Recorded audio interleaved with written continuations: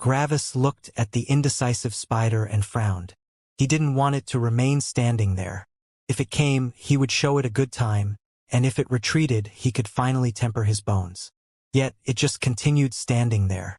Gravis took his saber and started cutting off a big rock from the cliff. The spider continued watching him, not sure what Gravis was doing. Gravis quickly cut off a big chunk, and before it could fall, he grabbed it with both of his hands and lifted it up. This stone weighed several hundred kilograms, but he could lift that easily with his body. He lifted the rock above his head, changed the hold, so he held it only with one hand, reared back, and threw it like a ball at the spider. Even though the spider seemed to look at him, its eyes were not that good. It was feeling Gravis' vibrations on the ground, and it heard his breathing and movement. So, of course, bang! The stone hit the middle of its head, and it screeched. Its carapace didn't crack, but the impact shook its brain. It staggered to the side and shook its head, trying to get its bearings. Bang! In the time where the spider was still shaking its head, Gravis had cut off another rock. This time, it hit two of the spider's knees. The spider's legs were curled up, and its knees were actually higher than its body, so it was pretty hard to hit its body from the side. Yet, the carapace on its knees seemed to be weaker, and it cracked a little. Gravis couldn't see the cracks, but he could hear them. Gravis decided to concentrate more on the legs as he cut up his third rock.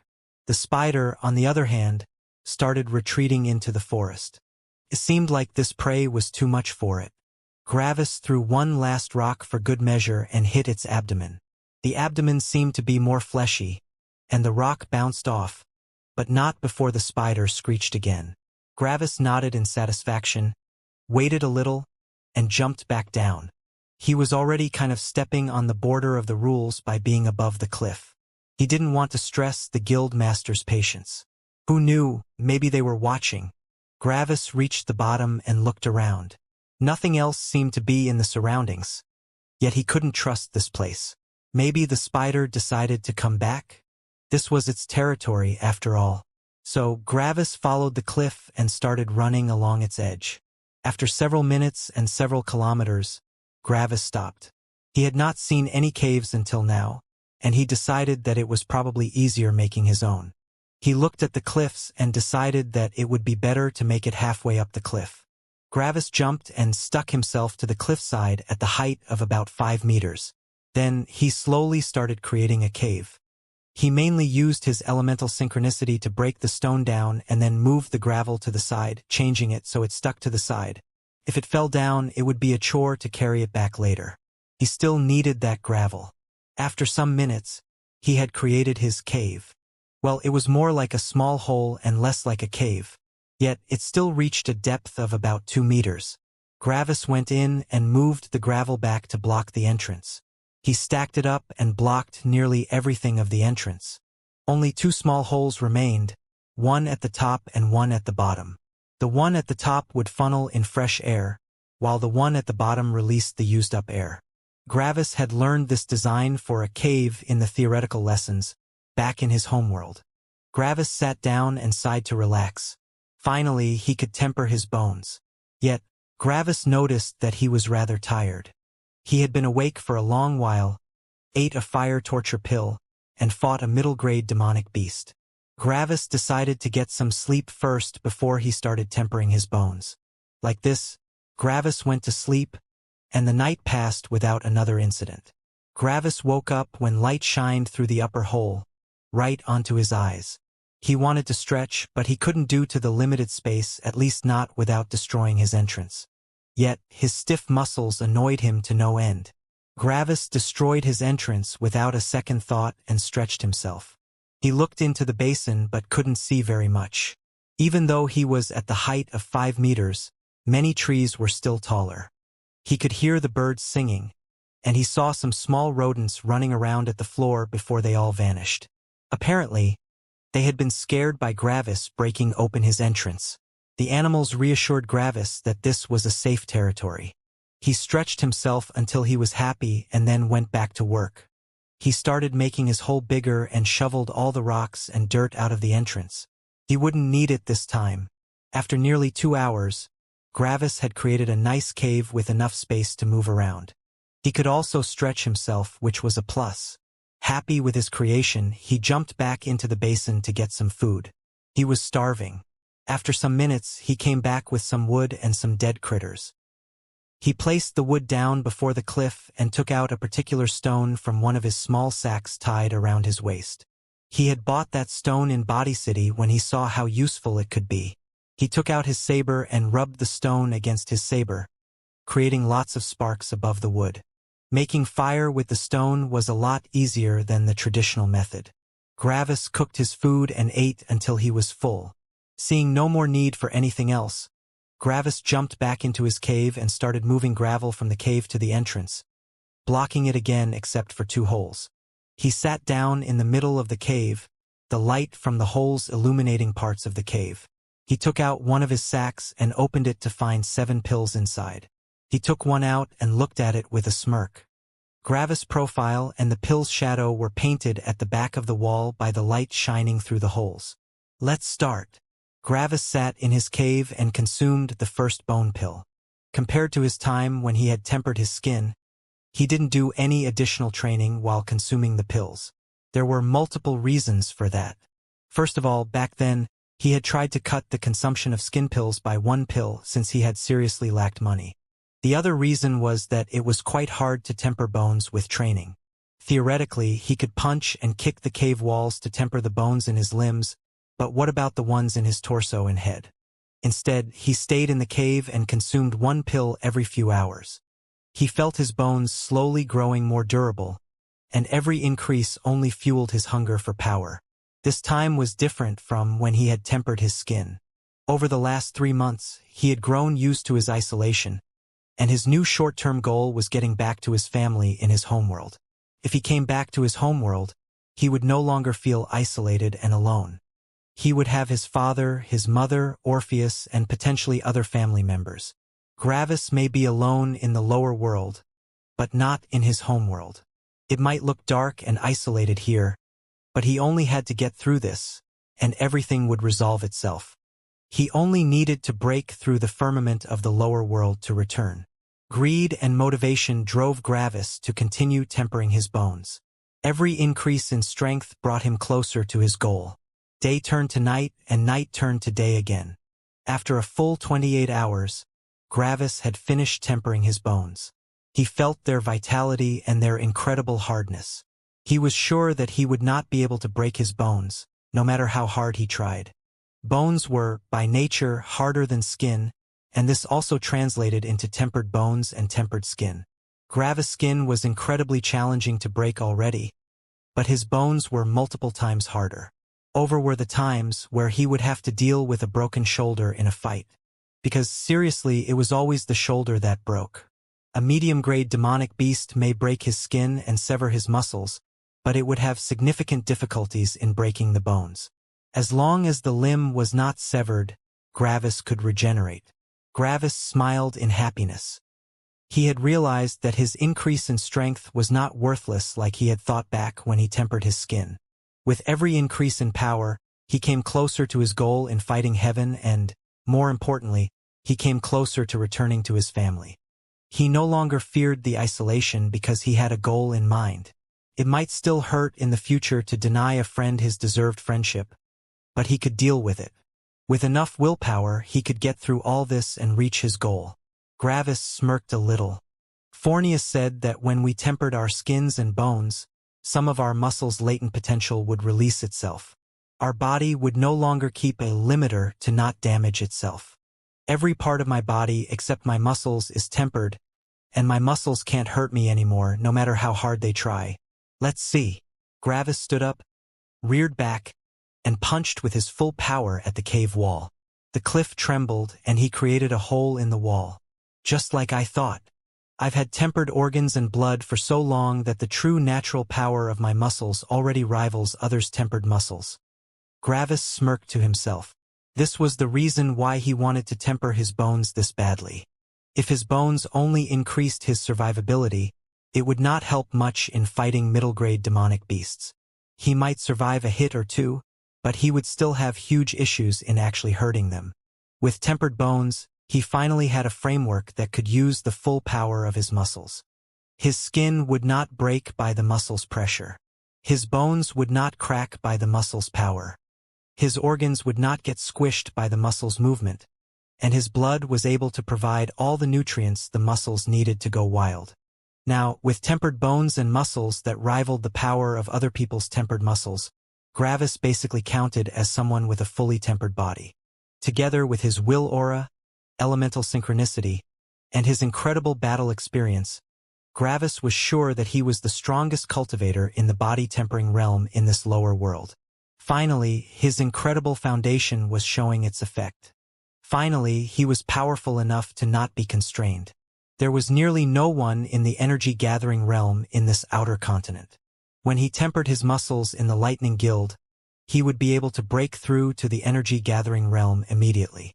The biggest issue of breaking into the energy-gathering realm was feeling the energy in the air. Fornius had taken out 2 stones with no energy, and lots of energy to prematurely destroy this bottleneck of the research assistants. The energy-gathering realm no longer needed treasures or medical pills to progress. Of course, those things could accelerate the progress of cultivation, but it was no longer a necessity like it was in the body-tempering realm. Gravis only had to find a good place with lots of lightning and absorb it. That would already increase his strength by a lot. After so many hardships and so many issues with money, Gravis finally saw a clear, unobstructed path forward. Hee. Gravis slightly laughed. Ahahaha-ruuyuum. While Gravis was madly laughing in glee, the cliff crumbled above him and buried him. His punch was maybe a little too strong. After some seconds, the front of the cliff blasted open, and Gravis stuck his head out. Phew! I just entered the bone-tempering realm, and I already encountered a situation that would have killed me earlier. Gravis looked into the sky. Maybe I shouldn't grow too arrogant, he said to himself. Gravis quickly dug himself out, cleaned his clothes, and started running along the cliff. His speed was at least 3 times faster than before. Gravis enjoyed the wind blowing in his face, and he felt like he could fly if he just jumped. He quickly found the place from 2 days ago, saw the cut-off pieces from the cliff, and he knew that he was back in the spider's territory. Gravis smirked and bolted into the forest. Low-grade demonic beasts could be hunted by a group of people with tempered skin, or by a single individual with tempered muscles. Middle-grade demonic beasts could be hunted by a group of people with tempered muscles, or by a single individual with a fully tempered body. When Gravis first fought the spider, he was a stronger person in the tempered skin realm. Now, he had basically skipped the tempered muscles realm and already counted as someone with a fully tempered body. His strength was incomparable to before. I'm going to tear you to pieces. Gravis burst through the forest at full speed, carrying his saber in his right hand. He ignored everything and simply ran around. He had already activated his will aura to lure the spider out. It was daytime right now, and the spider was probably sleeping somewhere underground or on a tree. Gravis' breakthrough had not influenced his will aura. Will and physical strength were 2 completely different things. So, when he released his will aura, the spider would know that it was him and would surely attack. He only needed to find it. He continued running, but the spider didn't appear. Even after several minutes, there was no inkling of anything big running around. However, Gravis saw multiple smaller animals and birds. Gravis narrowed his eyes. The spider changed its territory, he concluded. Heaven's plan had failed, and now it quickly made the spider retreat. It didn't want Gravis to get its treasure. That would be a big problem. Heaven might not be able to influence people much, due to their consciousness, but it wasn't difficult to change beasts' emotions. It might move some animals in one part to get a stronger beast to migrate to this fertile land. It might influence the weather to make certain areas uninhabitable by others. Heaven could do a lot of things with beasts, so, when Heaven had seen that it couldn't kill Gravis anymore with the beasts, it started pulling back all of them. It might throw a ferocious beast at him, so Gravis would get his treasure to pass the entrance exam. Couldn't possibly hide all the creatures from him. As Gravis continued sprinting around the forest, he saw a big wolf to his front. It was gray and had a height of about 1 meter. Gravis judged that it was a ferocious beast, and Gravis saw that a pill was bound around its neck. As Gravis saw the pill, he sneered. "Now, after I have tempered my bones, you send beasts with bone pills to me?" he sneered. The wolf noticed him and readied itself to kill Gravis. Humans were delicious. Yet, when Gravis reached a distance of 30 meters, and the wolf came inside Gravis' will aura, it stopped and froze in fear. Gravis didn't stop and ran the wolf over. Multiple of its bones broke, and it got smashed into a nearby tree. Gravis didn't pity the beast since it had just shown its willingness to kill him. He ignored the pill and continued sprinting, and he was intent on finding the spider, or at least something with a similarly valuable treasure. As he continued running, more ferocious beasts appeared before him. The chances that Gravis would find so many ferocious beasts in such a short time, even though the basin of nature was so big, showed that heaven was trying to throw trash at him to make him stop. He just needed a treasure to pass the entrance exam, and heaven knew that. Yet, why did this small mortal creature not accept heaven's treasure that it had so magnanimously bestowed upon it? Heaven felt frustrated. It was already taking a step back by offering Gravis the treasure. It could just do its best to keep all beasts away from Gravis. Yet, Gravis didn't seem to appreciate its kind gesture and kept running around like a wild animal. Gravis didn't give a fuck about heaven. He was going to get his treasure one way or another. Heaven could influence the beasts, but if Gravis continued running around like a madman, heaven wouldn't be able to keep them hidden for much longer. As more ferocious beasts appeared, Gravis started seeing that they actually started carrying some useful things. Some of them carried battle pills that increased one's strength for a short time. Others carried some excellent weapons. Yet, Gravis kept ignoring the beasts and rolled over them. He didn't even pick up the treasures. Yet, after Gravis noticed that more weak creatures came, he started getting an idea. "Heaven wants to give me treasures?" He started grinning madly. "Then I won't decline." Starting from this point on, Gravis began to collect all the treasures of the beasts. Heaven thought Gravis would continue hunting until he got a suitable treasure, yet Gravis now started collecting all of them. Heaven grew furious after seeing that and stopped sending beasts at Gravis. Yet, even when Heaven sent the beasts away, Gravis was just too fast. The beasts wouldn't simply run in full sprint if Heaven said so. Heaven had to influence them slightly so that they would move on their own accord. That speed was no comparison to Gravis. Gravis had also passed by several other participants. They couldn't even react to him since he already vanished before they could even really see his profile. They didn't know what had just passed them, but they became fearful. Only a middle-grade demonic beast could be so fast. No participant had tempered muscles, so they knew that it couldn't possibly be another participant. They all felt lucky to still be alive. Gravis started finding fewer beasts as the treasure mountain, strapped to his back, grew. While passing by a tree, Gravis noticed a beast hiding on the tree. Gravis only sneered. "Oh, running doesn't work. So you hide them now, eh?" he said in disdain as he punched down the tree. The tree fell over, and the beast jumped off. Before the beast could even react properly, Gravis had already punched it away, breaking many of its bones. He quickly retrieved the treasure and continued running, but this time he did something different. Bang! Bang! Bang! Bang! Gravis didn't avoid the trees anymore and continued running through them, and one tree after another got violently thrown away. Animals and beasts ran around in panic and fear, and nothing dared to hide anymore. Gravis continued finding more beasts, and their power also seemed to increase steadily. He smirked as he realized that he was probably growing closer to the demonic beasts. The guild masters had long arrived to look at what was going on, and when they saw Gravis rampage in the basin of nature, their jaws dropped. Gravis didn't even have tempered muscles, but he showed the strength of someone with a fully tempered body. He was crazily destroying everything in sight. "Should we stop him?" asked the guild master of Earth. The others were unsure of what they should do. It was technically still part of the entrance exams, but it seemed to lose any meaning with Gravis. Gravis was collecting treasures like crazy, and treasures that he deemed unworthy were simply left behind on the bodies of the heavily injured beasts. This was no longer a test of strength and luck. Now, this was only a test of luck. The other participants were so much weaker than Gravis that their power grew meaningless. Now, they could only rely on their luck to find some beasts with treasures that Gravis deemed unworthy. Yet, before the guild masters decided on what to do, "Heaven!" Gravis shouted loudly at the sky.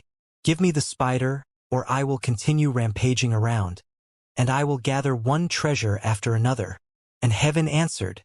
Black clouds appeared in the sky, and Gravis saw lightning moving from side to side in the clouds. Loud thunder exploded throughout the sky, shaking the earth and instilling deep fear in every living creature, except Gravis. The guild masters blanched and ran as far away from Gravis as possible. This guy was insane. He was provoking heaven with no concern for any consequences. Everyone could feel that heaven was absolutely enraged right now. "You decided to send the spider to me yesterday." Gravis continued shouting as thunderbolts struck different parts of the basin, turning it upside down. "You wanted to bet big and send a strong beast." More lightning struck the earth, and the clouds churned. "So, pay up," Gravis shouted with all his might. Lightning struck the earth 1 meter in front of Gravis, and its shockwave blasted parts of his clothing off. Yet, Gravis continued looking into the sky, fearless. "Give me what you owe," he kept shouting aggressively. The participants and the guild masters were in a full-on panic right now. Gravis angered heaven even more, and if this continued, every living thing in the basin of nature might die. More bolts of lightning struck around Gravis, yet none touched him. "Stop bluffing. You don't dare strike me," he continued shouting, and the clouds were moving around like violent waves in a storm. Thick clusters of lightning appeared between the clouds, and it felt like the world was about to end. Suddenly, Gravis looked to his left. He had felt a vibration in the earth like an earthquake was coming. What he saw was an army of demonic beasts charging at his position. They feared heaven, and heaven commanded the beasts to attack Gravis. Every pretense was lost. Heaven even bent its own rules with this move. Gravis sneered and sprinted into the middle of the beasts, his burst of speed destroying the surrounding earth. A giant mantis immediately shot its claws forward, and Gravis quickly jumped over that attack.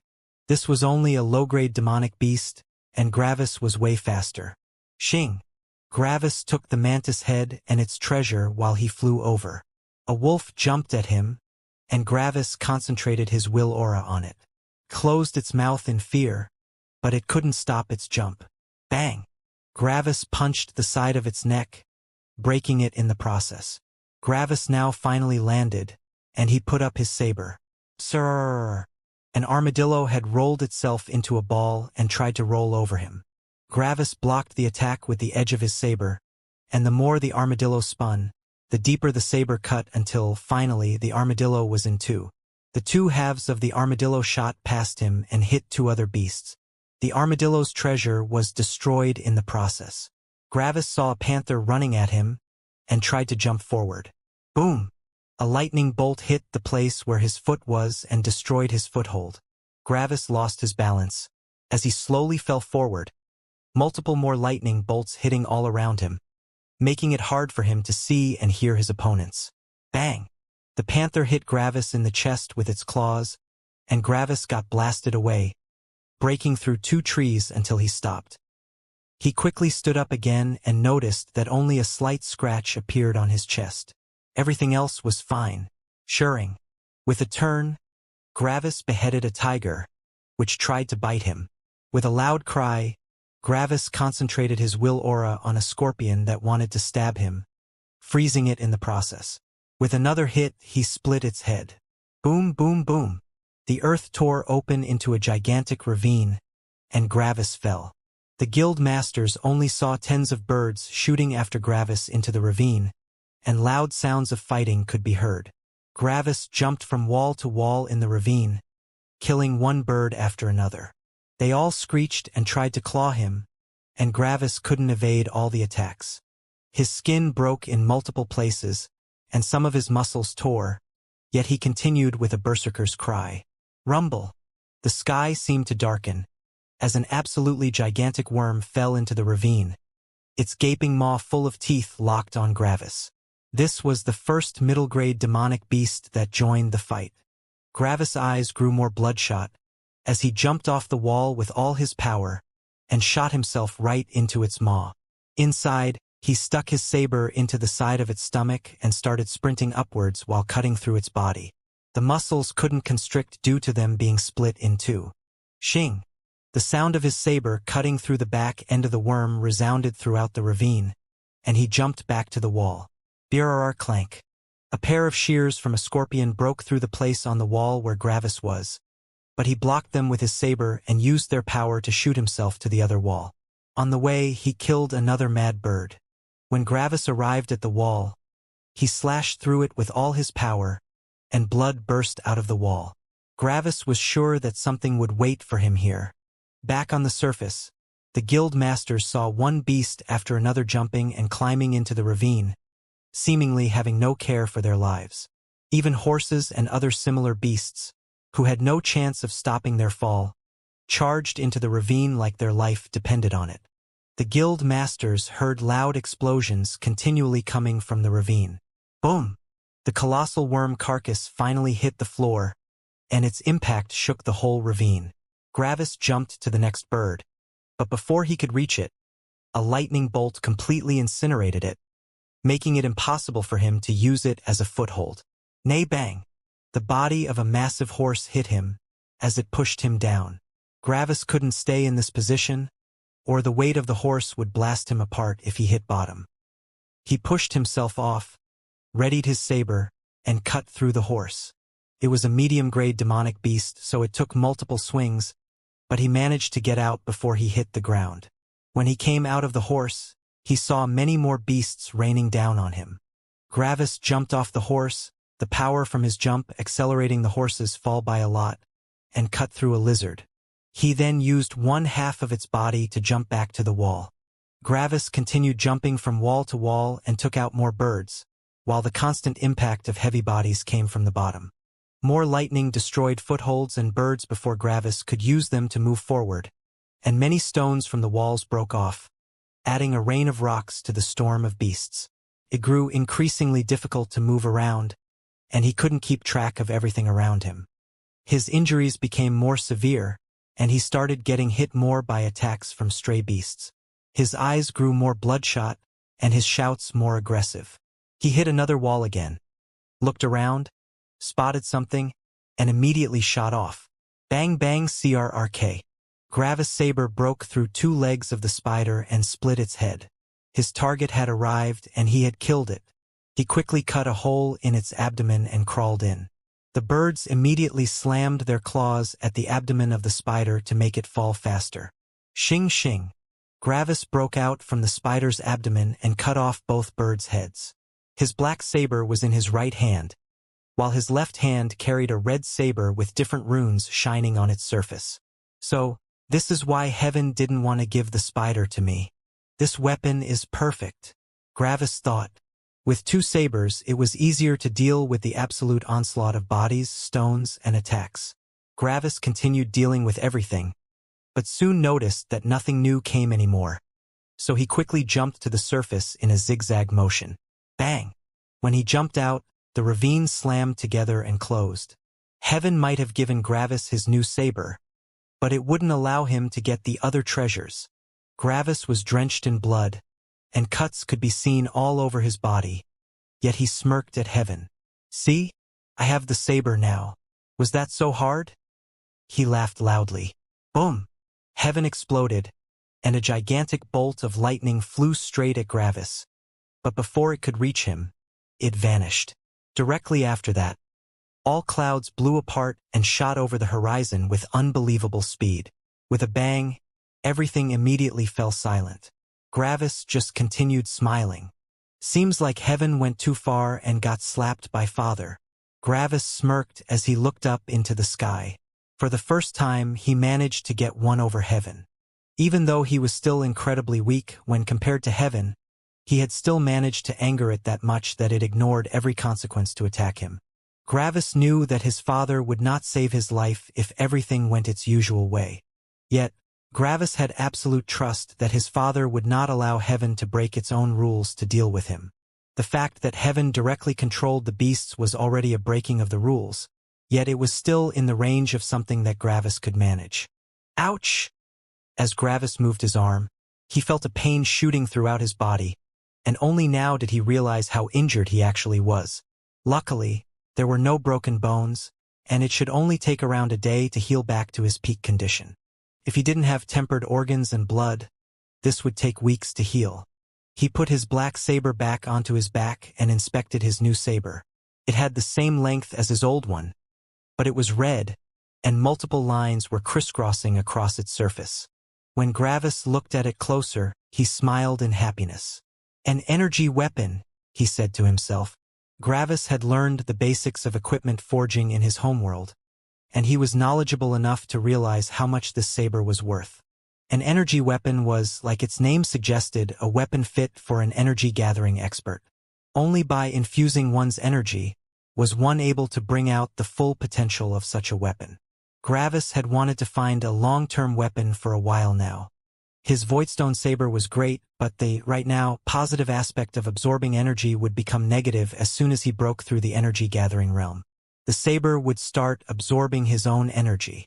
Could this actually be considered luck? Gravis asked himself but quickly shook his head. The treasures here were not natural treasures that were placed here at random. Those were treasures that were put here by the guild masters. On top of that, Gravis already had enough strength to roll through the entire basin of nature. He could take any treasure he wanted. Yet, to get this one treasure, he had to fight an onslaught of beasts, as well as heaven continually trying to make his life hard. This was a treasure that required Gravis to use his own strength to get. Luck had nothing to do with it. Gravis put his new saber also on his back. Right now, it was just as good as his old weapon. Even more critical, Voidstone might actually be harder than this saber. Using it now was unnecessary. Only when he reached the energy-gathering realm would this saber truly shine. Gravis looked around and saw several participants and the guild masters looking at him with shock. He took one step forward, and everyone took one step back, including the guild masters. When Gravis saw that, he frowned. That the participants retreated seemed logical, but Gravis was sure that the guild masters would still be stronger than him. Everything he had done earlier they could do as well and with even more ease. Gravis took another step. "Stop!" shouted the guild master of wind, her hair fluttering more aggressively than before. "Why?" Gravis asked. She narrowed her eyes. "Heaven and earth were enraged and attacked you," she explained. "You have gone against heaven and earth, and we do not want to be implicated by you." Gravis looked around but sneered inside. Anyone that called heaven and earth had no idea about how heaven worked. Earth was part of heaven. Earth was like heaven's limbs and not its own entity. Earth couldn't judge anyone because Earth was only an arm, metaphorically speaking. "Heaven keeps to its own rules," Gravis half-lied. "It has sent the spider to attack me yesterday. I survived the encounter, and when I broke through into the bone-forging realm, I wanted my payment. Heaven has lost the bet and we fought. In the end, I've proven myself worthy, and heaven retreated." Gravis pointed at the sky. "I'm obviously not strong enough to battle heaven, and it could destroy me if it wanted to. Nothing was stopping it from destroying me, yet it didn't. Heaven had shown that it followed its own rules and that it was only testing me." Gravis lied through his teeth. The guild masters looked at the clear sky. The last lightning bolt came and vanished too quickly, so they never noticed. In their eyes, it looked like heaven had scattered its clouds by itself after the fight was over. The more they thought about it, the more Gravis' words seemed to make sense. They knew that Gravis couldn't possibly fight against heaven. He was way too weak for that. Yet heaven had not killed him. The only reason why someone with ultimate power would not kill someone weaker is that they didn't want to. There was no other explanation. When the guild masters realized that, they sighed in relief. Maybe this was a unique way of tempering a heaven-born? Maybe heaven and earth had only sent all those beasts because it knew full well that Gravis could win. That intense battle surely also increased Gravis' will. Heaven is really too kind to its own children. they all thought. Heaven had bestowed Gravis, its favorite child, a treasure, as well as a tempering experience. The guild masters grew a little envious. They also wished that heaven would love and care for them like it loved and cared for Gravis. The guild master of light walked forward and smiled. Then, congratulations on receiving your reward. And he shook Gravis' hand. Gravis simply smiled back. Thank you, he said happily. Gravis had one-upped heaven, got a new weapon, and even went through another real life and death battle. His strength had increased explosively with his new breakthrough, and he would soon join the Lightning Guild. For the first time since arriving in the lower world, things were actually going his way. The other guild masters also congratulated him, and now seemed to be fine around him. Only the guild master of lightning thought that things weren't as they appeared. He knew that Gravis was no heaven-born, and he also doubted that heaven only wanted to temper him. To him, it looked like heaven tried to do everything in its powers to kill him, except directly strike him for some reason. Yet, the guild master of lightning decided not to ask Gravis about these things. They had a deal, and as long as Gravis' strength increased, the guild master of lightning would be happy. When someone in their guild broke through to the magic gathering realm, they would be sent to the Middle Continent Parent Guild. Every time a new recruit got sent there, the guild master of the local guild would earn a reward. The guild master of lightning was sure that Gravis would quickly break through to the magic gathering realm. So, said the guild master of earth, how are we supposed to judge who passed and who didn't? He asked into the round. All the treasures were gone and buried in the ground. Due to Gravis, the whole entrance exam got turned upside down. How were they supposed to judge who passed? Tournament! Shouted the guild master of water, and the others groaned. Really? A tournament? That's going to take forever with over 200 people. Groaned the guild master of wind. Do you have a better idea? Asked the guild master of water back. No one answered. Tournament it is, sighed the guild master of lightning. This is going to be a pain in the ass. He looked around at the 50 participants who had gathered. The other 200 were not here right now. It was understandable since many people would prefer fleeing to getting closer to such an apocalyptic scene. Let's first call them back, said the guild master of light as he created another ball of light. The other guild masters followed suit and also created a ball of their elements. Then they all shot them into the sky, and the balls exploded one after another. Everyone in the basin of nature should be able to see this and realize that they should gather. If someone was so stupid as not to realize that this was a gathering sign, they might as well not join the guilds. The guild masters waited for several hours, as one participant after another gathered here. After around 6 hours, no more participants arrived. The guild masters did a quick count and saw that 217 people had gathered. The others were either already dead or too stupid to realize that they should gather. All right, everyone, shouted the guild master of earth. Follow us back to the arena. The participants groaned again, realizing that another hard marathon awaited them. Everyone ran after the guild masters with their full power. This time, it was even harder to keep up since not everyone was in their peak condition. Gravis seemed to be only walking a little faster, yet every step shot him forward for multiple meters. With his new muscle strength, keeping up with the guild masters was even easier, even though he was still injured. When they finally arrived back at the arena, all the participants fell on their knees in exhaustion. The same scene from back when they had arrived at the basin of nature repeated itself. The guild masters gathered in the middle of the arena and discussed the details. They had to make this tournament as fair as possible. What if the second strongest fought against the third strongest in the first round? Would they throw away such a talent? Even though the previous entrance exam also tested luck, it was held in the wilderness, with only a little bit of human element mixing into the results. The guild masters didn't want to risk it here. Who knew how luck would work in a tournament? In the end, they decided to make 5 drawings of opponents and 5 rounds for everyone. Anyone who won 3 or more rounds would pass. Yet, they groaned again as they realized how long this would take. What about rewards? Asked the guild master of darkness, and everyone shot him a look of anger. Everyone had that thought in the back of their minds, but they didn't want to voice it. Like that, it would take even longer. Yet, the Guild Master of Darkness had shamelessly exposed this fact. So they couldn't ignore it anymore. So it was decided that every participant that won 5 rounds would then fight in a traditional tournament. The top 10 would receive rewards, while the others got nothing. The Guild Masters felt bitter about all the lost treasures in the Basin of Nature. They could ignore the cheap rewards that ferocious beasts carried. The lost treasures that the low-grade demonic beasts carried had hurt them. Yet, the biggest problem was the loss of the 7 treasures that the middle-grade demonic beasts carried. Those treasures didn't originally belong to their guilds, but their parent guilds. Their parent guilds had granted them those treasures so they could be awarded to extraordinary new recruits. Explaining the loss of all those treasures would be a pain in the ass. They couldn't even ask Gravis for any of his collected treasures, since most of them got lost in the battle in the ravine. How was he supposed to protect the treasures when he wasn't even able to safely preserve his life? The Guild Masters scratched together any remaining treasure they could find and would award them in the tournament.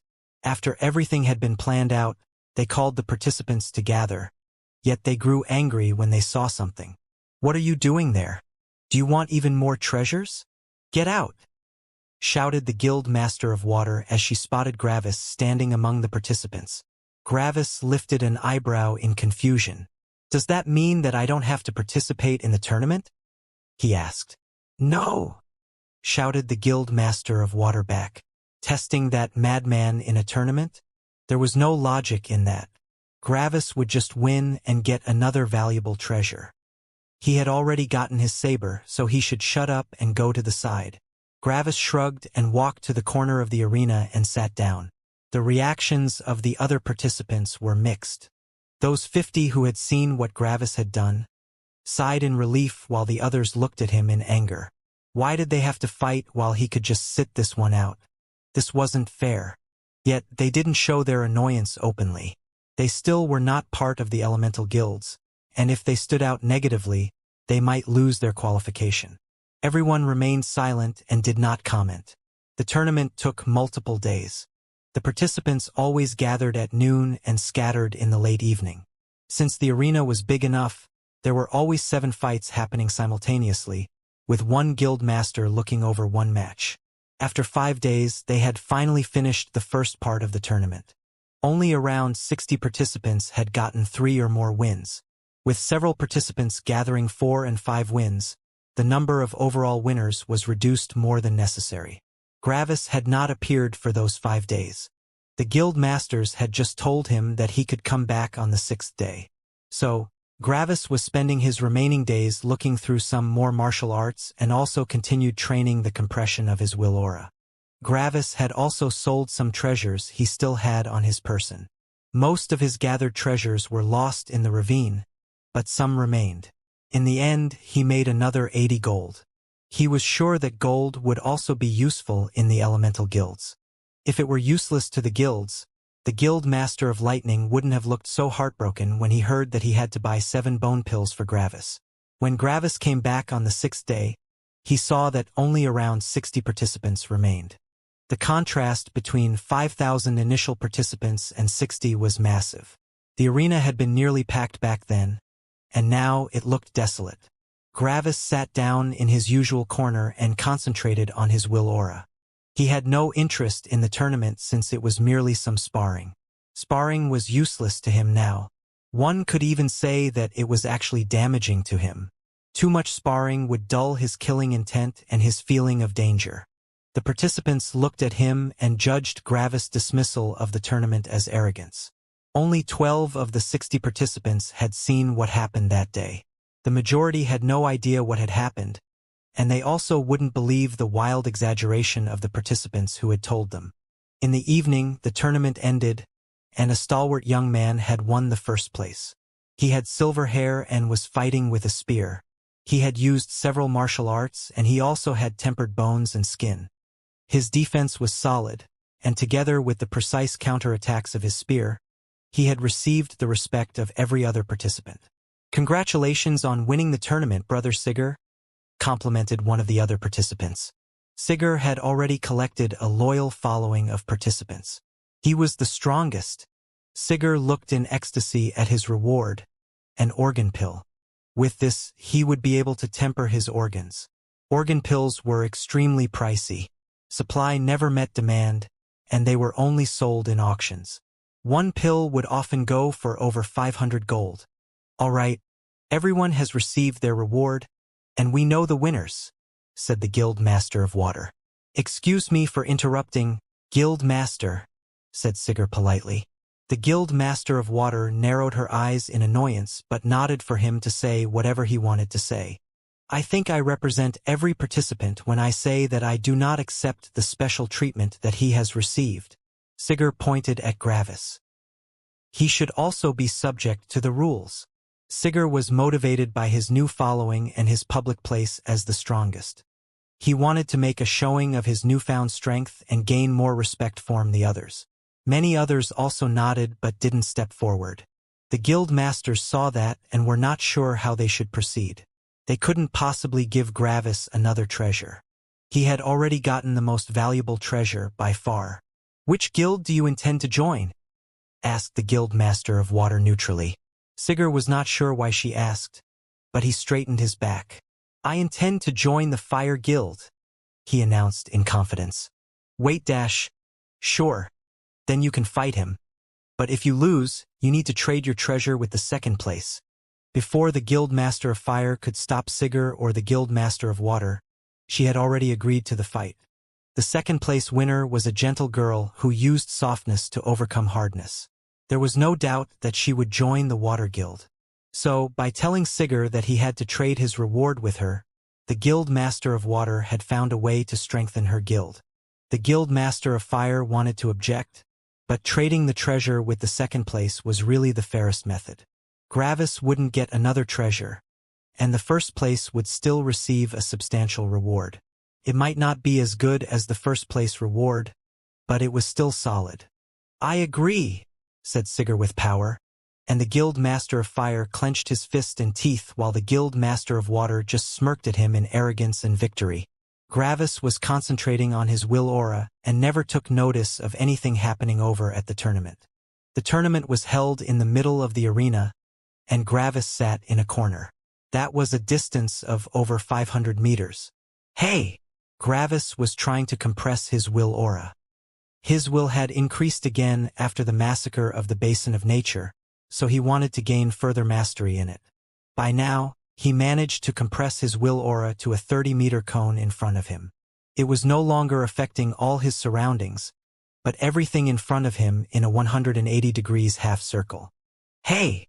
His will aura was now twice as concentrated and also twice as powerful. He judged that his will aura would make a medium-grade demonic beast freeze in fear. He had managed to do that with low-grade demonic beasts in the past, but now he could also do that with medium-grade demonic beasts. He might even be able to surprise a high-grade demonic beast. Stop ignoring me. This time, the shout came from right beside him, and Gravis got startled and turned to the source. With Gravis turning, his will aura also shifted, and the Guild Master of Water, who had just shouted at him, received the full brunt. She blanched and stopped breathing, but only for 2 seconds. Then, she shook her head and looked at Gravis in fury. You asshole! She shouted as she blasted a concentrated beam of water at him. Gravis almost couldn't react to the beam. Almost. He was barely able to lift his saber to block the attack. Luckily, he had used the Voidstone saber, and it absorbed the water. Gravis looked at her in confusion and anger. Why did you attack me? He said in anger. You bitch! She shouted in rage. You killed some beasts, and now you think you can suppress me with your heavenly pressure? I'll show you. She immediately summoned a colossal wave that crashed towards Gravis. Gravis split the wave in two with his saber.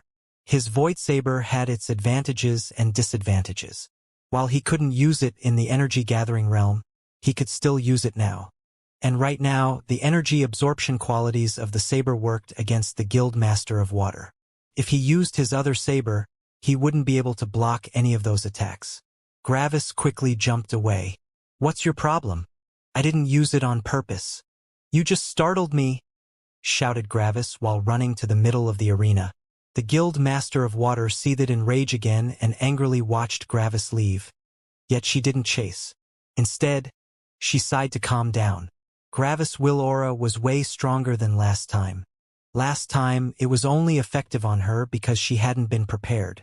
Even though she also wasn't prepared this time, she still felt the difference. Even if she were prepared, the will aura would still reduce her battle strength. She had been so shocked that her fighting instincts kicked in, and she attacked. He is terrifying, she concluded. Gravis was still in the body-tempering realm. What if he broke into the energy-gathering realm?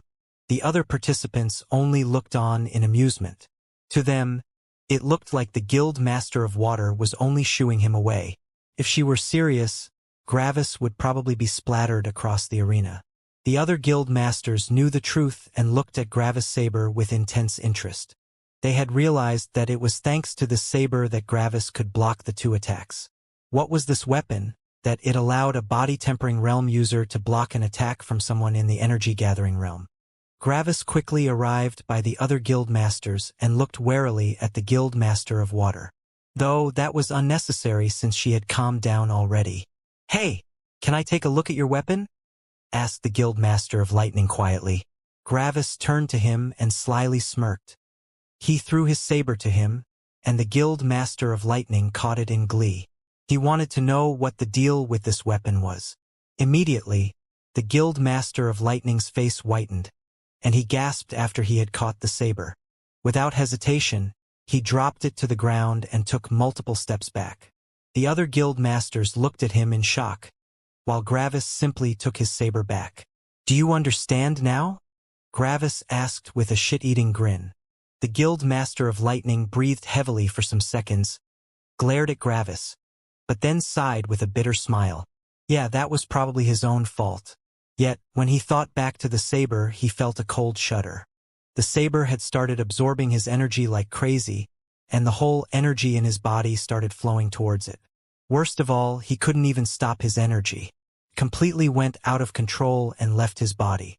Luckily, he had only carried the saber for a second. If he had actually carried it for more seconds, his realm might even drop. The saber's hunger was insatiable. The saber was made of voidstone, and voidstone came from the highest world. The amount that the saber needed to get saturated was terrifying. It could probably absorb the whole energy in the lower world and still not be full. Yet, it was useless for everyone in the energy-gathering realm and upwards. A perfect, unexploitable weapon for a newbie. Not even Gravis' homeworld was able to make voidstone into a usable weapon for people in higher realms. "Let me try," said the guild master of earth as he stretched his hand towards the saber. "Stop!" shouted the guild master of lightning immediately, and the guild master of earth stopped. The mood of the others changed too. They thought that the saber might hurt them a little and nothing more. If it were just that, the guild master of lightning would smirk at them and tell them to go ahead. Yet, the guild master of lightning had shouted "stop" in an absolutely severe tone. This meant that touching the saber was dangerous, and would go beyond a mere practical joke. The other guild masters realized that and looked at the saber seriously. "What does it do?" asked the guild master of darkness. "It absorbs magic," said the guild master of lightning. Gravis had already realized that this lower world referred to energy with the word magic, probably because they mainly used elements. As he thought further, he saw the similarities between the look of elemental attacks and the mythical concept of a magical spell. "That's all?" asked the guild master of darkness, skepticism shining from his eyes. The guild master of lightning laughed bitterly. "Let me rephrase that. If you carry this saber in your hand for 10 seconds, I will give you everything I own if you still remain in the magic-gathering realm after that." The other guild masters gasped in shock. Now they understood why he stopped them from touching it. One careless moment and their foundation would be severely injured. They also looked at Gravis in annoyance. This was no longer a practical joke. Gravis simply smiled back. "Don't covet other people's treasures," he simply said. They gritted their fists but sighed. He was right. Greed had gotten the better of them, and that was unbecoming of a guild master. They calmed down and even looked at Gravis with slight apologetic looks. though they still had to keep up their image, so they didn't publicly apologize. Gravis had already realized that they were all good people. Even though he was disrespectful a couple of times, and also was at fault for costing them a fortune in treasures, they never even scolded him. So Gravis didn't mind that slight slip-up. So, he turned to the Guild Master of Water. "What's the matter?" he asked. The Guild Master of Water harumphed. "The other participants are not happy about you skipping the tournament. The winner of the tournament has challenged you to a duel." She pointed at Sigurd. Gravis didn't even turn around. Not interested. The other participants watched Gravis first in surprise, but then in disdain. He was obviously afraid of the fight. Only the very few participants who had seen what had happened that day knew that he actually meant what he said. "Why not?" asked the Guild Master of Earth. "Don't you want to prove yourself?" "No," Gravis simply answered. The Guild Masters waited for him to say more, but apparently Gravis was finished. "Nothing? Really?" asked the Guild Master of Fire, confused. He was in tune with the element of fire, so he was naturally hot-blooded. Who wouldn't want to prove themselves by suppressing someone else publicly? "Well, nothing we can do about it. Let's just get back to our guilds." The Guild Master of Water didn't want to let the chance slip to give her future disciple a better reward. "You have to fight. We are still in the entrance exams. So, go out there and fight." Gravis narrowed his eyes. "You told me I am not allowed to fight in the tournament, and now you tell me I have to fight?" asked Gravis, annoyed. "So, you are just playing around with me as you like?" The Guild Master of Water got angry again. "Listen here, you runt. We are still in the entrance exams, and if you want to join our guild, you have to follow what we say," she snarled. Gravis didn't relent. "And what's that got to do with you? I'm not joining your guild anyway. I have proven myself enough already." Gravis also grew more annoyed. She clenched her teeth. "You little dash. Hey, come over here for a second," said the Guild Master of Lightning and politely pushed Gravis to the side, so they could talk where no one else could hear them. Gravis just looked at the Guild Master of Lightning neutrally. "Put yourself in our shoes for a second," he started whispering to Gravis. "We need to uphold an image of fairness and justice.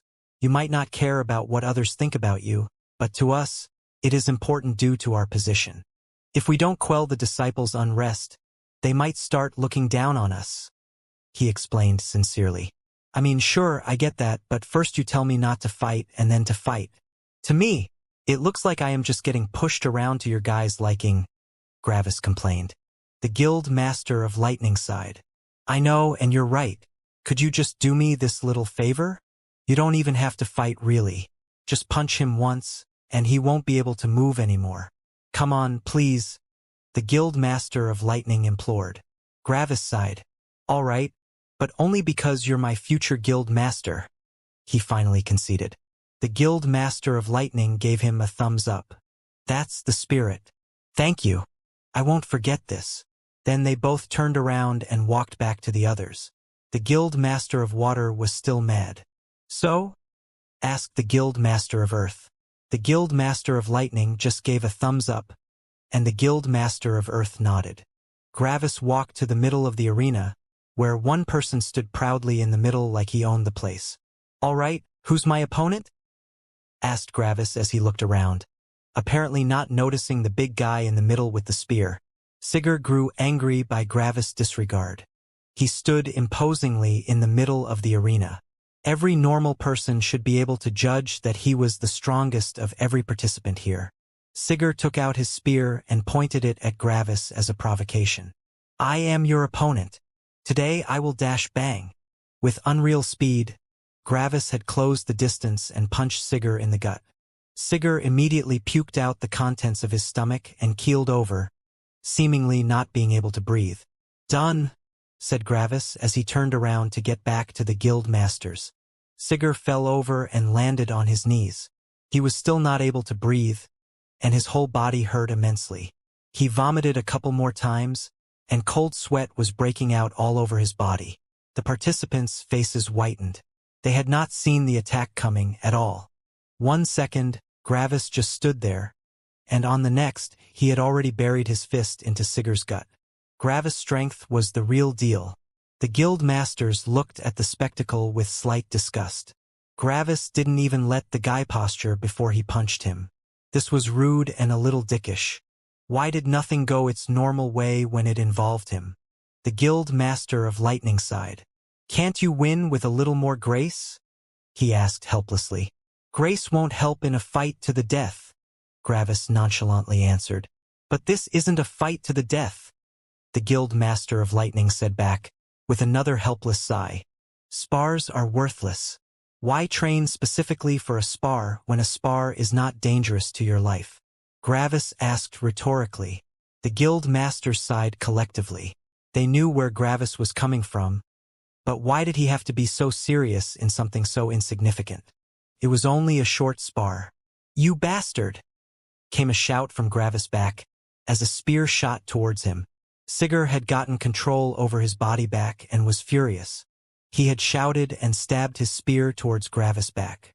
If he had remained silent while attacking, he might have hit Gravis. Gravis wasn't omniscient and couldn't look behind his back. Yet Sigur decided to announce his attack loudly. Gravis quickly turned around and caught the spear in one hand, stopping it easily. In one fluid motion, Gravis broke off the head of the spear and put it into Sigur's gut. It didn't even look like an attack. It looked more like someone put back a weapon in its sheath. Gravis just slid the head of the spear into Sigur's gut like it was the most normal thing to do. "Don't attack people with the intent to kill if you are not prepared to lose your life," berated Gravis, bored. Like he was lecturing his kid who just made a mistake. If Sigur had actually been a danger, Gravis might have killed him, but in his eyes, Sigur was only a kid who made a mistake. Sigur looked at his body in shock. This seemed so surreal. His spear was sticking out of his gut, but he didn't feel the pain. He couldn't comprehend the situation. "Titich," spat the guild master of fire, as he jumped to Sigur and pulled out the spear. Then he shoved a pill into his mouth.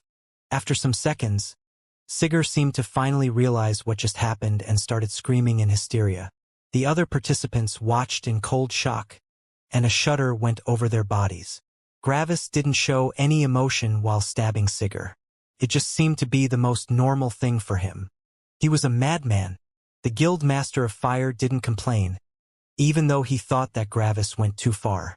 Sigur did attack him from behind with the intent to kill, so the guild master of fire couldn't say anything. He was also disappointed in Sigur. Sigur had been acting like a spoiled child that demanded more and more, and when something didn't go his way, he would cry. "Are we done now?" asked Gravis, bored. The other guild masters sighed again, something that they had been doing a lot since they met Gravis. The guild master of water walked forward, a smile on her face. "The entrance exams are officially over. All right, everyone," shouted the guild master of water. "Please step forward and announce your name. We will then tell you which guild is willing to accept you. If more than one guild is willing to accept you, you may choose which one to join," she explained. Every participant scattered around and then waited. The participants threw some glances at Gravis, waiting for him to go first, but he didn't move and just continued waiting. So the first person stepped forward. "I am Carl," he announced. "The Earth Guild is willing to accept you," said the Guild Master of Earth. "The Fire Guild is willing to accept you," said the Guild Master of Fire. "The Darkness Guild is willing to accept you," said the Guild Master of Darkness. No other guild master stepped forward, and Carl chose the Earth Guild. He walked forward and stood behind his guild master. The next person stepped forward, and the same thing repeated. The person chose their guild, and the next one came. This cycle repeated itself multiple times until only Gravis was left. Sigur had chosen the Fire Guild, and the second-place winner had chosen the Water Guild. Sigur only watched Gravis with terror in his eyes. Gravis stepped forward, said nothing, and just walked behind the Guild Master of Lightning. The Guild Masters of Fire, Darkness, and Earth sighed in helplessness. However, they were prepared for that. Gravis and the Guild Master of Lightning seemed too close lately. The others saw that coming. In the end, most people joined the Earth Guild. From 60 participants, the Earth Guild ate up 15. The guild with the least new recruits was the Light Guild with only 5 people, and the other guilds were in the middle. The Lightning Guild had 9 new disciples, including Gravis. The guild master's side. Only 60 new disciples. That's really meager compared to the last entrance exams, said the guild master of Light helplessly. Gravis had turned the whole exam upside down, and they had to adapt. This was also the most stressful one. Protection disciples, assemble! Shouted the guild master of Earth, and all 28 protection disciples ran into the arena. We're done! And with that, the protection disciples all went to their respective guild masters. All right, this is where we part ways, said the guild master of Light with a smile, and all the disciples looked at him. I wish you all good luck in your cultivation path. The disciples looked back and bowed slightly in thanks. Everyone said their goodbyes and the disciples left with the guild masters. What was strange was that the protection disciples didn't follow, but went to a different side of the arena. After a while, they drove several carriages around the arena. The carriages were loaded with a lot of things. Treasures, boxes full of pills, and even the tower bench were on the wagons. So that was why the guild masters always seemed to be prepared for everything. They had carriages full of different stuff. All right, let's go home, said the guild master of Lightning to his new disciples. Home. Gravis didn't know how to feel about this word. He didn't have a place where he belonged in this lower world. He didn't even own a house.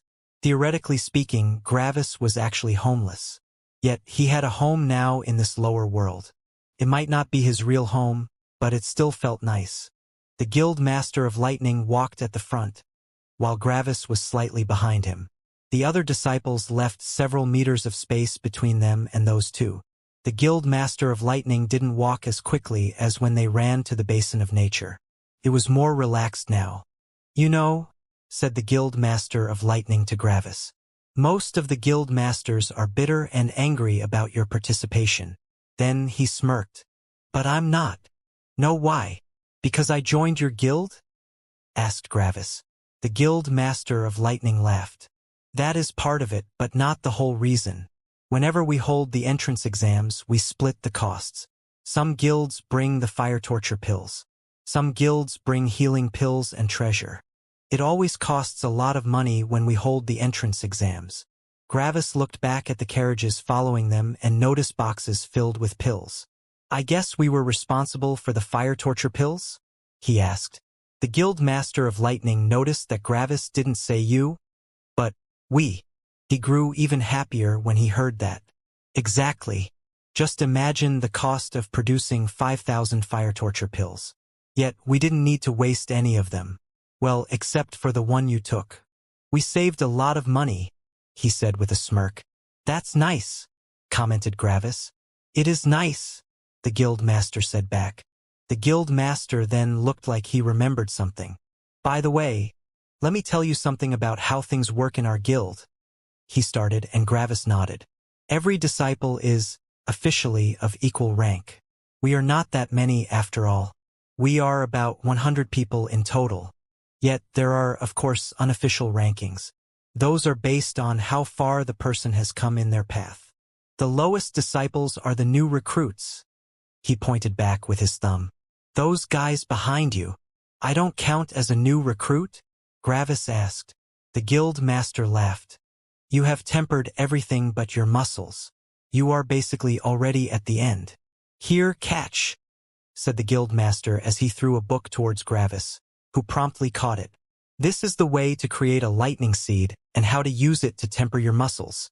Gravis furrowed his brows. You're just giving it to me like that? He asked. Gravis also strangely didn't see any threat of heaven behind the guild master. It seemed like heaven was fine with it. Normally, you would need to buy it for 1,000 gold. When Gravis heard that, his face blanched. Yet, the more he thought about it, the more affordable it seemed. He was not in a minor hunting guild anymore. Everyone could take on low-grade demonic beasts, and more experienced disciples could probably even take on middle-grade demonic beasts. But you don't have to pay, continued the guild master. Because thanks to you, we saved around 5,000 gold since every fire torture pill costs around 1 gold. Giving it to you for free is the least I could do. Gravis felt some warmth inside. Even though he had saved the guild master a lot of gold, Gravis had never intended to do that. It just happened. The guild master could have kept this a secret, and Gravis would still be thankful. Yet, the guild master had given him something he desperately needed, just like that. Anyway, let me continue, said the guild master. After new recruits arrive, they first need to temper their organs and blood. They have to pay with their own money for that. So, how do they get their money? Asked the guild master. Missions probably, guessed Gravis. The guild master laughed. Exactly. We get many different kinds of missions. Transportation, escort, monster hunting. The guild master grinned. We even act as mercenaries sometimes. Why mercenaries? Asked Gravis. Because our disciples need to learn how the real world works. We have a lot of bad and selfish people in the cultivation world. It's every individual disciple's decision if they want to hunt those people or become those people. My job as the guild leader of the Proxy Lightning Guild is just to send strong disciples to our parent guild. Gravis lifted an eyebrow. Proxy Guild? He asked. The guild master nodded. Yeah. Our Lightning Guild is only a subsidiary of our parent guild in the Middle Continent. Our specific parent guild is responsible for 12 Proxy Lightning Guilds. The parent guild receives all disciples from the Proxy Lightning Guilds that have broken through into the magic gathering realm. The guild master laughed a little more. Actually, our parent guild is also a subsidiary of the Lightning Sect of the Central Continent. That is our true headquarter, explained the guild master with pride. Gravis was really shocked by that. He didn't know that he had joined such a gigantic organization. So, the Lightning Sect is probably very powerful? He asked. The guild master smiled in disdain. There is one organization above everyone. Then come our 7 main elemental guilds. Then there are several clans and some secondary elemental guilds. So yeah, the Lightning Sect is pretty powerful. That is impressive, said Gravis. The guild master laughed, but then noticed something and grew annoyed. Could you stop asking all these questions? You've constantly been sidetracking the conversation. Let me get back to the topic, he said in mock annoyance. Gravis smiled. Sorry, but judging by his tone, he obviously didn't mean it. Hee, cocky kid. The guild master smiled a little. Anyway, the lowest rank disciples are the new recruits. Then come the disciples with tempered bones. Then come the disciples with tempered blood. Then come the disciples that had tempered everything, except their muscles. Lastly, the highest disciples are the ones with a fully tempered body that only need to break through into the magic gathering realm. Gravis nodded. So, in short, he was the strongest person around, again. Wherever he went, he mainly found good people and was always the strongest person. Gravis knew that this couldn't be a coincidence. Heaven was still trying to reduce the pressure on him as much as possible. Heaven tried to stop Gravis from making any enemies. No enemies meant no life and death tempering. At least not with humans. If Heaven succeeded with this plan, Gravis might not be able to temper his will aura anymore, and his advantage would vanish in the latter part of his cultivation. Gravis frowned as he realized that his way was too clear. It was so clear that if he just continued cultivating, he would probably reach even the spirit-forming realm in no time. Gravis could already guess that when he broke into the energy-gathering realm, and went to his parent guild, that there would probably be more coincidences that would destroy all obstacles in his way. Reaching the spirit-forming realm would be a piece of cake like that. Yet, he might start meeting people with a similarly strong will aura when he reached that realm. On top of that, the lack of enemies for months or maybe years would have weakened his fighting instincts and killing intent. Heaven was playing the long game. Anyway, said the guild master, and Gravis looked at him. I kind of noticed something awkward. Gravis furrowed his brows. What? The guild master smiled bitterly. I don't know your name, he confessed. Gravis suddenly understood.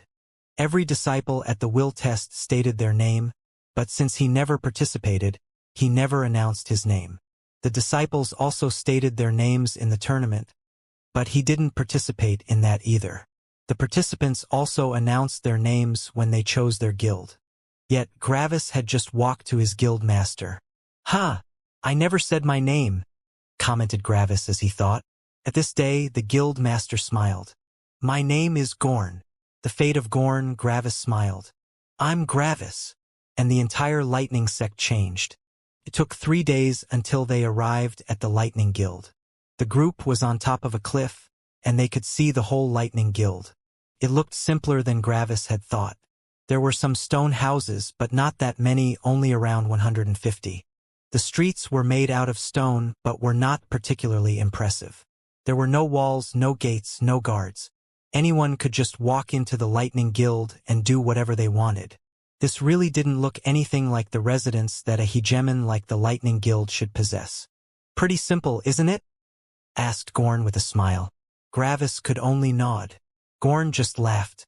"What's the point of having walls, gates, and guards when every single person living here has sufficient strength? Everyone knows each other, and no suspicious people would dare walk around." Gravis understood where Gorn was coming from. Added security was unnecessary, and everyone could protect themselves. Instead of wasting money on guards and ostentatious looks, they could just use that money to increase the strength of the disciples. It wasn't that the Lightning Guild was weak. In fact, the opposite was true. The Lightning Guild was famous, and everyone knew about it. No one had the guts to do anything disrespectful here. "Everyone!" shouted Gorn to the new disciples. "Come forward so you can see your new homes," he commanded. And the disciples walked to the edge of the cliff so that they could see the guild. Sadly, no one was impressed by its looks. "On the left side," said Gorn as he pointed to the Lightning Guild's left side. "You can see the residence area, which takes up around 80% of the guild. This is where you will live from now on.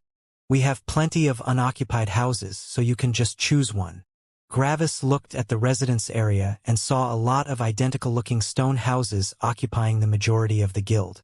"Guild Master, what about the bigger house in the middle of the residency area?" asked one of the new disciples. Gorn puffed out his chest. "That's where I live," he declared proudly. Gravis looked over and saw a building, which was only 1 floor taller than the others. It wasn't even broader or longer. It just had an additional story. Was this really a residence that a guild master should occupy? "On the right, you can see a big plaza," Gorn continued explaining. "In the middle of the plaza, you can find lots of different notice boards. They all offer different missions. You will frequent that place a lot since you need a lot of money to continue cultivating." The new disciples grimaced. "We have to work?" asked one. Gorn laughed. "Of course.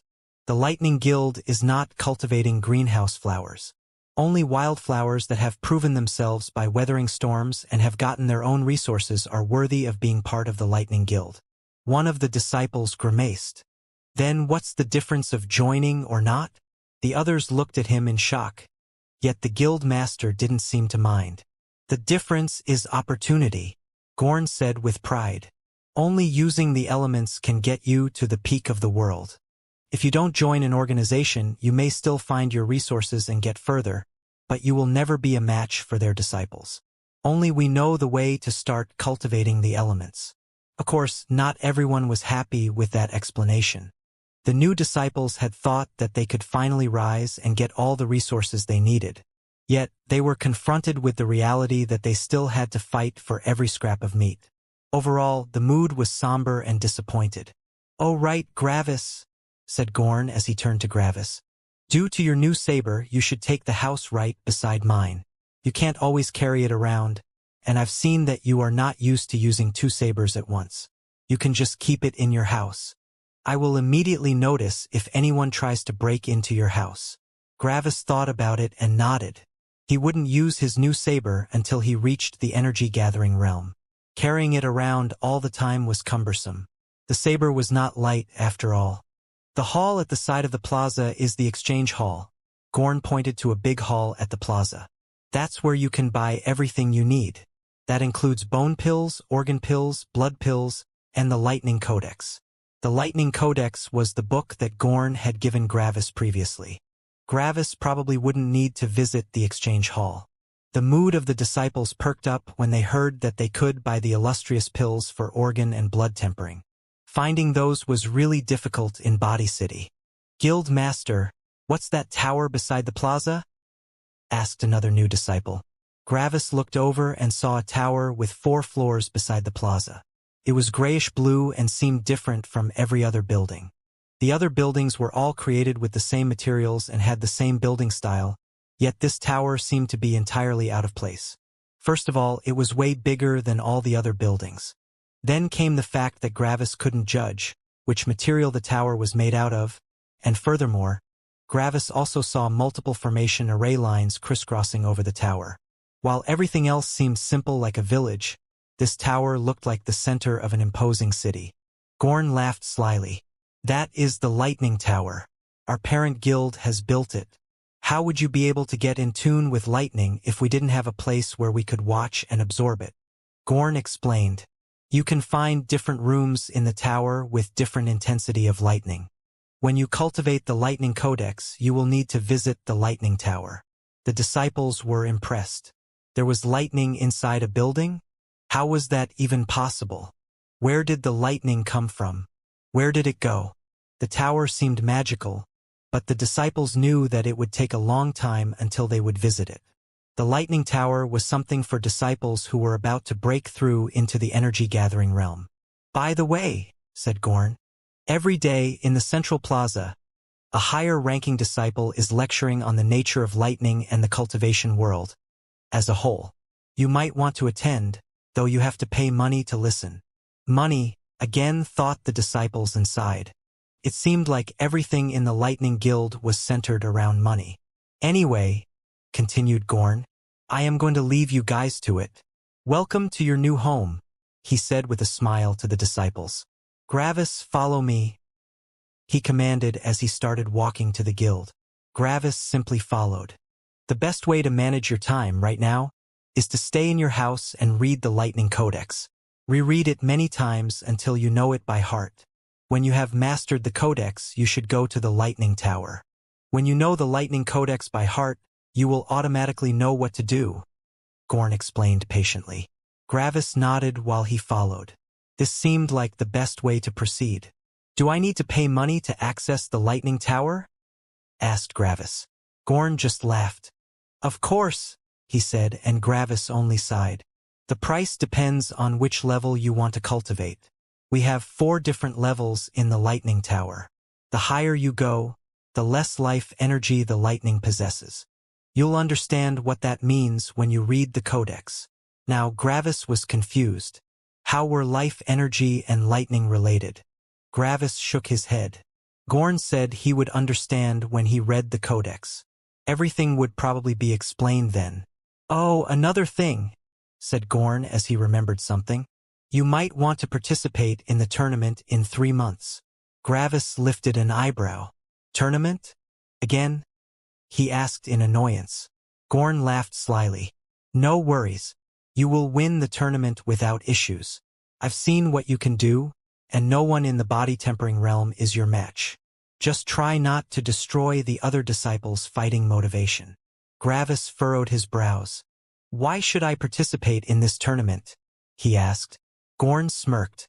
Winning the tournament gives you the opportunity to cultivate on the 4th level of the Lightning Tower for a week. You shouldn't miss that. When you read the Codex, you should understand. Gravis just nodded. They continued walking until they arrived at a house beside the guild master's residence. Gorn knocked on the door, and after a while, a young man opened the door. The young man had long blonde hair and had average height. Initially, his eyes had shown arrogance, but when he noticed the guild master, his expression changed to politeness. Hello, guild master. What can disciple do for you? He asked politely. Hello, Frank, Gorn said with the majesty that a guild master should possess. The time has come. I have previously said that you could only stay in this house until someone fitting came along. Please vacate the house as soon as possible, he announced. Frank looked shocked. Guildmaster, I don't mean any disrespect, but my brother, Jamie, said that I could live here until he left towards the parent guild, he explained carefully. Gorn narrowed his eyes. Yes, but that was under the circumstance that no one else would need this residence. Someone like that has arrived, Gorn pointed at Gravis with his thumb. Please pack your stuff and look for another house. Frank looked at Gravis with animosity and disgust.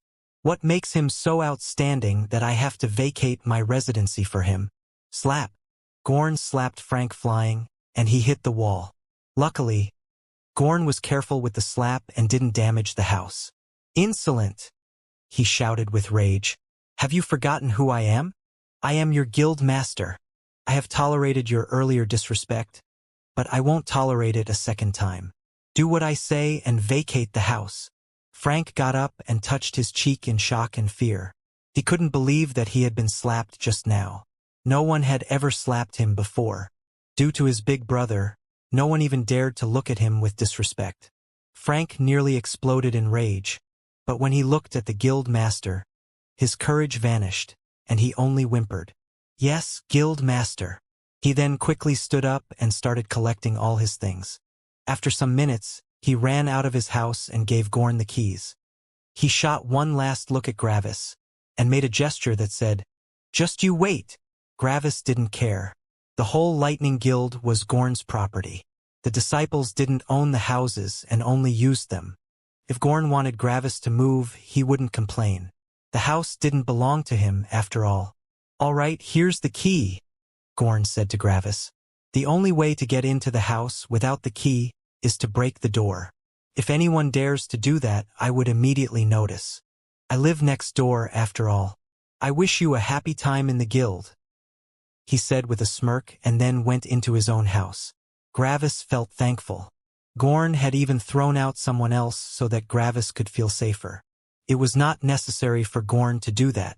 Gravis remembered this kindness and promised himself that he would repay Gorn.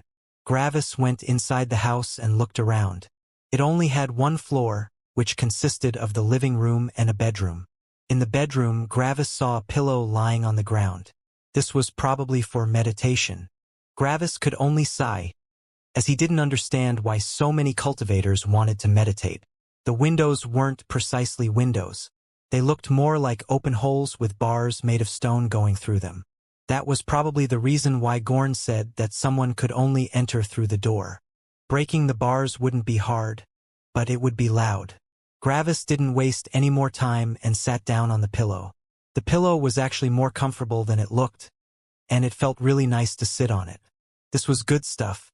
With an eager look, Gravis took out the Lightning Codex. It was time that he learned more about lightning. Gravis started reading the Lightning Codex, and surprisingly, the first thing the Lightning Codex talked about was life energy. Life energy was the inherent energy in a body that was used to sustain its life. One could have an uninjured body and have little life energy. Old people were a good example of that. They might be uninjured, but they would be tired, and they couldn't stimulate their bodies too hard or their bodies might fail. One could also have a severely injured body and be full of life energy. When Gravis came out of the ravine in the basin of nature, he was severely injured, yet he still had a lot of stamina and power. His body then worked on healing his injuries. The concept of life energy seemed ethereal. It was not something that Gravis could point to and say, "That's life energy." It was basically just a thing inside of a body that allowed people to remain young and regenerate. After the Lightning Codex explained life energy, it described the destruction and creation aspect of every element, which was something Gravis had not thought about before. He had only thought about the power of the elements. Fire was a destructive element and it couldn't create. One might think about fertile lands after a fire and how the ash would help new plants sprout, yet that was not the creation of fire itself. The other elements would take over and use the remains of fire's destruction to fuel their own creation. Yet there was balance. While fire couldn't create, it reigned supreme in pure destruction. Fire didn't care about anything and just destroyed everything it touched. No other element could beat fire in pure destruction. Yet, from a combat standpoint, fire couldn't help someone heal and couldn't be used defensively. Earth also couldn't create. Living things might be able to use Earth as help to live, yet Earth by itself couldn't create. Earth also didn't have the pure destruction of fire. So what made Earth equal to the other elements? Earth reigned supreme in defense. The hardness and sturdiness of the Earth could be used as a defensive shield and to protect others. Earth was also not too bad in an attack. An earth wave could swallow the enemy. Water could create. It transferred life, energy, and nutrients. It was said that life originally came from the oceans, yet Gravis was not so sure about that. Water was incredibly effective in healing. It had the ability to transfer the life energy of the user to the patient. This allowed someone, no matter how heavily they were injured, to regenerate, because water was not using their life energy to heal, but someone else's. In contrast, water's destructive potential and defensive potential were average to low. Wind couldn't create. Wind was able to offer oxygen to living things, yet without life it was useless. Wind's destructive potential was a little stronger than water, but not outstanding. It also couldn't be used as a shield or something similar. It also couldn't create. So what made wind so special? Wind reigned supreme in speed. Speed could be used defensively with evasion, and it could be used offensively by outspeeding the opponent. If no one were fast enough to hit you, you wouldn't be hit. If no one were fast enough to defend against your attacks, they would be hit. Light could create. Light was an incredible catalyst for life energy. Light could stimulate one's life energy to multiply and to transform. In comparison to water, light used the inherent life energy of the patient. At first glance, light seemed to be inferior to water. Yet one would need to make a distinction. If the goal were to save someone from death, then yes, water would be superior. What about a lighter injury? Water would still be better in healing when it came to the patient. What about several heavily injured people? Water would be able to heal some of them, but then the user would need to regenerate their own life energy. A lot of people would still die. This is where light would shine. Light could keep up the healing indefinitely, as long as the patients themselves had enough life energy. What about several lightly injured people? Water couldn't even begin to compare to light in that department. Light could heal everyone and keep them on full fighting strength. In that scenario, water could only watch on bitterly. Light's destructive property was the weakest of every element. It could be used to burn the opponent, but it was not nearly as effective as fire. Yet light was not bad in defense. It could blind opponents and disorient them with well-placed light beams. It might even be able to bend the natural light so that the attacker's target was actually in a different position than the attacker thought. Darkness was a tricky one. Couldn't create, and its immediate destructive potential was also weak. It also couldn't block. So what made darkness so special? Darkness was incredibly versatile. Darkness attacked the life energy in the target directly, so while the target looked uninjured after the attack, they might succumb to injury later. Darkness was similar to poison. It ate away at the life energy until the body didn't have enough of it to remain alive. If a darkness attack were paired with a physical attack, it would be devastating. The darkness would sap the enemy of the ability to heal, and a cut from an attack might never receive enough life energy to recover fully. Like that, someone might succumb to a simple cut. Darkness was also incredibly silent and sinister. It reigned supreme in stealth and had a lot of methods of escaping. In short, the darkness element was the perfect element for assassins. Before the Lightning Codex started talking about lightning, it first explained all the other elements and also showed a spreadsheet of the elements. Fire, destruction, pinnacle creation, none defense, weak versatility, weak earth, destruction, okay creation, none defense, pinnacle versatility, good water, destruction, weak creation, pinnacle defense, okay versatility, weak wind, destruction, good creation, none defense, good versatility, good light, destruction, weak creation, pinnacle defense, good versatility, weak darkness, destruction, weak, good creation, none defense, good versatility. Pinnacle Gravis now understood a lot more about the different elements. The Lightning Codex went into more detail about the other elements. It also explained that the reader first had to realize the strengths and weaknesses of the other elements so that they could better judge the strengths and weaknesses of lightning.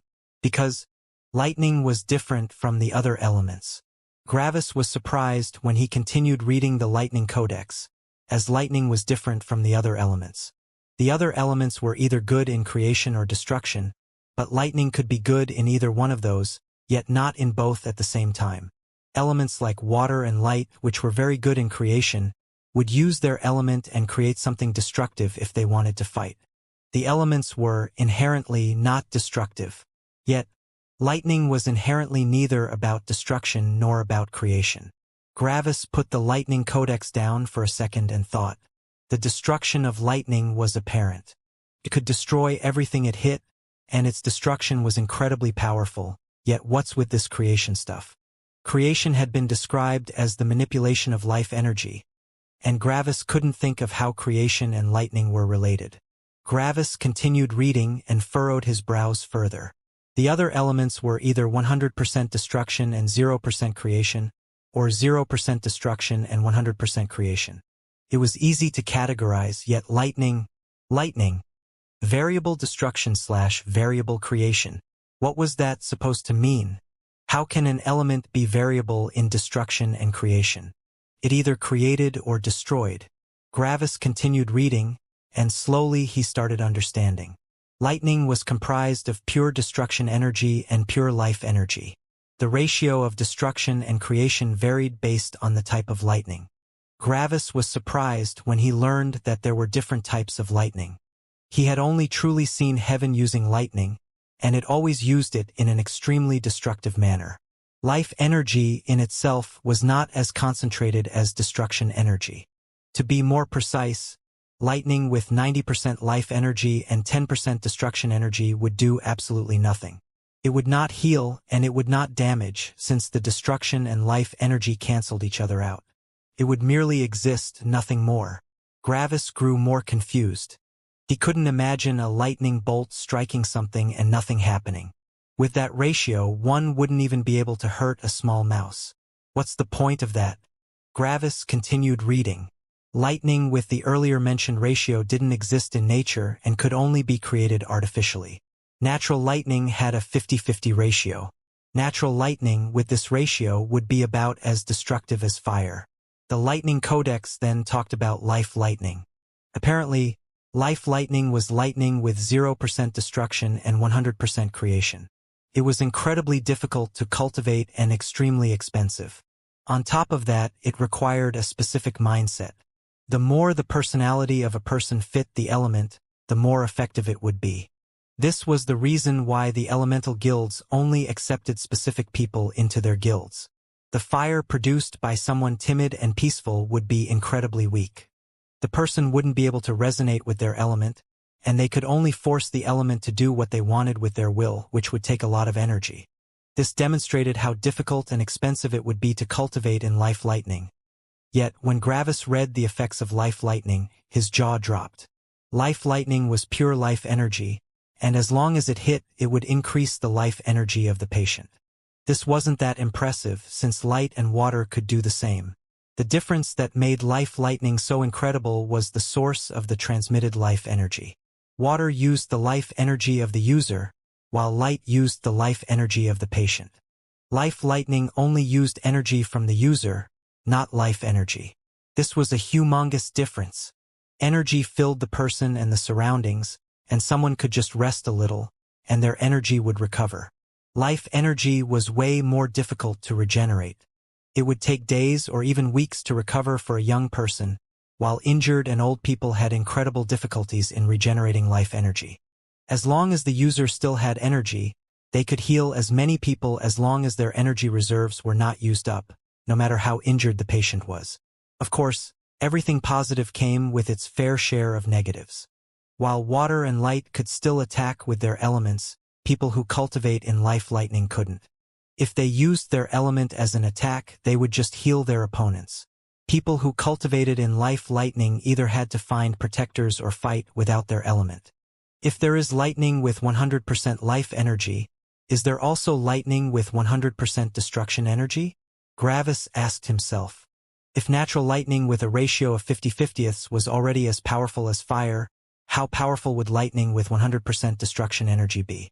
Gravis continued reading, and quickly, his face scrunched up. Was there lightning that was 100% destructive? No. The highest ratio that anyone had ever managed was 60 to 40. The lightning sect had spent a fortune to make their strongest genius into the strongest person. They used up an incredible amount of wealth to increase the ratio of destruction to 60%, yet it was a successful gamble. That person had reigned supreme in the elemental sects, and no one was able to obstruct him. He rampaged through the elemental sects and increased the power of the lightning sect.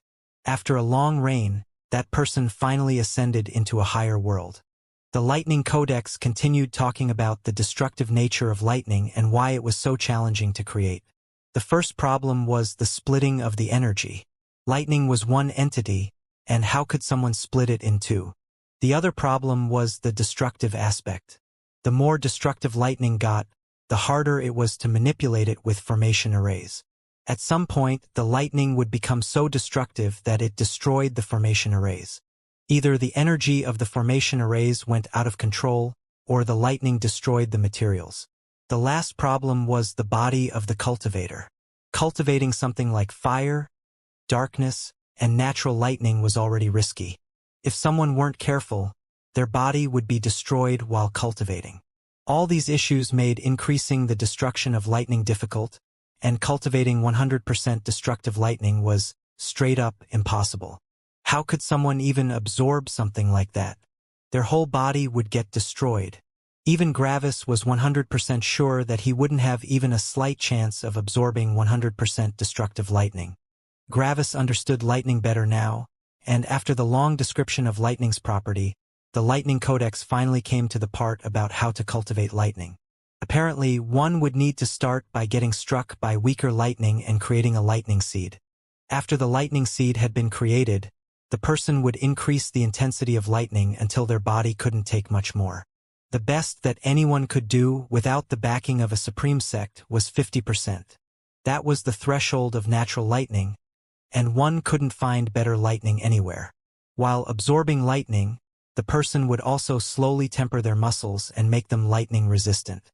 When the person broke through the energy gathering realm, they only needed to funnel their energy through the lightning seed, and they would be able to create their own lightning, based on the purity of their lightning seed. Sadly, the book didn't go into detail on how to continue after breaking into the energy-gathering realm. After several hours, Gravis had finally finished reading the Lightning Codex, and eyes showed his boundless ambition. He finally knew how to cultivate lightning. The first thing he had to do was go into the Lightning Tower's first level and condense his lightning seed. After that knock knock knock, Gravis looked at the entrance. Who could that be?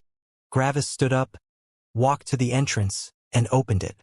He saw two young men who were about as big as him, yet looked entirely different.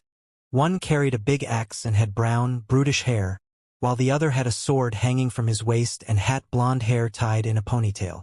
The man with the axe was muscular, and Gravis could see his muscles through his clothes. The other guy seemed refined and carried a smile. "Yes?" asked Gravis neutrally. He wanted to get back to reading the Lightning Codex. Gorn told him that he should reread it until he perfectly knew it by heart, and Gravis would follow that advice. The man with the axe grinned in disdain. "I've heard that a new guy with incredible strength joined our guild." Then he laughed loudly. "But you really dash. What do you want?" Gravis cut him off. The man with the axe got angry and wanted to say something, but the other one gestured for him to be quiet. "The previous owner of the house is the younger brother of our leader, and he has been living here get to the point," Gravis interrupted again. He didn't want to waste more time here. The man with the sword took a deep breath to remain calm. "Would you be so kind as to switch houses with No." Bang! The door was slammed shut in their faces, and the wind threw their hair back. Both of them blinked a couple of times at the now closed door and didn't know what to do. That was not the reaction they anticipated. Weren't new guys supposed to ask and learn about the guild and how it worked around here? The man with the axe exploded and banged on the door with his fist, multiple times. After some seconds, the door opened again, and Gravis looked at them with annoyance. "What? I already said no," he said. The man with the axe couldn't remain civil anymore. "Listen here, you little shit bang." The door slammed shut again, and the man was now thoroughly infuriated. He took out his axe and wanted to hack the door down, but the other man quickly tackled him and held him in place. "Let me go. I will tear his fucking little mouth apart and shit down his throat until all his descendants get mistaken for shitflies." He continued shouting like crazy, while the other guy kept him down. "Calm down, Fred. This house is for Brother Frank, and it's right beside the guild master's residence. We can't damage it." The man with the sword tried to calm Fred. "He can't stay in that house forever. He'll have to go on missions at some point. We'll just have to wait on the street." Fred took some deep breaths and calmed down. "You're right, Steve. We just have to wait for him to come out." Then he gritted his teeth. "But then, I will tear him to pieces." Steve just nodded. "More or less. When he comes out, you can spar with him as much as you want.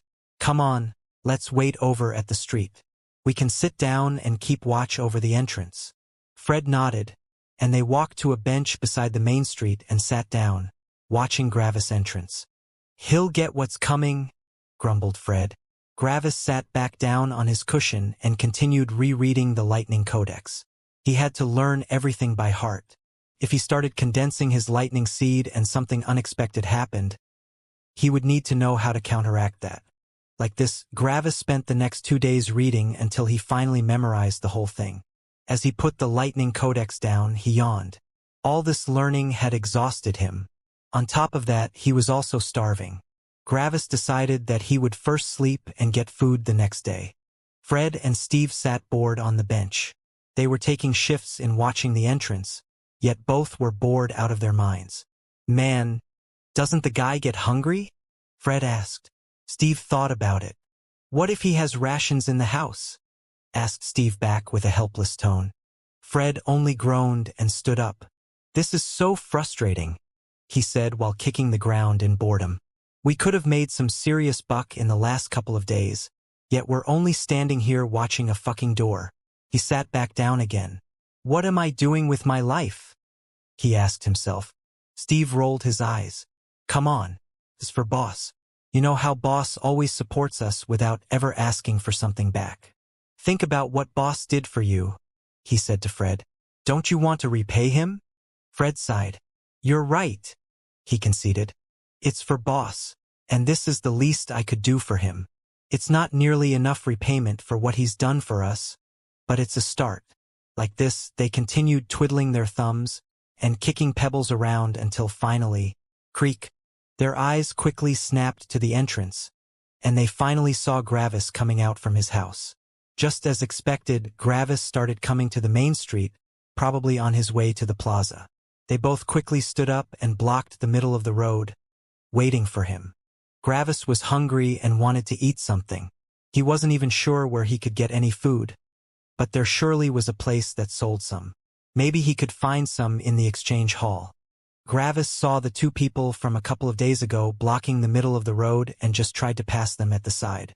Shuffle, shuffle, shuffle. Gravis' front was blocked again as the two guys shuffled to the side to block him. Gravis couldn't bother with them and walked to the middle now. Shuffle, shuffle, shuffle. They blocked his path again, and Gravis finally grew annoyed. He looked into their eyes. "You sure you want to do this?" he asked plainly. Fred simply smiled in arrogance. "Can't hide in your little house anymore, eh? You finally red-bang." Fred keeled over as Gravis punched him in the gut. Steve's jaw dropped, and he couldn't believe his eyes. That attack had been way too fast. He hadn't even seen Gravis moving before Fred already bent forward in pain. Fred's mouth opened wide in a silent scream, and Steve couldn't hear him breathing. Fred fell forwards on his knees and hands, still being unable to breathe. Gravis simply stepped forward and walked over him, continuing on his way to get some food. Steve looked to Gravis, then back to Fred, back to Gravis, and back to Fred again. He didn't know how to proceed. Should he stop him? Should he tell boss? What was he supposed to do? Gravis continued walking down the road until he arrived at the plaza. There were around 40 people present, most of them standing around the different notice boards.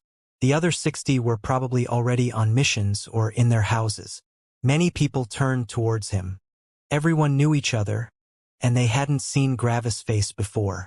Some of them had guessed who he was since the others from the entrance exams were more sociable than Gravis. Of course, they had talked about Gravis before. When the other disciples saw the black saber on Gravis' back, they all realized who he was. Gravis had left his other saber in his house. The whole reason why he went through all this drama to get that particular house was so that Gorn could keep watch. Gorn wouldn't covet Gravis' saber since he already had his own weapon and didn't need another one. This whole thing was more for protecting the saber against other people. Gravis saw a cart selling noodles and meat. That was probably where most people bought their food. He went over and bought some smoked meat, which he placed in some of his sacks, and some noodles, which he ate immediately. Compared to a city, the food price here was extreme. The price was written in silver. Yet, no one batted an eye since everyone in the guild counted their money in gold. The insane prices were probably the only reason the guy even sold his wares in such a small village. Gravis got his noodles in a small box so he could walk around while eating.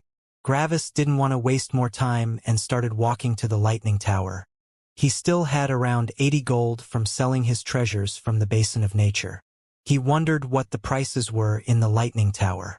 When he was about to enter the tower, two burly men started blocking the entrance into the tower. They both wore spears and armor, and Gravis thought that this was weird. Gorn said there were no guards in this guild, yet those two looked precisely like guards. Gravis finished a mouthful of noodles. "What do you want?" he asked, and then took another mouthful of noodles. The guard on the right stepped forward imposingly and puffed out his chest. "It's 1 gold as an entrance fee." Gravis slurped his noodles and looked at the guard. The guards waited for Gravis to say something, but Gravis first finished his mouthful of noodles. Talking with a full mouth was impolite. The guild master said nothing of an entrance fee. The other guard stepped forward and looked aggressively at Gravis. "It is 1 gold as an entrance fee."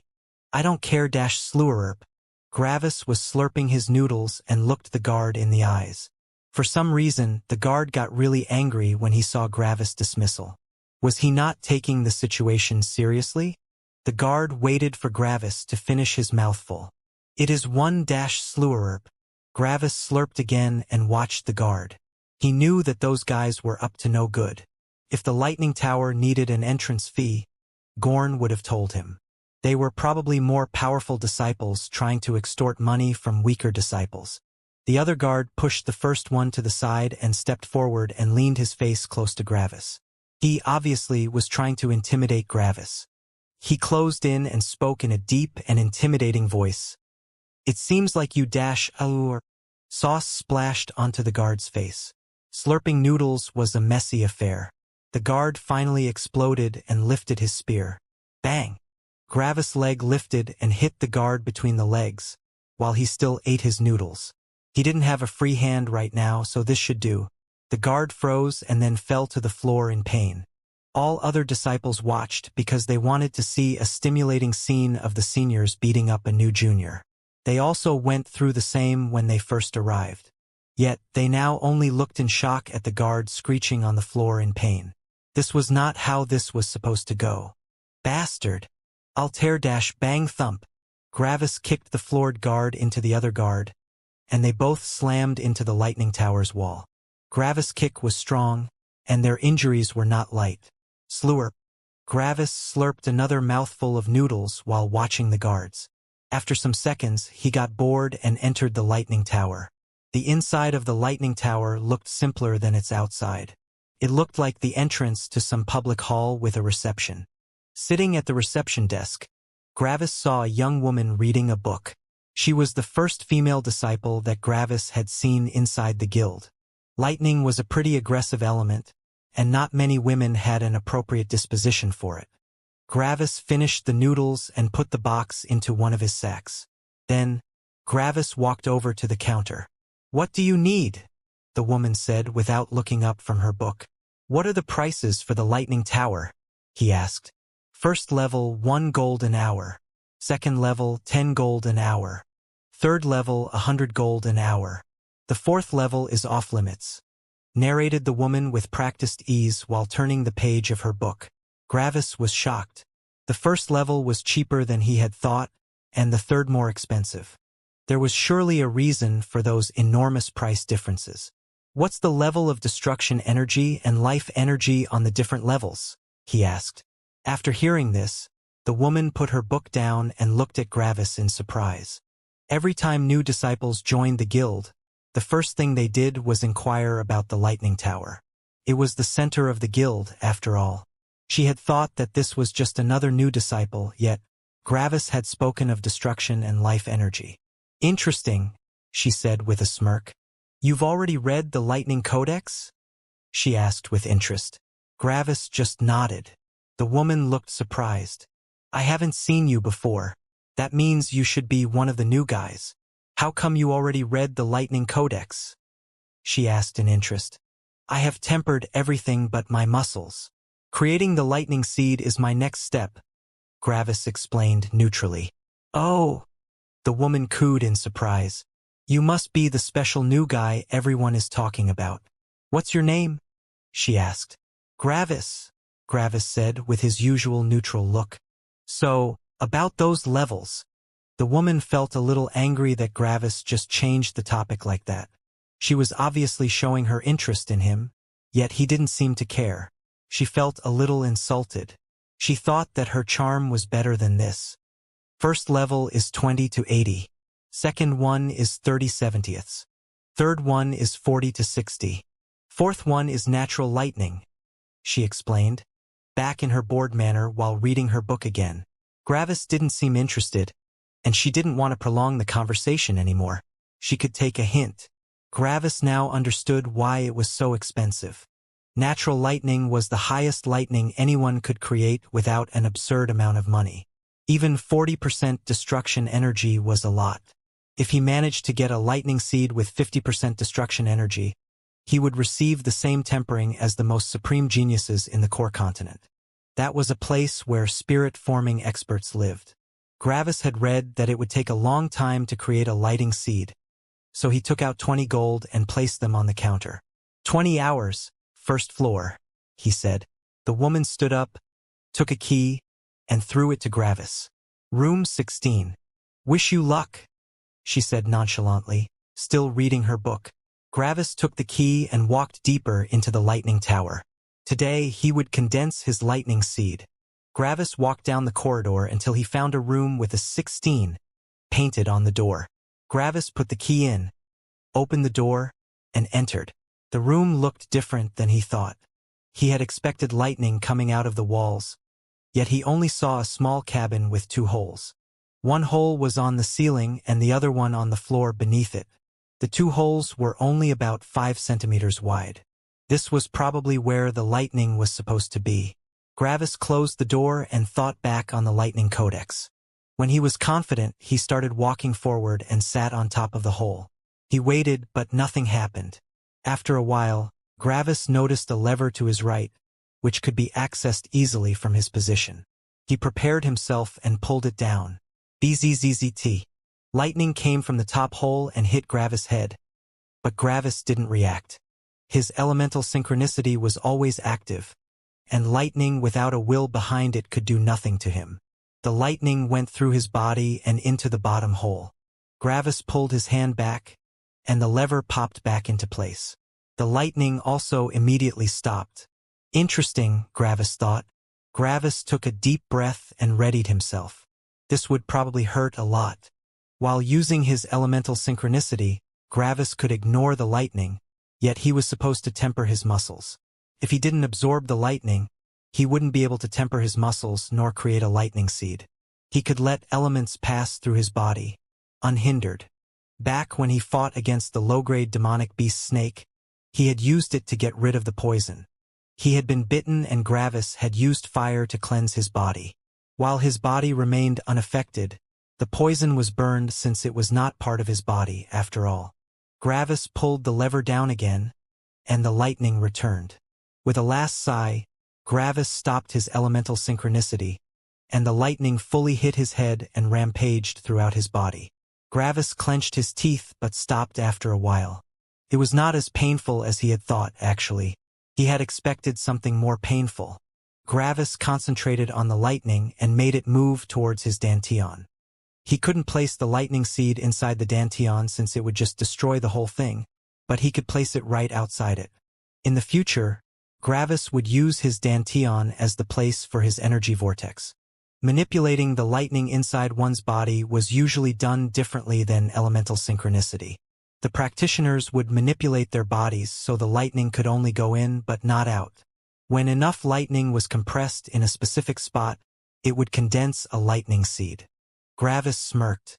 Even though condensing a lightning seed is different from my elemental synchronicity, I can still use it to make the lightning gather in one spot, he said to himself. He willed the lightning to move towards his dantian, yet also willed the lightning to attack him. He had to temper his muscles, after all.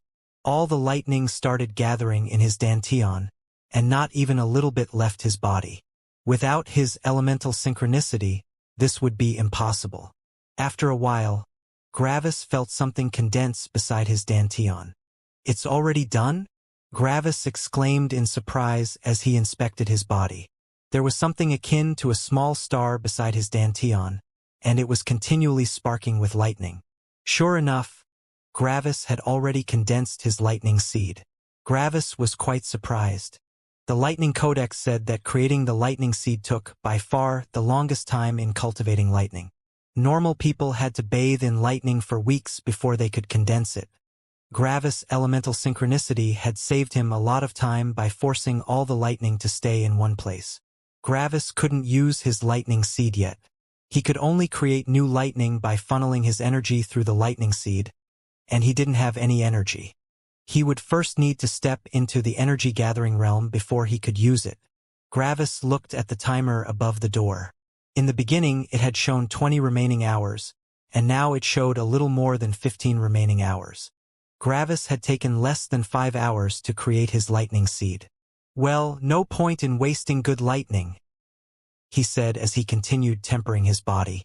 His lightning seed was automatically at the destruction energy ratio of the lightning in the room. There was no point in pushing more lightning into it. Instead, he would use all remaining lightning to temper his body. After 15 hours, the lightning stopped flowing, and Gravis couldn't activate it anymore. He looked at the timer and saw that his time was up. Gravis stood up and performed some practice attacks, yet he didn't feel a difference. 15 hours of pure tempering and lightning, and I don't even feel a difference in my muscles, he sighed. This will take a while. The Codex said the tempering depended on the destruction and recreation of muscles. My muscles are probably already too strong to be harmed by such weak lightning. I need stronger lightning, he concluded as he left the room. He locked the door and went back to the reception desk. He placed the key down and also 50 gold. 5 hours on the second floor, he said to the woman. The woman didn't show an expression as she took out a new key, but inside, she was sneering. A lot of first-timers underestimated the time it took to create a lightning seed, and some of them tried to condense it on the second floor, thinking that would expedite things. Of course, it didn't work that way. Their bodies first needed more lightning resistance before they even could attempt to temper themselves on the second level. "Room 3, she said and tossed the key over. Gravis received the key, nodded, and went back into the lightning tower. He quickly found his room on the second floor and entered. The room was identical to the last one. Gravis sat down and pulled the lever. Bzzzt. The lightning came down, and Gravis already felt the difference. It was way more painful, and it also felt more violent. Gravis could still take this pain easily and smiled. "Now, this is way better," he said to himself as he started pushing the lightning into his lightning seed. He would first increase the purity of his lightning seed before he went on to tempering his body. Gravis concentrated on increasing the destruction energy ratio of his lightning seed, and he felt like he was already halfway there when the lightning suddenly stopped. Gravis pulled the lever down, but nothing happened. When he looked at the timer, he noticed that his 5 hours were up. "What? Already? I'm only halfway there," he thought in frustration. It seemed like Gravis' situation was the opposite of a normal person. Regular lightning practitioners needed, by far, the longest time to condense their lightning seeds, but for Gravis. For him, it took longer to increase the purity of the lightning. Yet, Gravis made a mistake in his assumption. He thought that he took longer to increase the purity of his lightning than other people, but that was far from true. He was still around 3 times faster than other people in increasing his lightning seed's destruction. It only felt so long for him because his condensation of the lightning seed was many tens of times faster than others. Seems like I need about another 5 hours to get my lightning seed to the right destruction purity. The Lightning Codex also said that every additional 10% take double the time of the previous 10%. So, in total, it would take me 10 hours to go from 20% to 30%. By that calculation, I would need 20 hours to go to 40% and 40 hours to go to 50%, Gravis said while narrowing his eyes. Gravis then started calculating. I have 10 gold left, and I need another 5 hours on this level, which is 50 gold. So, to finish this level, I need another 40 gold. Then I need around 20 hours on the 3rd floor, which would come up to 2,000 gold, he uttered while taking a deep breath. I need money. Gravis stood up and performed some practice punches. His punches were a little faster, but not much. Seems like I can actually temper my body here, though most of the lightning went into the seed. Maybe I should stay in here for a couple more hours to temper my muscles, he explained to himself. Because of his need for social interaction, he had created a habit of talking to himself. Anyway, off to earn some money. Gravis went out of the door and walked to the reception desk. He put the key down and left the lightning tower. He's out. Gravis heard a shout coming from his front and saw 8 people dressed in the same armor as the 2 previous guards. It looked like the 2 guards from before were not alone. Some disciples had, apparently, created an entire organization, judging by their armors. They quickly surrounded him and readied their weapons. You'll regret the day when you crossed Gravis had activated his will aura, and the surrounding disciples stepped back in fear. Their eyes opened wide in terror, and their breathing grew heavier and faster. Cold sweat ran down their entire bodies, and their weapons started rattling because of the trembling of their bodies. Let this be your last warning, Gravis explained with an emotionless tone. Block my path again and see what happens. The surrounding disciples gulped in terror and couldn't react to what he had said since they were scared stiff in fear. Gravis just walked away, and when he arrived at a distance of about 10 meters, he deactivated his will aura. The disciples could finally breathe normally again, and their eyes followed Gravis back as he walked towards the notice boards. The disciples then looked at each other, not sure if they should defend their honor or not. What should we do? If we don't teach him a lesson, we will lose all respect from the other disciples, and extorting money will get harder, asked one disciple. He's only one guy, shouted another one. I don't know what happened, but this time we will be prepared. We just need to attack together-bang.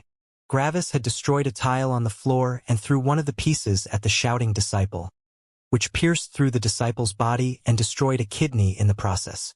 The piece was pretty hard since the tiles of the road were not made with ordinary stone. Contrary to how it looked, Gravis had actually been quite careful with the throw. Those disciples probably had tempered bones, and a throw with a tile piece wouldn't break them. The kidney was not protected by any bones. Furthermore, a person could still survive with only one kidney, so it didn't matter if the disciple had tempered his organs or not. The disciple fell over and held his bleeding side in horror. He couldn't process what had just happened. The others looked at him in shock and gasped. This was a serious injury and went beyond a simple spar. That madman was actually ready to lose all pretenses with them.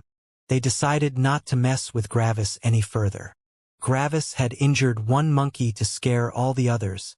Well, nearly all the others. Are you insane? We are part of the same guild-bang. This time, Gravis threw the piece at the forehead of the shouting disciple. The piece was pulverized in the process, but the disciple's skin and flesh also exploded. The others could see parts of the skull through the hole. The bone looked uninjured, but, thump, the disciple fell backward to the floor, his eyes remaining wide open. His head hit the ground pretty hard when he fell over, but he didn't notice. A lot of power from the throw went to the disciple's brain, and the brain had smashed around in his skull. The disciple was still alive, but he had a severe concussion. Meanwhile, Gravis had another tile piece in his hand and repeatedly threw it up and caught it again. He was watching if those disciples would continue making trouble for him. This time, no one dared to make more trouble for Gravis. They quickly collected their injured comrades and carried them to the exchange hall. Their comrades needed some serious healing medicine. Gravis threw the tile piece to the side and walked to notice boards.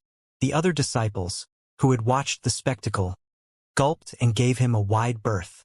Even though there were many disciples around the notice boards, Gravis didn't have to wait for his turn to look. The first notice board he saw was about hunting beasts. Gravis sighed. Why do I always have to fight beasts? Ever since I came to the lower world, I hadn't had a true life and death battle with a human.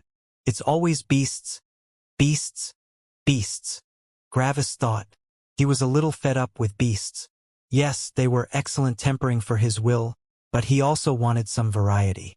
On top of that, Gravis thought that evil humans were worse than rampaging monsters. At least, beasts were honest with their intentions. You only had to look at them, and you would have a fight to the death. With humans, things grew a little more complicated. You could never truly judge a human's character by just one look or one conversation. Murderers could use their silver tongue to sound upright and then stab you in the back when they gained your trust.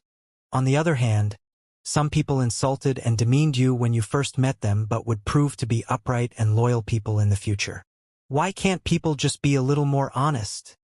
He grumbled to himself in helplessness. Gravis looked through the notice board for beast hunts and was surprised about the number of missions. Over 50 hunts for middle-grade demonic beasts, yet not a single one for a high-grade demonic beast. Gravis sneered in disgust. This was obviously Heaven interfering again. Heaven knew that high-grade demonic beasts would serve as good tempering for the current Gravis, so it didn't allow any of those to approach human settlements. Yet, middle-grade demonic beasts, which Gravis could easily kill, were filling up the entire notice board. Gravis left the notice board and looked at a different one. This one was for escort missions and transportation. When Gravis saw the rewards, he showed another look of disgust. The highest-paying mission gave 50 gold and would take 2 whole weeks. In comparison, one middle-grade demonic beast gave 100 gold as a reward plus the carcass of the beast itself. Gravis went to the next notice board. This one was for assassinations and for recruiting mercenaries, and the payment was actually pretty good. On average, an assassination gave a little more than a middle-grade demonic beast. But what Gravis didn't like was the fact that the mission said nothing about the reason why a specific person was chosen as a target. Gravis could be morally flexible if it involved his survival, but that didn't mean that he liked it. As long as there were other ways, he wouldn't consider accepting those missions. Gravis went to the last notice board. This one was for miscellaneous jobs, so basically, everything that didn't fit into one of the other 3 categories. Gravis read through some of them and saw a lot of missions for specific pills or specific gear. Some others were for beast parts and teaching. The rewards varied immensely, but Gravis saw only some well-paying jobs that he could do. Sadly, those jobs would take too long. Gravis could only sigh. Back to hunting, it is. Oh, what do you have for me this time?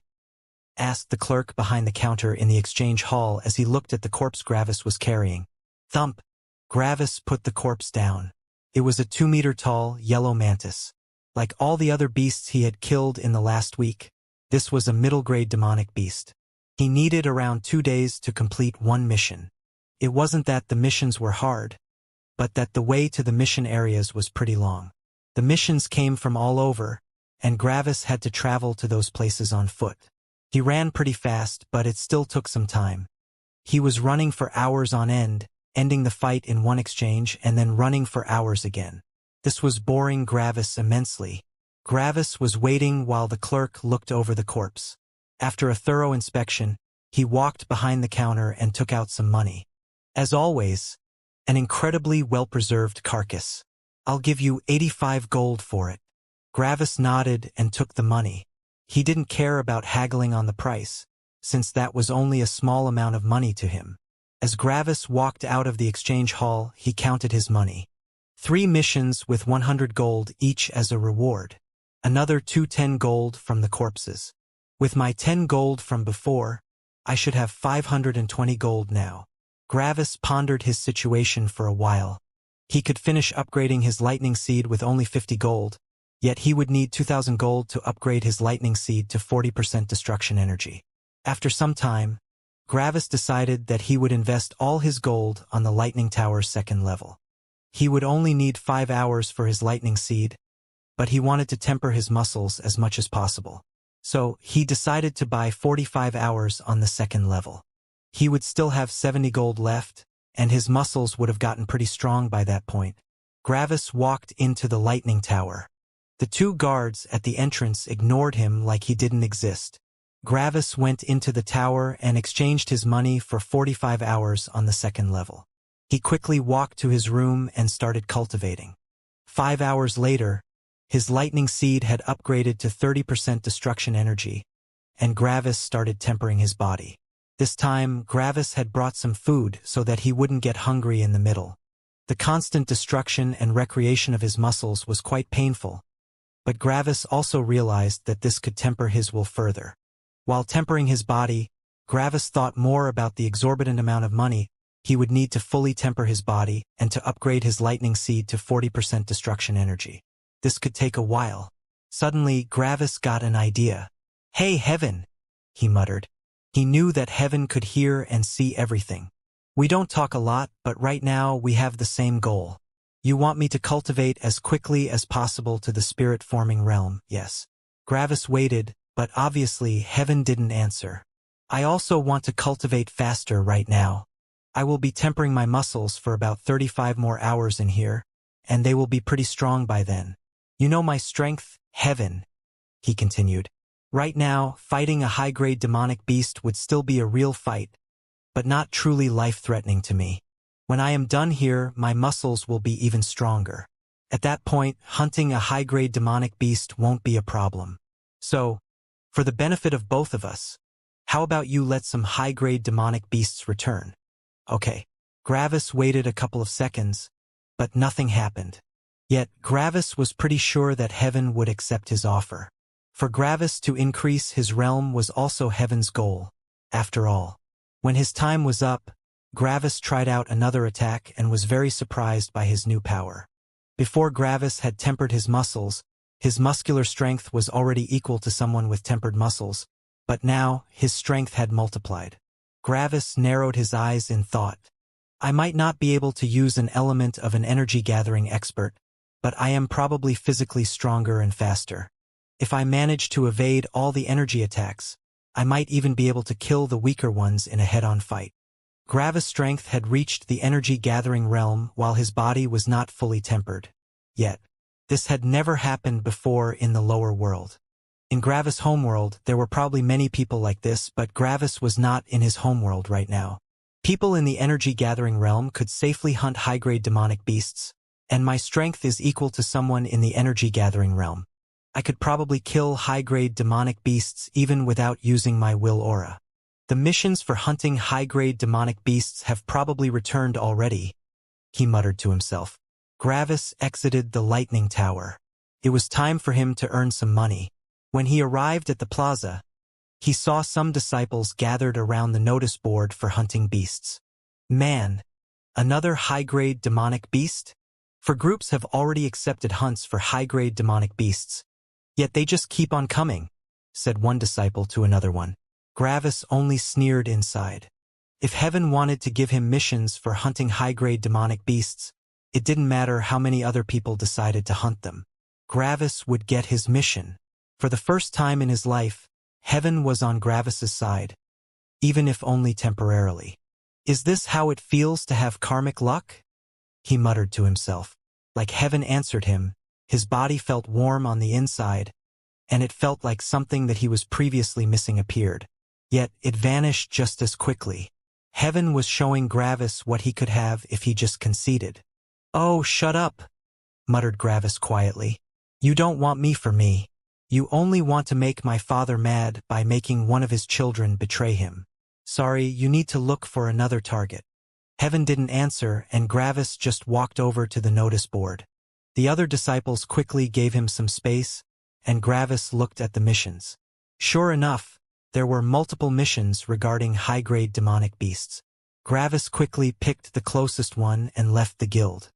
I wonder how strong high-grade demonic beasts are, he said to himself while he shot away like a rocket. His speed was multiple times faster than people with a fully tempered body. His muscles weren't even fully tempered yet. Gravis was looking at a massive bug with imposing horns. It was around 5 meters high and double as long, and its horns were just as long as the bug itself. This was the first high-grade demonic beast that Gravis had ever seen. While Gravis was watching it, it was munching on the crop of a village. It had already eaten so much of it that the village had nearly no food left.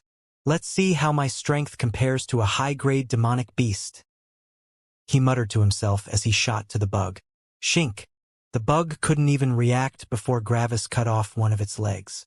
Gravis was just too fast. The bug immediately grew panicked and opened its shell so its wings could unfold. Shink! Gravis' saber cut off all the wings on one side, and when the bug tried to jump to get airborne, it only received lift from one side. It quickly toppled over and fell onto its side. Gravis was no longer attacking and just looked at the bug. This is such a disappointment. No wonder heaven had no issue with me hunting high-grade demonic beasts, he thought as he saw the bug getting up. It turned towards Gravis in fear, panic, and rage. With all its strength, it stabbed its horns at him. Gravis easily sidestepped the horns. He was faster than the beast, and together with his battle experience, he could dodge all of its attacks for hours on end. The beast rammed him again with its horn. Bang! Gravis wanted to test his strength and blocked the next strike. Gravis got pushed back for some meters, but that wasn't due to its strength, but due to the weak ground. Gravis' arms shook a little, but that was about it. This should be its strongest attack, yet I blocked it without an issue. My body strength is probably equal to the bug's. Yet, due to my weight, I am actually way faster. It takes a lot of power to move such a massive body after all, he thought. The bug stabbed with its horns again. Gravis sidestepped, and then he used his full power to attack the horns. Tararararark. Gravis' saber went through about 75% of the horn before it stopped. With another strong push, Gravis split the upper horn in two. This was probably one of the hardest parts that a high-grade demonic beast could have. If Gravis managed to sever that, he would manage to pierce anything in the body-tempering realm. Demonic beasts were the beast's equivalent to the body-tempering realm. Under normal circumstances, a high-grade demonic beast would have a stronger body than anyone in the body-tempering realm. That was what made them so powerful. Humans only had their wits and intelligence to fight against the beasts if they fought on the same level. Yet, Gravis easily destroyed that preconceived notion, and his muscles weren't even fully tempered. If Gravis tempered his muscles fully, he probably wouldn't even need a weapon to kill a high-grade demonic beast. I can't even fight energy beasts, because they all left for richer lands in the middle continent. The only enemies in the outer continent that can properly fight me are those guild masters of the proxy elemental guilds. No other energy-gathering realm expert would walk around in this destitute land. Gravis narrated to himself while constantly sidestepping the bug's attacks. When Gravis avoided another attack, he quickly stepped forward and stabbed the bug through its eye, right into its brain. The bug froze and then collapsed. Gravis realized that he had grown too strong for the outer continent and looked towards the north. That was where the middle continent was located. Soon, he said, Gravis knew that he had to build upon his pre-existing advantages. He had an impossibly powerful body for someone in the body-tempering realm. Theoretically, he could break through into the energy-gathering realm right now because his body was strong enough to withstand the energy's natural pressure. Yet, that would destroy his foundation. If he did that, he would not have reached his maximum potential before advancing. Later down the line, this might be a problem. He first needed to get his lightning seed to 50% destruction energy and then fully forge his muscles. Breaking into the energy-gathering realm would be incredibly easy after that. Gravis grabbed the dismembered horn and the bug corpse, and he started sprinting back to the guild. That bug would bring him a lot of money. Back at the Lightning Guild, Gravis shoved the corpse of the bug into the exchange hall, and the clerk behind the counter went nuts. This is the most well-preserved high-grade demonic beast corpse I've ever seen. He walked around the corpse and exclaimed again. You even severed its upper horn. Getting those off the corpse takes a lot of work. If you sever the other one as well, I'll increase the bounty. Gravis simply severed the second horn, and the clerk shouted in glee and shock. He quickly inspected it and also asked Gravis to retrieve the core. Gravis helped and, in the end, got a hefty 1,500 gold for the corpse alone. Apparently, those bugs were a rare commodity. They were rather cowardly and sturdy, so it was hard to break their defense, and when you finally broke it, they would often just fly away. That was why the corpse was worth so much money. Gravis got his gold for the corpse and also the gold for the mission. Gravis had over 2,500 gold now. Well, that was fast, he mumbled to himself. Just like that, he had enough money to get his lightning seed up to 40% purity of destruction energy. Gravis didn't waste any time and bought 25 hours on the third level of the lightning tower. He went to his room and started increasing the purity of his lightning seed. The pain of the lightning was definitely noticeable now. The pain was about as intense as the fire torture pill.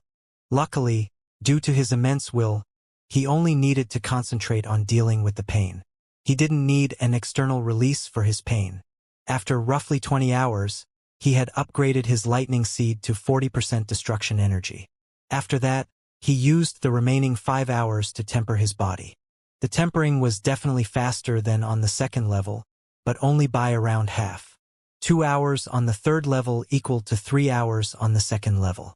Using the third level to temper his muscles was a luxury and a waste of money. After his time was up, Gravis came out and went back to his house. He checked if his saber was still there and nodded when he saw it. After that, he sat down on his cushion and started thinking. I only need to wait for the tournament in about 80 days. After I win that, I won't have any problem getting my lightning seed to 50% since I get a full 7 days on the 4th level. I'll also finish tempering my body when that time comes. I will then break into the energy gathering realm immediately, and then I'll set off to the parent guild on the middle continent. Gravis muttered to himself.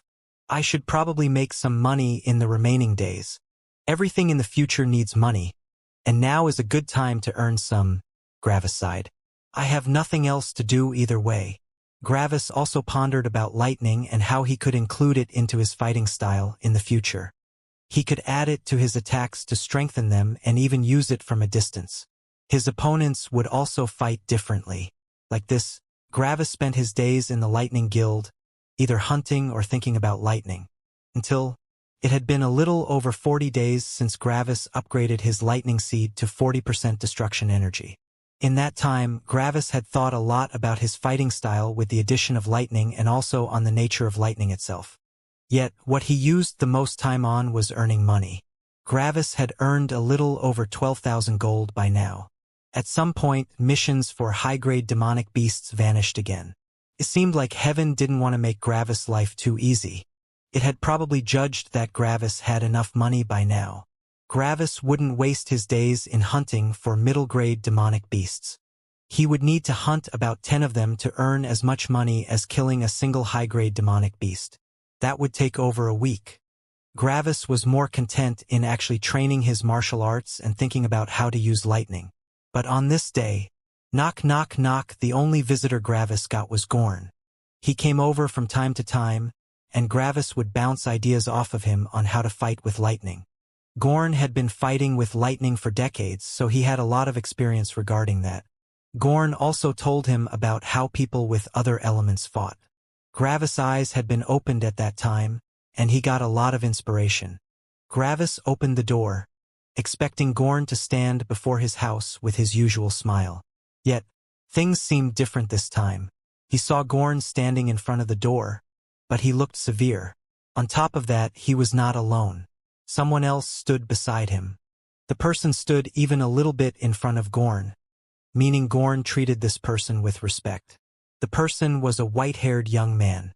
He was actually on the short side, with Gravis being bigger by about 10 centimeters. His clothes looked luxurious with a gold-rimmed, white robe and ornate rings tied to his belt. The man showed a friendly smile, but for some reason, Gravis immediately disliked that person. "Hello, Gravis. May I come in?" he asked in a polite voice. He had directly called Gravis by name without offering his own. so he thought himself superior. Gravis narrowed his eyes, but before he did anything, he saw Gorn looking at him with an absolutely intense, serious look. Gravis knew Gorn, and Gravis knew that Gorn was giving him the strongest warning possible. Gravis trusted Gorn, so he opened the door further and stepped to the side. "Sorry, please come in," he said in his most polite tone. Gravis was not used to speaking politely, so it sounded a little stiff. In comparison to Gravis' expectation, the man didn't seem to mind Gravis' stiff display. It seemed like he had expected as much. The man nodded politely and entered with Gorn.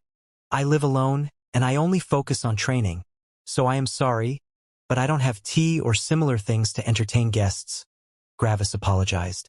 He wouldn't act recklessly until he knew who that person was. Gravis gestured to a nearby bench and table. "They came with the house." The man sat down and laughed. "No problem. I also don't want to waste too much time," he answered politely and beckoned to the bench on the other side of the table. "Please sit," he gestured politely. Gorn stood behind the man while Gravis sat down on the bench. "Now," the man started speaking, still a polite smile on his face. "You might be wondering who I am." He let that sit in the room for some seconds. "But before I tell you, I need to verify something about you." Gravis grew more interested in the person. He obviously came here for Gravis, and he probably also had a transcendent status, judging by how Gorn acted around him. Gravis grew interested in what the person wanted from him.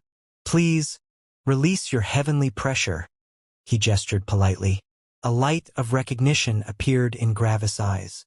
The lie about Gravis being a heavenborn was still out there, and only Gorn knew the truth. A transcendent status that even the guild master of the Lightning Guild had to respect?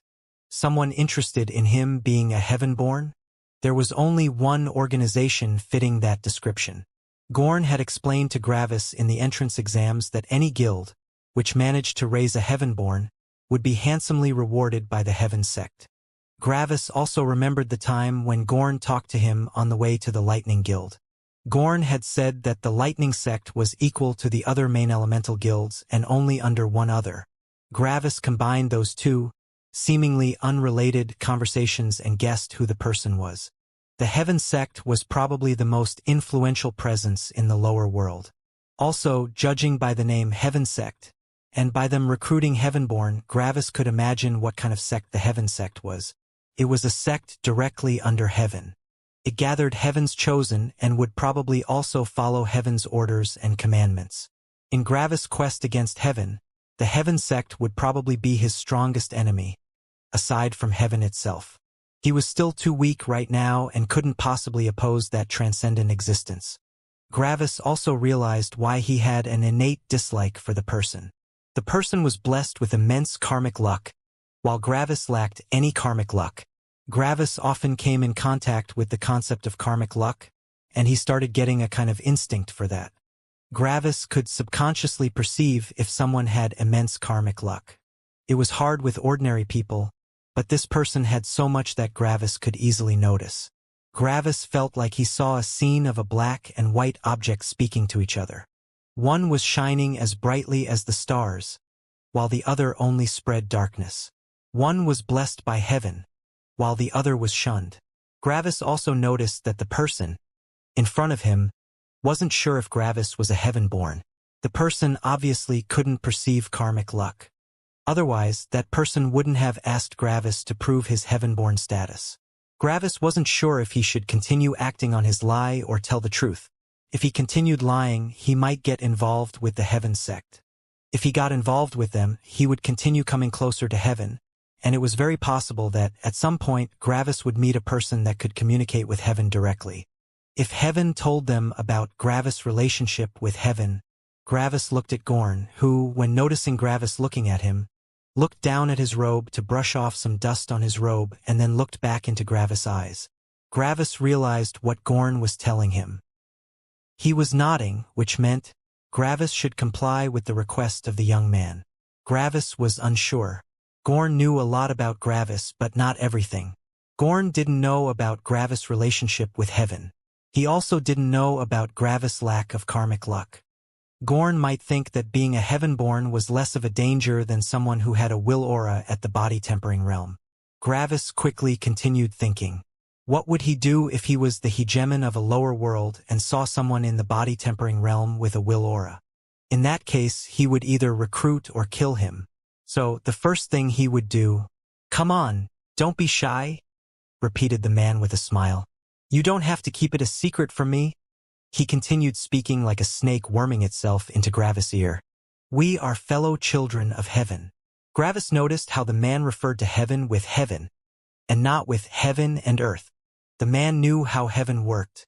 Lying to someone like that was hard, yet telling the truth was also a problem. What should Gravis do? Gravis had made his decision. If he went with the lie, he had a possibility of survival. If he revealed his will aura, on the other hand, he might also survive, but Gravis decided to trust Gorn. Gorn was probably aware of things that Gravis wasn't. "All right," Gravis said politely. Then, he closed his eyes and acted like he was concentrating. After a while, a faint pressure appeared slowly in the surroundings, and it was increasing in intensity as time progressed. The man from the Heaven sect seemed to be interested as he felt the pressure. This was quite a strong heavenly pressure. Yet, his eyes changed to seriousness as the pressure kept increasing until he felt shocked. He felt like he saw heaven itself, pressing down on him. Gravis had decided to release his full will aura for multiple reasons. If he released only part of it, the person might notice. Also, if the pressure was weak, the person might be able to notice some peculiarities. The chances were high that the person had felt a lot of heavenly pressures before, so Gravis decided to release all of it so the person might get overwhelmed and miss some key differences. Gravis had not compressed his will aura. In his long time of waiting for the tournament, he had, of course, also trained in compressing his will aura. He could now compress it into the form of a 90 degrees cone in front of him. If he compressed his will aura, its intensity would increase by 4 times. That might be too strong. Gorn also felt the pressure and noticed that it had grown by a lot. The only time when he had felt the pressure was when the guild masters were surrounding Gravis at the start of the entrance exams. Ever since then, Gravis had fought against the spider, committed a bloodbath in the basin of nature, and had trained in the lightning tower. Compared to the first two, the increase in will caused by the lightning tower's pain was minuscule. After some seconds, Gravis retrieved his will aura again and sighed in exhaustion. He remembered that Gorn said that keeping up heavenly pressure was taxing to the user. Clap, clap, clap. The man from the Heaven sect was applauding for Gravis. "What magnificent heavenly pressure," he said with excitement. "There is no doubt. You are one of us." The man believed Gravis fully. If Gravis had only released part of his will aura, the person might think about the eventuality that Gravis might have a will aura. Yet, the pure strength of Gravis' will aura made that possibility seem even more remote. Even if there were some legendary genius with a will aura in the body-tempering realm, their will aura would not be so intense. "You have an incredible future in the Heaven sect," the man said in happiness, but then noticed something. "Oh, where are my manners? My name is Ion. With all the excitement of meeting a new brother, I have totally forgotten to give you my name. I hope junior brother won't mind," he said while offering his hand to Gravis. Gravis took his hand and shook it, while purposely putting on a confused and embarrassed expression. "Thank you, but I am not sure what you mean," Gravis said in embarrassment. He had to keep up the act of a person born in the wilds, who knew nothing about how the world worked. Ion just smiled. "That's no issue. We rarely have much human interaction before we step into the world. Just like you, I am a heavenborn.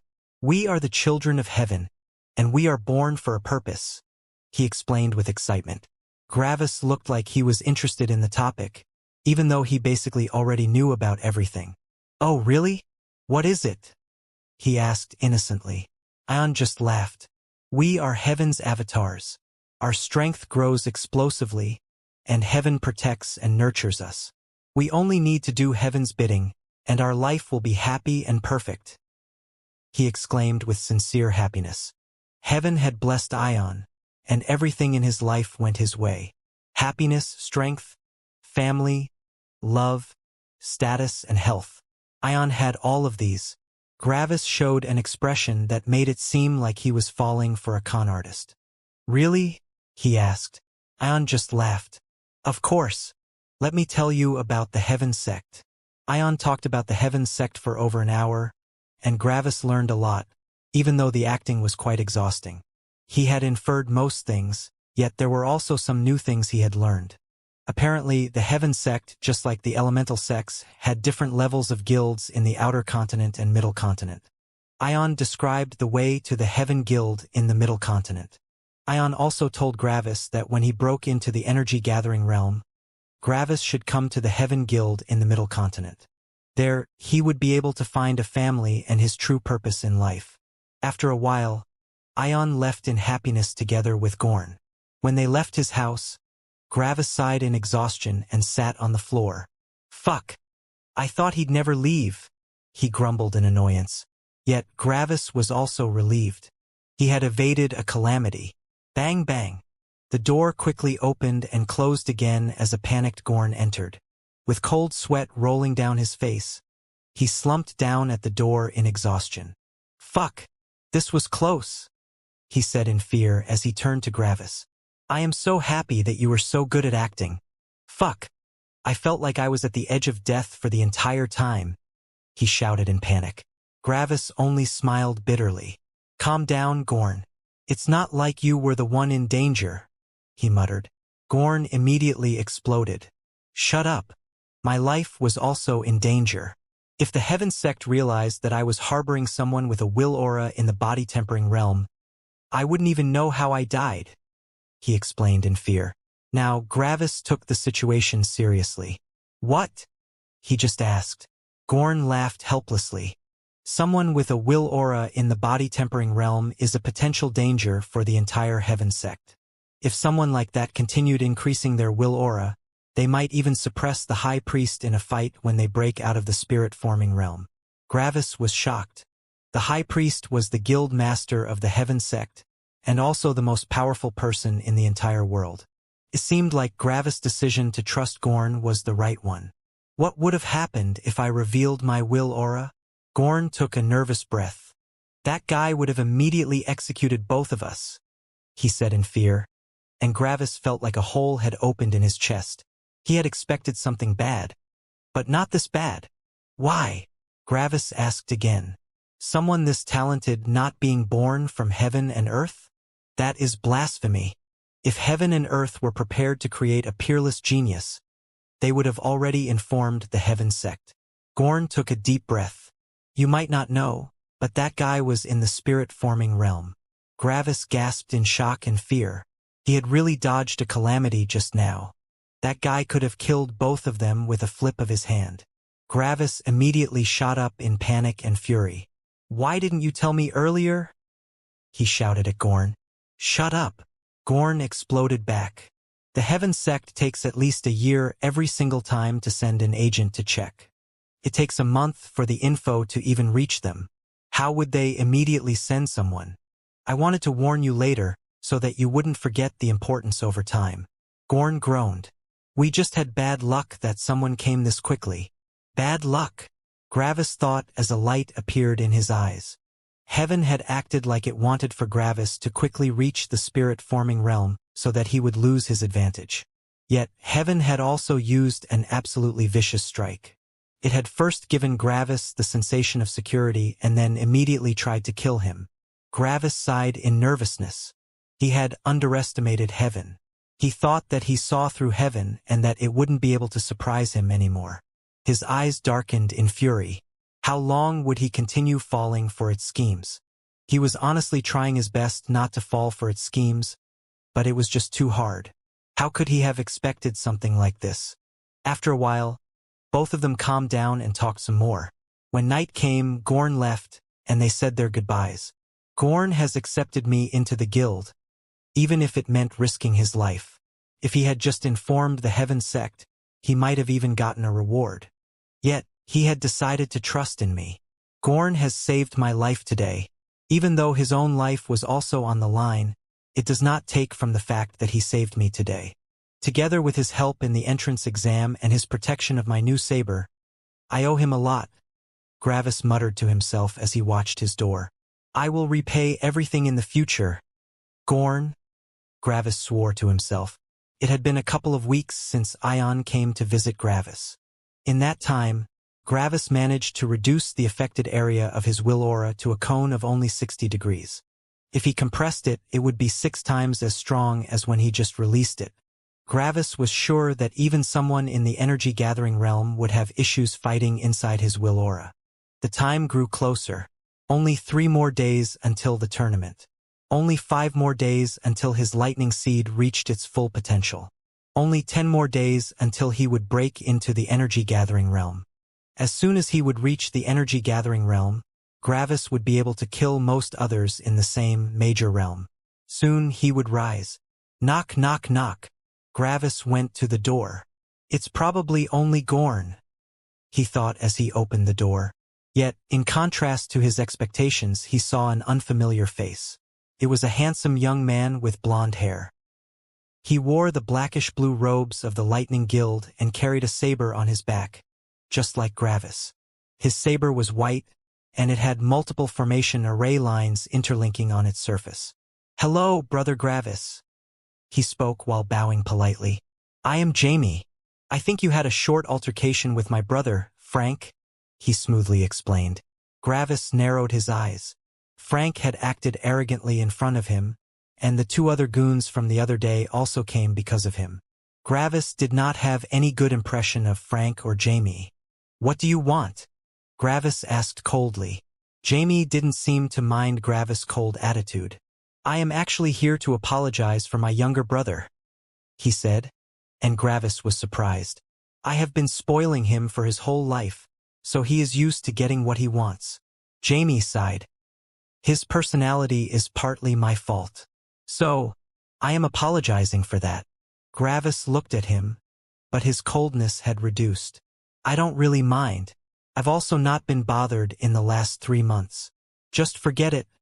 Gravis waved the matter off nonchalantly. Jamie smiled happily. Thank you, Brother Gravis, he said and waited for some seconds. Could I maybe enter? I have another thing that I would like to talk about, he asked politely. Gravis didn't really mind and opened the door for him. Gravis walked over to a bench and sat down. Jamie sat down opposite of him. So, how is life in the Lightning Guild? Jamie asked. Gravis narrowed his eyes. Get to the point, he directly said. Jamie awkwardly rubbed his neck. Are you always so cold? Or only towards me? He asked, but Gravis didn't answer and only looked at him. Jamie sighed and cleared his throat. Let me first tell you about my family before I'll tell you what's on my mind, he said. Gravis didn't really care, but he gestured for Jamie to continue.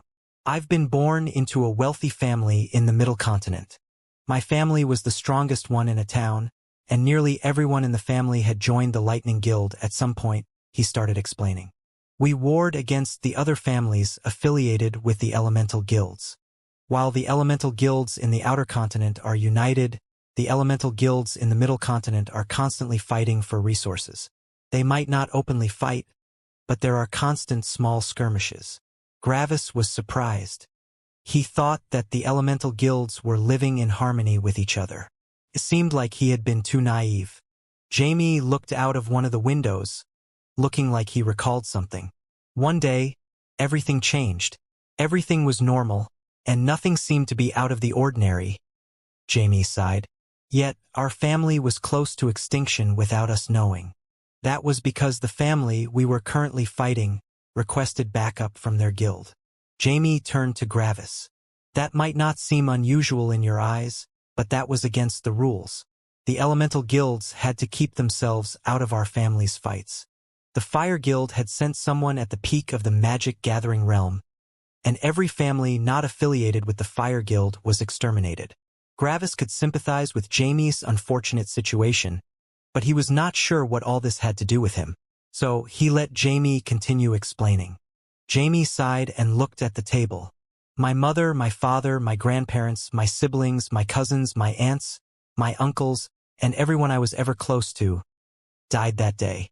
Everyone except for Frank, he said, pain evident in his voice. I quickly took Frank, and we fled to the outer continent. No one would bother searching for us there. Jamie looked at Gravis with a fire burning in his eyes. In my entire life, I only sought revenge. I swore that I would take revenge on that family and the whole Fire Guild. He slammed the table in anger. But I also have to protect my last family. He went through too much in his life and I want to protect him. I am fine with dying in my quest for revenge. But what about my brother? If I take my revenge, they will also take revenge on my brother. I might get what I want, but at the same time, I would also lose my last family. Jamie leaned back on the bench and looked up at the ceiling.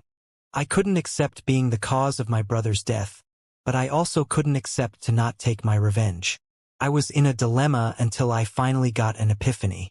I realized on that day that strength is the most important, he said with conviction.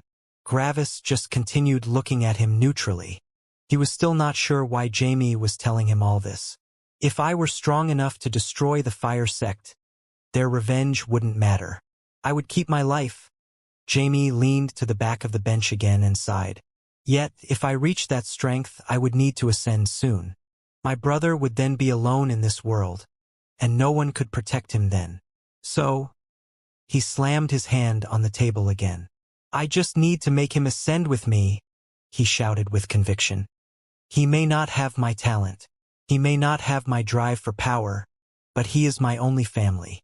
I will do everything to keep him by my side. He sighed again. And I need a favor from you today, he said quietly. Gravis narrowed his eyes. Jamie was finally getting to the point. Jamie bowed deeply. Please lose the tournament to Frank, he shouted sincerely. He only needs to win this tournament to get his lightning seed to 50% destruction energy. At that point, we will leave for the parent guild. I have already broken through into the magic gathering realm, and I am only waiting for my brother. Gravis wanted to say something, but Jamie continued. Please lose this tournament to him.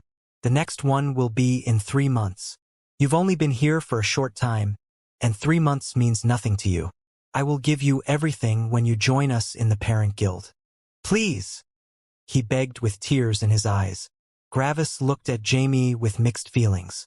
Jamie was throwing away all his dignity just for his brother. Gravis could feel the sincerity and love that Jamie had for his brother. This was not an act. Yet Jamie had asked Gravis to delay his path to strength. Gravis continued pondering. He really wasn't sure if he should concede. Gravis continued looking at Jamie with a bitter expression. Was Gravis that selfish that he would trample such a sincere person for only expediting his journey to power by 3 months? Gravis could still train in his will aura. It wasn't like he would gain nothing for 3 months. Jamie looked at Gravis and stood up.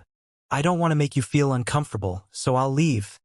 He stood up, bowed politely to Gravis, and walked to the doors. I'll see your answer at the tournament. Please concede. I will repay you in the future. With that, Jamie left Gravis' house. Gravis continued sitting on the bench, thinking about the entire situation. He was not sure what he should do. The tournament had arrived. Everyone gathered at the plaza and waited for Gorn to arrive. Only the strongest of the Lightning Guild, who only needed the 4th level to progress, would participate. The others were only here to watch. Including Gravis, there were only 8 contestants in the tournament, and everyone had a fully tempered body except for Gravis. Gravis could also see Jamie watching the tournament. He was looking at Gravis with an imploring expression, and Gravis could only sigh. Gravis had already decided on an answer. Gravis would win. The thought that made him decide on that was a simple one. Jamie had said that it would only be 3 months. So, if the siblings had to wait, it would also only be 3 months. Jamie had said that 3 months meant nothing to Gravis, and if it meant nothing to Gravis, then it should also not mean anything to Jamie and Frank. Also, what if Frank wasn't able to condense his lightning seed to 50% destruction energy due to his weak will? The 4th level could only be more painful than every level before it. Was Gravis supposed to give up the next tournament too? He wouldn't. So Gravis decided to win the tournament. He didn't feel any pity for Frank, but he felt pity for Jamie. Jamie only wanted to make his brother's life easier, but he had corrupted his will by doing that. Gorn had said that the Lightning Guild did not create greenhouse flowers, because only wildflowers would be able to weather the storm. One can't pull someone else to strength. Even Gravis' father wasn't able to pull someone up to his level. He could only give them a certain amount of strength, and then they needed to rely on themselves. Frank would start having problems in the energy-gathering realm. His will would probably also not be strong enough to temper his spirit. "All right," shouted Gorn as he arrived. "You 8 are the participants?" He asked the 8 people in the middle of the plaza, who simply nodded. "Perfect. 8 people make for an exact elimination tournament bracket. So we'll be doing just that." The participants looked excited and anxious. Their guild master always used new methods to decide on the fights. They wondered what it would be this time. Gorn took out a small satchel full of stones. "Here, catch," he said as he tossed out 8 stones to the participants. They easily caught their stones and looked at Gorn, waiting for his instruction. "Throw your stone at one person. If you hit, that person will be your opponent. If the person was hit, they are not allowed to throw their stones anymore. You only have one chance," he explained with a smirk. "Well, this is one way to decide on who gets to fight whom," Gravis thought as he just waited. It didn't matter to him who his opponent was. Frank and another man threw their stones simultaneously at each other. It seemed like they were pretty quick in deciding. "That person is probably someone that Jamie has paid to lose to his brother," he concluded. 2 other male disciples also quickly threw their stones at each other. Those weren't even casual throws, and Gravis felt malice behind those stones. It seemed like those 2 disciples had beef with each other. The woman from the Lightning Tower also participated in the tournament. Without waiting for long, she threw her stone at Gravis, who didn't bother to dodge. She always stayed in the Lightning Tower and didn't know much about what was happening in the Lightning Guild. She knew that Gravis only spent 40 hours on the 3rd level of the Lightning Tower. She could take him. Like this, the tossing of the stones had ended, and the opponents were chosen. "All right," Gorn shouted to everyone. "We'll fight in the order that the opponents were chosen." Gorn then gestured for Frank and the other man. "Come up. You're first." "I concede," shouted Frank's opponent immediately. Gravis had already expected as much, and Gorn frowned but sighed. Background was also a kind of strength. Gorn turned to the 2 next opponents and gestured for them to begin. They immediately went at each other's throat and used all their power to win.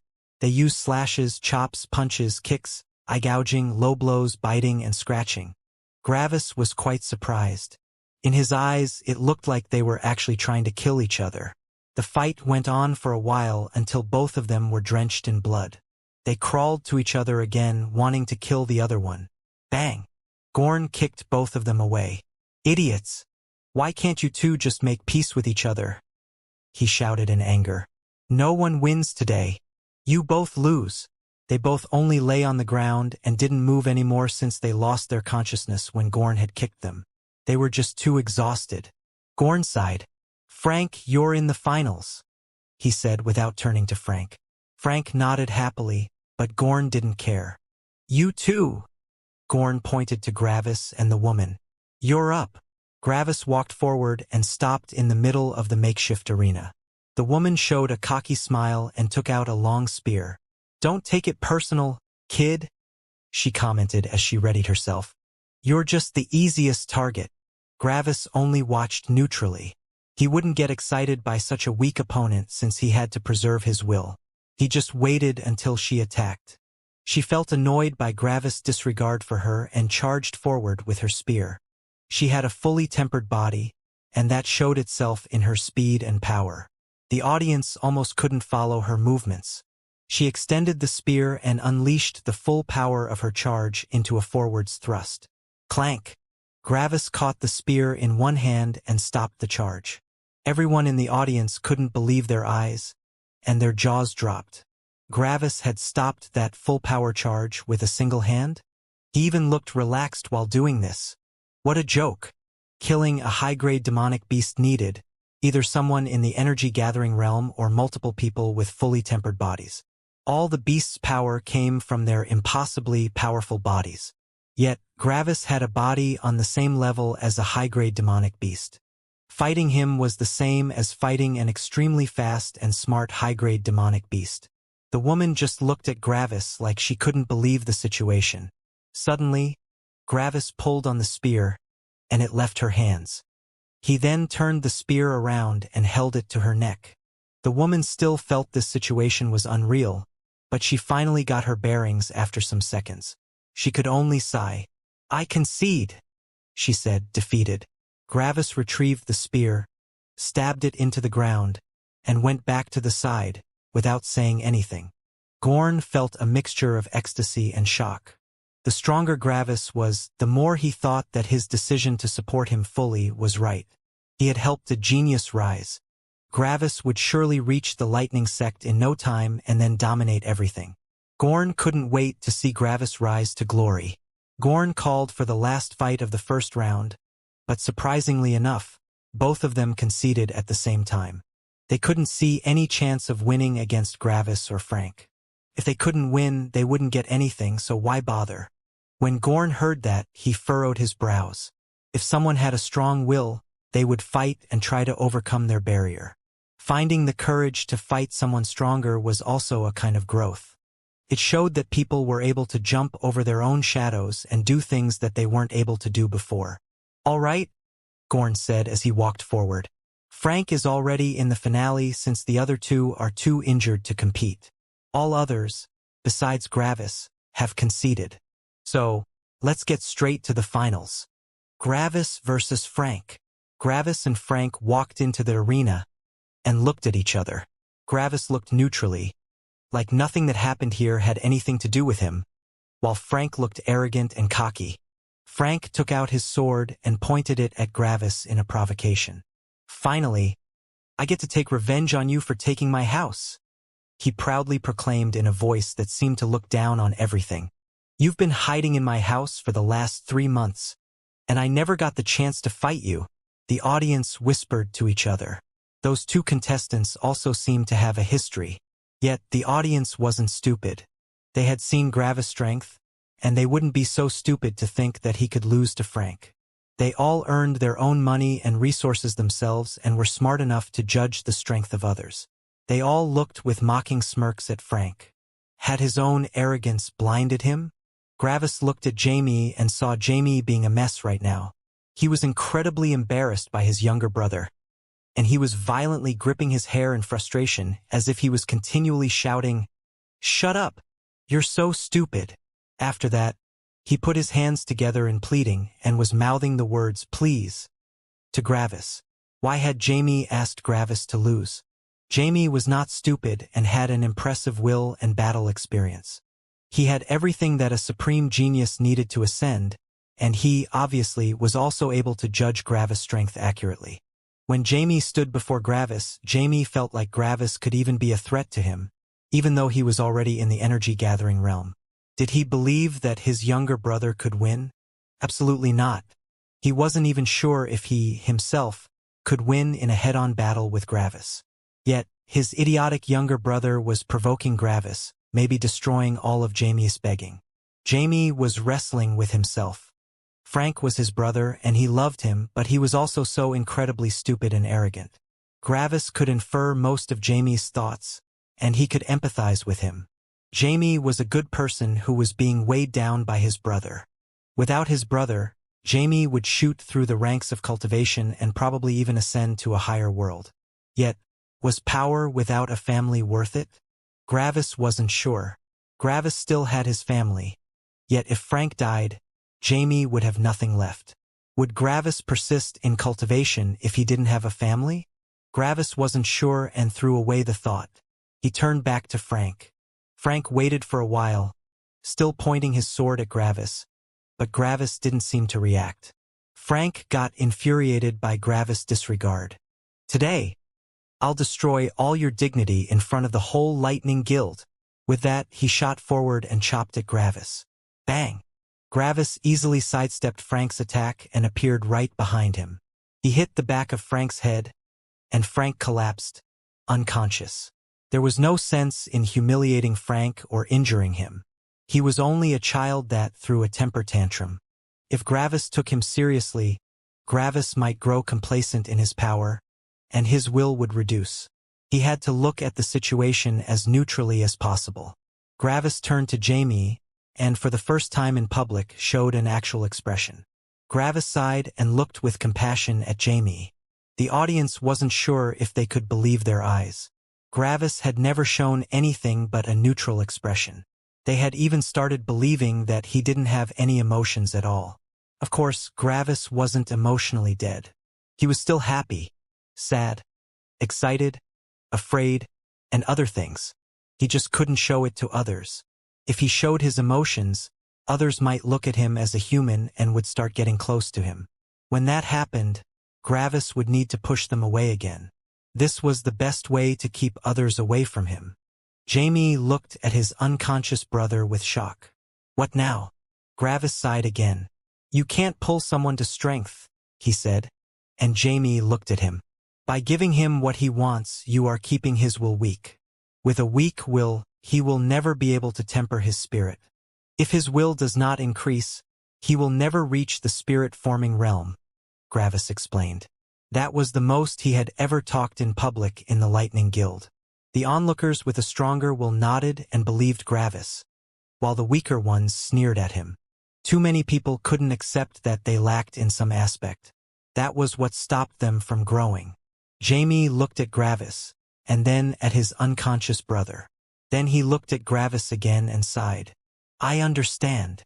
With that said, he picked up his brother and left the plaza. Gravis really hoped that Jamie understood. That would help him in growing stronger. Gorn was grinning from ear to ear. That Frank guy had won multiple tournaments in the past because everyone else had conceded. Gorn felt like the tournament lost its purpose because of him. Frank had also always failed in upgrading his lightning seed to 50% destruction energy. Gorn felt like giving him the 7 days on the 4th level was a waste of resources. Gorn walked over to Gravis and patted his shoulder. "Well done. I'll prepare the 4th level for you, and I should be done in about 8 hours. By the way, you don't have to go immediately. You can use the 7 days anytime in the next 2 months. I'll be looking forward to your strength after that," he said as he patted Gravis' shoulder again. Gravis looked at Gorn and smiled. "Thank you," he said, and Gorn nodded. They then went their separate ways. Many disciples wanted to talk with Gravis, but he ignored them. He couldn't grow closer to others. Even talking with Gorn was already a risk. Seeing that Gravis didn't deign to talk to them, they judged Gravis to be an arrogant jerk. Who did he think he was? About 8 hours later, night had already arrived, and Gravis was looking at his new saber with a grin. "When I'm back, you'll be my new weapon," he said while feeling the formation array lines on its surface. Finally, he could use his new saber. It was an actual energy weapon and would be able to supplement his fighting style. Real weapons could do more than just be a hard, sharp stick. They could absorb the energy or element of the user and transform it into an attack. They could also absorb other forms of energy, but that depended on the weapon and its quality. Gravis Saber was a high-grade energy weapon, and that was really good for someone who was about to break through into the energy-gathering realm. No wonder Heaven didn't want to give it to him. He put the saber back and left the house with his Voidstone saber. Gravis couldn't wait for another second, and walked directly to the lightning tower, even in the dead of night. He was about to break into the energy-gathering realm, and he felt excited. He had been waiting for such a long time. "Poochie." Gravis heard something and looked down. A saber came out of his left chest, and it had completely destroyed his heart. What? Gravis couldn't comprehend what was happening. He had been walking down the road when a saber just stabbed through his heart. In his mind, he knew that he wouldn't be able to survive that, even with tempered organs and blood. The situation just seemed unreal. It felt like it was happening to someone else, and he was just an onlooker. He didn't even feel any pain. Bang! The saber pulled out and someone kicked Gravis in the back. Gravis fell to the floor, and he slowly started understanding the situation. A burning pain went through his whole body, and his limbs started shaking. Gravis realized that someone had assassinated him. Gravis started breathing heavily, but it didn't feel like he was breathing at all. It felt like he couldn't get any air, even though he felt himself breathing. His chest went up and down, but he still felt like he was drowning. With a dizzy mind, he turned his body around, blood splashing out from his chest and back onto the floor. Gravis finally saw his attacker. He saw Jamie with a tear-stained face. Gravis could see that Jamie was angry, frustrated, helpless, and also hurt. "I understand," said Jamie again. "I understand that you are not a good person," said Jamie with a shaking voice. "I groveled before you." He took one step closer. "I threw away all my dignity." He took another step forward. "I promised you everything." He took the last step and stood before Gravis. "Yet, you didn't even give me this much." Gravis wanted to speak, but he could only cough blood as his skin slowly whitened. Gravis' breathing quickened, but it didn't help. As Gravis slowly saw the world spinning, his mind started slowly distancing from his body, and the world started growing dark. Jamie went on one knee and looked into Gravis' eyes, who blankly looked forward. "I didn't want to do this." Suddenly, his tear-stained face changed into one of rage. "But you have taken everything from me and still kicked me when I was down. I should have killed you before you had the chance to get in my way," he said. "Only 3 months. That was all that you had to give me," he said again, being careful that no one noticed. It would be unfortunate if Gravis had some heaven-defying luck, and someone would walk past on a midnight stroll. Jamie felt lucky that the whole guild was dead silent this night. "You only had to lose once, and all this wouldn't have been necessary. I would have repaid you everything. You would have gained an incredible friend - cough." Gravis violently coughed up blood, and it hit Jamie in the face. Jamie touched his face and saw the blood on his hand. Then, he simply wiped the blood off his face with his sleeve and looked at Gravis again, this time with a cold expression. "You know, I don't feel so bad anymore. You really are an asshole. Also, that is quite a good weapon," he said with a forced grin. Jamie tried to seem malicious, but Gravis could still notice that Jamie felt uncomfortable. Maybe he was trying to prove to himself that he could ignore his own conscience. "It will probably fetch a good price," he said as he grabbed the Voidstone saber and lifted it. Jamie's face blanched immediately, and he threw it away. The saber had eaten up an entire level in the energy-gathering realm, and Jamie had fallen from the second level to the first. Jamie turned from the saber to Gravis, who managed to squeeze out a grin while watching Jamie. Even if Gravis died here, he still gave Jamie a slap. Jamie's rage immediately exploded, and he took Gravis' body and carried him into a nearby forest. When he arrived, he threw Gravis down and looked at him with hate. "You fucking bastard!" he shouted as he threw a lightning bolt at Gravis. If he used a lightning bolt in the guild, everyone would know that something was happening. The lightning bolt hit Gravis' shoulder and burned a hole in it. "You fucking asshole!" he shouted again as he shot another lightning bolt at Gravis' arm. The bolt burned the arm severely and cooked muscles and skin. Yet, Gravis still smirked at Jamie. Gravis' expression infuriated Jamie only more, and he shouted as he released all his lightning onto Gravis' body. After over 5 minutes of unleashing all his lightning on Gravis, he shot one last bolt into Gravis' face, which then wiped off his smirk and removed all flesh and skin. Jamie seethed in rage and exhaustion as he looked at the remains of Gravis' skeletal smile. Jamie slowly calmed down and took a deep breath. He took Gravis' corpse and carried it back to the guild. After a while, he arrived at his destination, the community toilets. "I originally wanted you to have a dignified grave, but you had to be a pain in the ass until the end," he said as he opened the floor of the toilets. "Enjoy," he said as he threw Gravis into the full cesspool. Jamie closed the toilet again and went back to his house. Heaven had been watching everything. Heaven should be happy with what happened to Gravis, but for some reason, Heaven was anything but happy right now. Gravis' thoughts slowly started appearing again. They were messy, and he was unable to think a coherent thought for some time.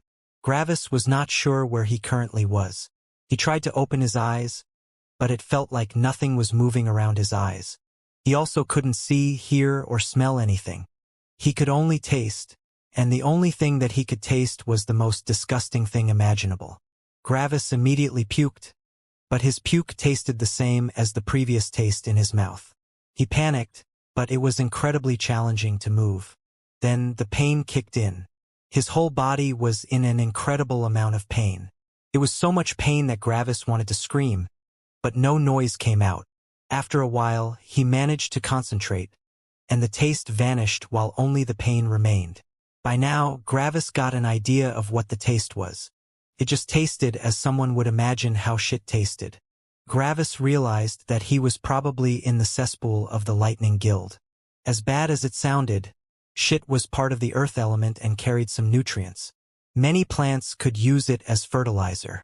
His memories slowly returned, and when he remembered what Jamie had done, his will aura erupted with a strength it had never achieved before. Why? He wanted to shout, but no sound came out. As his panic subsided, his hate for Jamie grew. Gravis thought back on what had happened and inferred multiple things. Normally, he would definitely be dead if someone destroyed his heart and left him to die. Luckily for Gravis, Jamie was an idiot. Gravis remembered how Jamie blasted him with lightning that slowly destroyed his body. The memories were fuzzy, but he still recalled some scenes. That idiot has blasted me with lightning to vent his rage. While the destruction energy of the lightning destroyed non-essential parts of my body, its life energy was enough to heal my heart. If he had just cut off my head or just left me to die, I would be dead right now. Jamie, he thought in anger. I'll kill him. I'll kill him. I'll kill him. I'll kill him. He tried to shout again and again, but no sound was produced. He slowly managed to move one arm and touched his other arm. He felt the surface and realized why he was in so much pain and why it was so hard to move. He felt the bone on his left arm and felt that muscle and skin were completely gone on one side. Only half his arm was remaining. He touched the rest of his body and realized that he was missing most of his skin and muscles. He could even grab hold of his organs in one hand. Without the life energy of the lightning or the nutrients of the shit, he wouldn't be alive right now. Gravis' hate only increased as he thought about him surviving only thanks to eating and drinking shit. If he didn't have his elemental synchronicity, he wouldn't even be able to breathe. Luckily, shit was part of the earth element, and he could breathe it. Gravis touched his face, and he could only imagine an alien and cruel image judging by what he felt. He felt the smooth surface of his skull and could touch the inside of his eye sockets. There were no eyes. His nose was gone too. No lips blocked his teeth, and his mouth was hanging open by the lack of jaw muscles. Thanks to his tempered blood and organs, he was able to recover enough blood to not bleed out. Now he realized why he had no senses excluding taste and touch. Every sensory organ was gone, and they would need time and life energy to regenerate. Gravis seethed in rage as he could barely move due to the lack of muscles. The pain had long been forgotten and was only fueling his rage. I'll kill him. I'll kill him. I'll kill him. I'll kill him. He tried to shout again and again as he helplessly thrashed around. Yet, in his madness, Gravis realized that he first needed to regenerate and that he needed strength. As soon as he got out of the cesspool, he would immediately go to the lightning tower. He also started hating the lightning that everyone cultivated. The strongest weapon of Jamie, his lightning, which should be the most destructive, had actually saved his life. What bullshit element was that? Was this the lightning heaven had used against his father? Definitely not. He remembered the lightning strikes while his father fought heaven. He remembered the lightning strikes that hit everything around him in the basin of nature. There was no life energy in that. It was purely destructive. What was the sense in cultivating some weak bullshit lightning if heaven had a stronger one? My body can't handle purely destructive lightning, yeah? Then fuck this body. I'll destroy it and reforge it until it can. Then, I'll kill Jamie and his fucking little brother. I'll fucking kill all of them. He continued shouting in his mind. Gravis continued thrashing around but suddenly felt a hand holding his arm. The hand pulled, and Gravis was lifted out of the cesspool.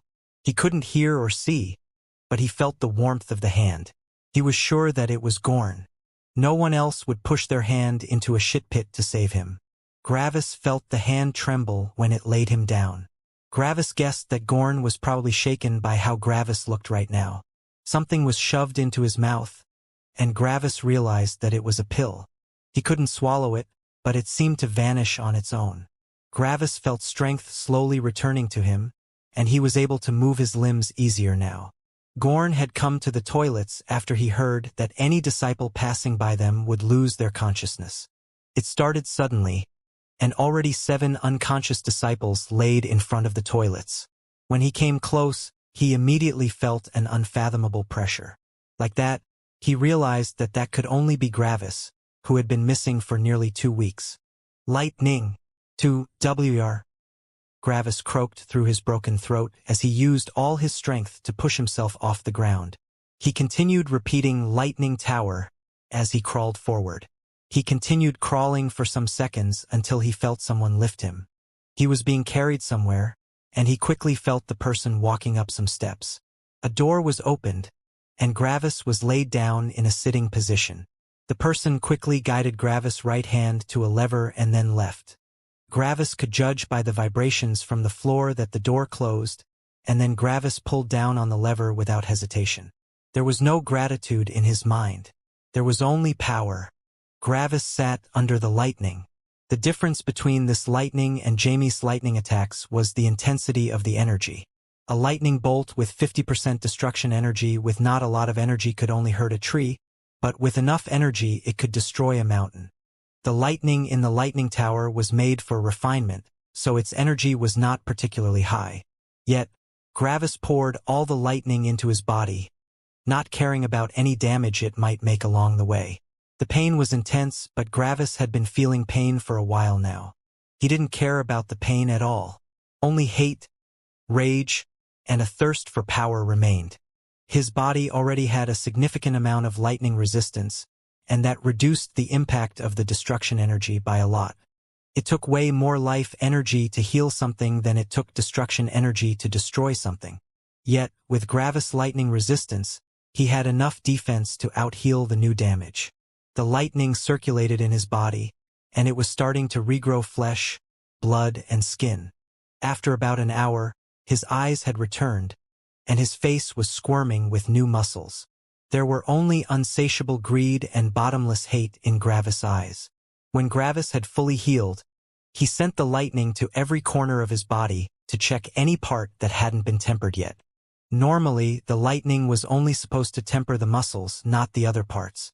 Sending lightning into the organs was incredibly dangerous and foolish, but Gravis couldn't care less right now.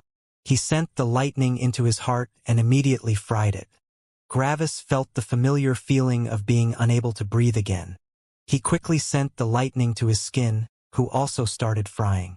While the destruction energy destroyed other parts of the body, the life energy was collected and sent to his heart. Gravis nearly lost his consciousness due to the lack of air, but his consciousness suddenly cleared again. His heart had enough life energy to heal in time. Gravis realized that if he fell unconscious and let go of the lever, the lightning would stop and he wouldn't be able to heal anymore. So, he proceeded to weigh it down with the last parts of clothing he still had. They were soaked in shit and blood and were heavy enough to keep the lever down. Like this, the lightning would never stop. Gravis continued circulating the lightning across different parts of his body. In the beginning, the destruction was faster than the healing, and he quickly returned to looking like a corpse. It was incredibly painful, and anyone could die from just the pain alone. But Gravis managed to keep his head clear, even if he had to violently grit his teeth. This insane tempering wouldn't be possible without having had tempered organs and blood for many years. It would also be impossible if someone didn't have a strong enough will to create their own will aura. Gravis had the unique circumstances that fit the right criteria to survive such a suicidal tempering. As time progressed, the destruction of everything started to slow down, while the healing slowly overtook the destruction. Then, Gravis poured the lightning into his lightning seed, while his body hadn't fully healed yet. He slowly increased the purity of the destruction energy in his lightning seed. As time progressed, Gravis noticed something. The ratio of destruction energy and life energy was climbing multiple times faster than he had initially thought. Gravis had been sure that it would have taken around 40 hours to increase the purity to 50%, but with this speed it would only take 5 hours. Gravis was very surprised and narrowed his newly regrown eyes in thought. This didn't make any sense. Energy couldn't be created from nothing, and he didn't gain or absorb new energy outside of lightning. Yet, there had to be an explanation. Gravis continued watching, and the speed of increase in the purity of the lightning seed slowed down until it finally hit the expected speed. Now, Gravis realized what was happening. My body absorbs the life energy to regenerate. It pulls out the life energy from the lightning, thus increasing the ratio of destruction energy. A fire of ambition appeared in Gravis' eyes. "It is possible to go further in purity," he shouted. Gravis quickly started destroying more parts of his body with the lightning and concentrated on his body sensation when it absorbed the life energy. It took some time, but Gravis was finally able to pinpoint the sensation and make his body stop absorbing the life energy. Then Gravis got another idea. If this sensation was the life energy, then maybe he could... Boom! Gravis' shoulder exploded and splashed across the room. Yet Gravis only had a mad grin on his face. "It works," he shouted. By sensing the life energy in the lightning, Gravis was able to manipulate it with his elemental synchronicity. By only manipulating the life energy, he was able to move it somewhere else than the destruction energy. With this, he had separated the two, immediately making his shoulder explode due to the pure destructive lightning. Now, Gravis had a different problem. If he separated the life energy from the destruction energy, it would destroy his body. He could, theoretically, let it pass into his lightning seed with his elemental synchronicity. However, if he used his lightning in the future, it would still destroy his body if he lost his concentration even once. Gravis started laughing madly. "If my body can't handle it, then let it be destroyed and reforged," he screamed in madness. He made the lightning scatter all around his body and pulled the life energy out. Boom! Nearly all the flesh exploded off of his body. The essential organs were still there, and he wouldn't bleed out with the life energy. The explosion of his body was unimaginably painful, and even Gravis couldn't go through it without reacting. "HHH!" he shouted in pain with all his strength. Yet, Gravis didn't lose his full concentration and sent some remainders of the destruction energy into his lightning seed. He had to increase its purity together with his body's resistance. Gravis then split the lightning again, but this time, he used his elemental synchronicity to make the destruction energy pass through his body and into the lightning seed. The pure life energy started regenerating his body, while the purity of his lightning seed increased. When his body had healed again, Gravis did the same thing again and screamed in pain. The explosion of the whole body was unimaginably painful, but he persisted. He screamed in pain and madness but didn't stop. He channeled all the pain he felt into hatred, and his pain only fueled his hatred and rage. After an unknown amount of time, Gravis noticed that his body didn't explode as violently anymore. His body was starting to adapt to the lightning. It was also growing stronger at a rapid pace. After some more time, his body didn't get hurt anymore by the lightning's destruction energy. His skin and muscles were immune to the lightning. Now it was time to reforge his organs. Gravis methodically destroyed one organ after another. While he healed one destroyed organ, he already started destroying the next one. The pain was just as intense as when his body exploded, and he continued shouting in pain. Yet, his screech of pain slowly started to resemble mad laughter. Whenever the young woman in the lightning tower came to the 3rd level, she could hear a loud scream from above her.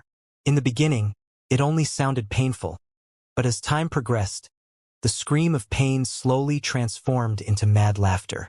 Every time she heard it, a chill ran down her back. That man on the 4th level was definitely insane.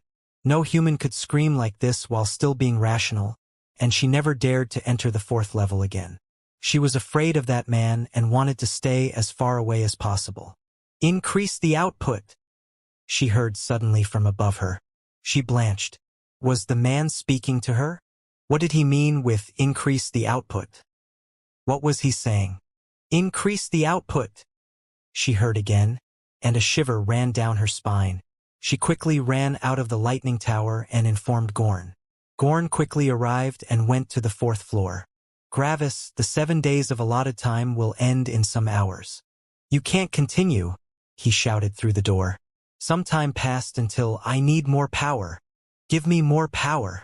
Gorn heard through the door. Gorn narrowed his eyes and opened the door. When he looked inside, he saw Gravis, fully healed. Gravis' eyes gleamed with madness and rage, and Gorn looked deeply into his eyes. I require more power, Gravis shouted in rage as he looked Gorn in the eyes. Gorn saw the emotions in Gravis' eyes and watched for a while. He lowered his head in thought, and after a while, he looked at Gravis with resolution. Okay, he said and left the room. Gorn walked to the core of the tower, where he could see multiple formation arrays and some shining stones. These were magic stones. They were named like that because they harbored the magic in the air.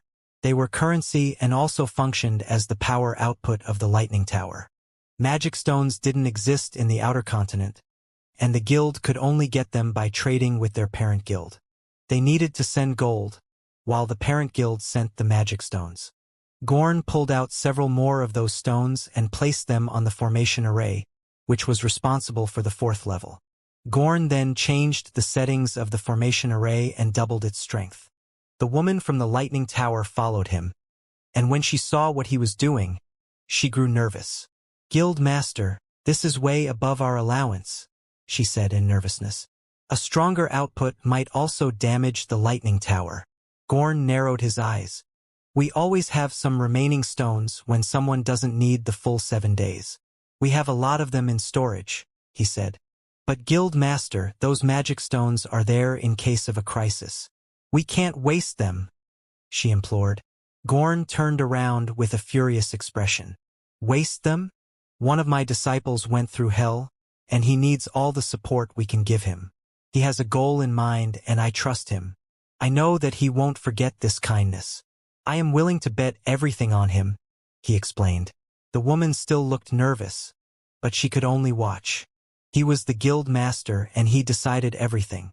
She couldn't change his mind, and she only hoped that this was the right decision. No one realized that all karmic luck had left Gorn when he decided to bet everything on Gravis. Meanwhile, Gravis was furiously destroying his body again. The lightning's output had grown too weak before, and it hadn't been able to damage his body anymore. Gravis needed to make his body harder. When he would use his own lightning in the future, the output would definitely be stronger than the tower.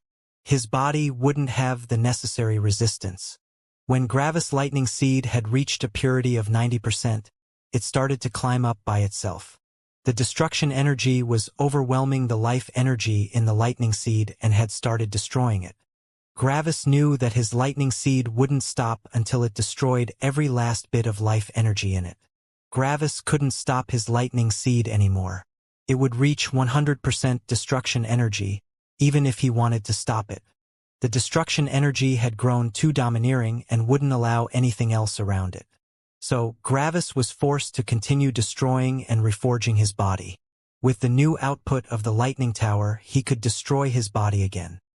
He continued madly destroying and recreating his body, and the insane increase in power drowned him in a sea of greed and hatred. After an unknown amount of time, the lightning grew too weak again. More power, he shouted as loud as he could. Give me more power.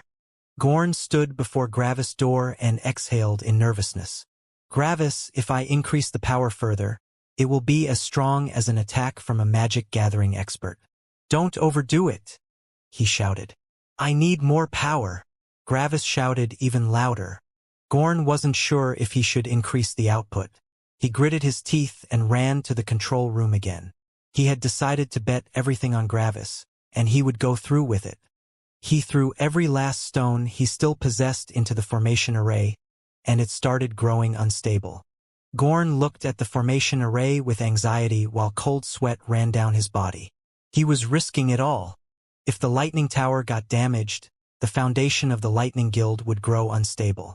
He was betting everything on Gravis. The new intensity of the lightning violently destroyed Gravis' body again, and the volume of his mad laughter only increased. Pain signified tempering, and tempering signified strength. The more pain he felt, the stronger he would get. He started loving the pain because it symbolized that he was moving closer to power. More pain. More power, he shouted in madness. His body started adapting faster and faster, and after an even shorter time than before, the lightning grew too weak again. I need more power. Give me more power, he shouted with all his strength. Cold sweat ran down Gorn's whole body, and he made his decision. He kicked open the door and looked at Gravis. He saw that Gravis wasn't injured and that an insatiable greed filled his eyes. Gorn walked forward and rolled up his sleeves. The lightning tower can't produce more. He then held out his hands.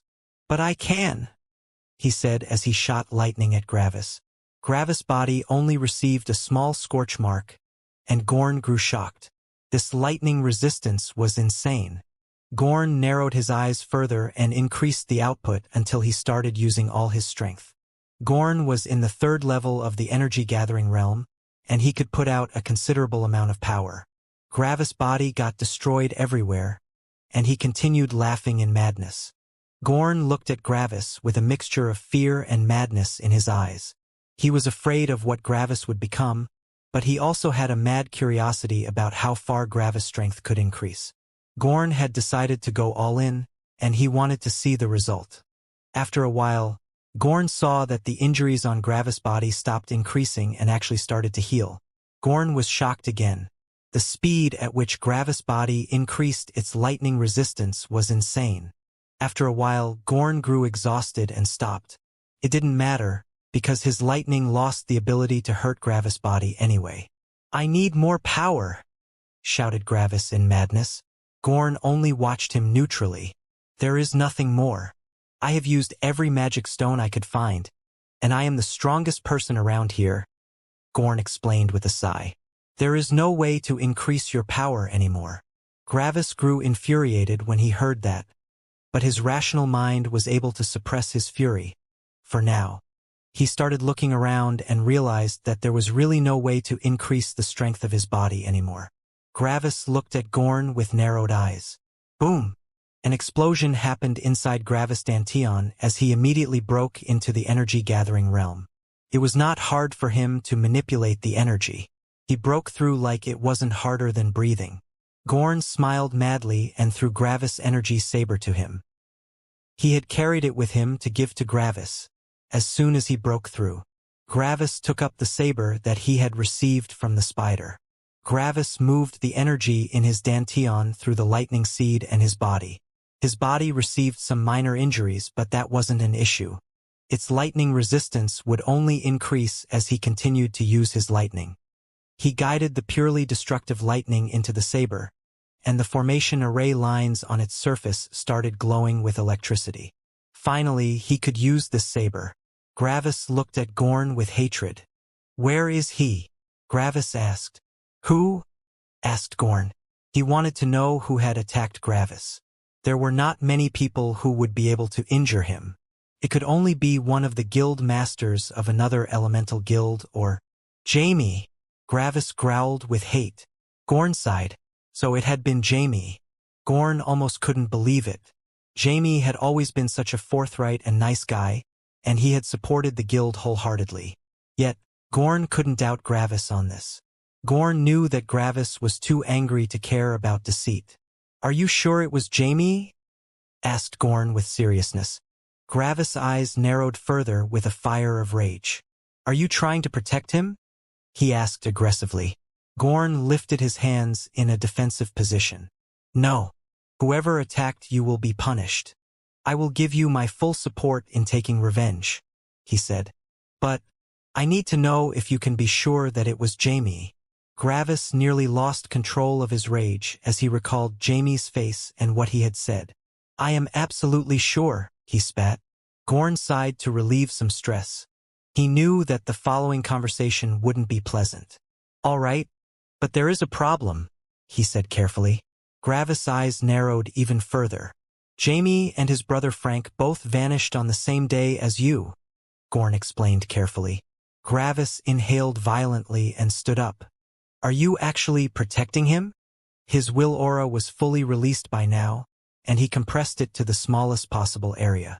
Gorn stopped breathing and he couldn't move anymore. It felt like he would die if he moved one step. Gravis' will aura had increased even further by this setback, and he was compressing it fully. On top of that, he had broken through into the energy-gathering realm. His earlier will aura and this one were like heaven and earth. Gravis continued to stare at Gorn intensely. After some seconds, Gorn managed to get some of his wits back. I have carried you out of the cesspool. I have risked the whole lightning tower by supporting you. I have given you everything. Don't doubt me when I say that I don't know where he is. Gorn shouted. Gravis' rage exploded when he heard the words, I have given you everything. Jamie had said the same sentence to Gravis, and Gravis almost couldn't control himself anymore. Yet, when Gorn said those words, they felt completely different to when Jamie had said them. Gravis retrieved his will aura, and Gorn could finally relax again. He felt like he had evaded death just now. The Gravis that he knew wouldn't have acted this recklessly and full of hatred. The Gravis, in front of him, seemed like a completely different person. Then I'll find him, said Gravis through gritted teeth and sprinted out of the lightning tower. Gorn couldn't even react before Gravis was gone. And before he could even start to follow, he heard a loud explosion coming from outside. Jamie, come out and face your death, Gravis shouted as he threw a lightning bolt at a house. The house got utterly vaporized, and nothing but ash remained. It didn't matter that it was made out of stone since Gravis lightning was just too destructive. The disciples around the guild got gripped by fear and panicked. They started running away from Gravis and scattered in all directions. Come out, Jamie, Gravis shouted as he blew up another house. Gorn finally arrived outside, and he gasped when he saw Gravis going on a rampage. Gravis was destroying everything around him. Fires started appearing around the destroyed houses, and one house after another got blown into bits. Jamie, Gravis shouted with all his power as he blew up another house. The explosions were so loud that even people outside of the guild heard them clearly. The disciples looked in fear at their home who was being destroyed right now. Luckily, no one got injured. At least, Gravis seemed to be able to control his rage somewhat. He wasn't mindlessly slaughtering everyone. Jamie, come out, Gravis shouted again as he tore down another building. Gorn could only watch helplessly and in sorrow as his whole guild was torn down. He had been the guild master for about 40 years, and it hurt him when he saw everything he had built get destroyed. Gorn clenched his fists and only continued watching. Buildings could be rebuilt. After around 5 minutes, Gravis had torn down the whole guild. All the buildings were destroyed, and only the lightning tower and the exchange hall still stood in one piece. They were protected by formation arrays, and it wasn't that easy to destroy them. Gravis continued shouting in hate and blasted even the rubble. Gorn only watched calmly. After another 2 minutes, Gravis stopped his rampage and started breathing heavily. His energy was nearly empty. When Gorn saw this, he stepped closer to Gravis. Gravis, you need to calm down. This isn't you, he shouted at him. You are being influenced by the temperament of lightning. Gravis turned to him with bloodshot eyes. I am me. No one controls me, he shouted coldly. Gravis, you have absorbed too much lightning too quickly while being in an unstable condition. Listen to me, he shouted as he put his hand on Gravis' shoulder. Gravis' will aura exploded in its full intensity again, but Gorn held firm. When lightning is enraged, it lashes out at the closest thing. If anything approaches the lightning, it will destroy it with all its power. Look around, shouted Gorn as he gestured to the whole guild. You have destroyed the whole guild. No one but Jamie and Frank have hurt you in here. You are lashing out at everything around you. That is exactly like lightning. Gravis looked around the destroyed rubble that was the Lightning Guild. He couldn't find Jamie or Frank, and yet he had still destroyed everything. Gravis saw some disciples outside of the guild crying about their burned-down homes. Others looked at Gravis with hate and helplessness. The disciples had the same expressions as the villagers in the first village that Gravis had visited. The villagers had looked at the bandits, who destroyed their homes, the same way. Back then, Gravis had killed them in cold blood, because he despised such cruel people who trampled on the weak. Gravis looked at his own hands and only grew angrier. He had become what he despised, and his rage transformed into self-loathing. What was he doing? All this lightning was making him angry? If Gorn were right, and the lightning was making him act this way, then fuck lightning. No one controlled him. Aya! Gravis shouted and released all his remaining lightning into the surroundings.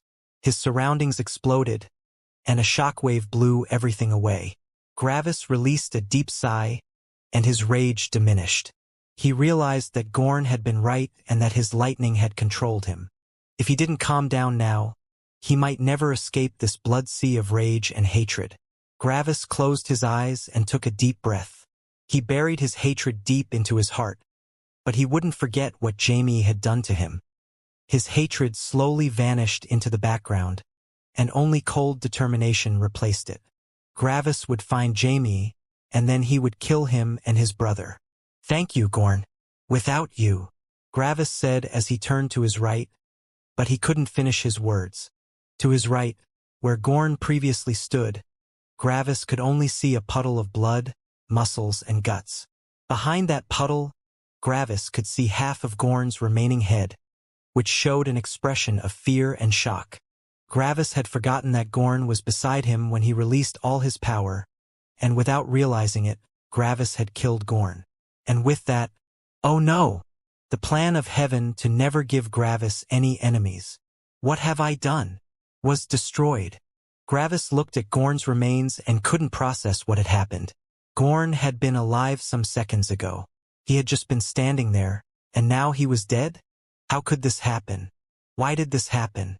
Gravis took some step backward. Why was Gorn dead? Gorn had helped him unconditionally. He had even sacrificed the whole Lightning Guild for Gravis. Gorn had supported him with everything he had, and Gravis had sworn previously to pay everything back. So, how could Gravis have killed him? This had to be a bad dream. This couldn't possibly be real. Gravis shook his head and took some steps back. I didn't mean to. Gravis shook his head in denial. I didn't want to kill you, Gravis said as he looked into the remaining eye of Gorn's head. Ah! A shrill scream came from his right, and Gravis saw the woman from the lightning tower looking at the remains of Gorn and Gravis with terror. Gravis' heart plummeted. The scream took him back to reality. I didn't mean to. It wasn't on purpose. Gravis shouted as he looked at her. The woman looked with fear at Gravis. Gravis took one step closer, and the woman immediately pulled out her weapon in fear. Monster! Don't come closer! She shouted with a shaky voice. Gravis stopped. The word monster had hit him hard. Am I a monster? He asked himself, and he grew afraid of the answer.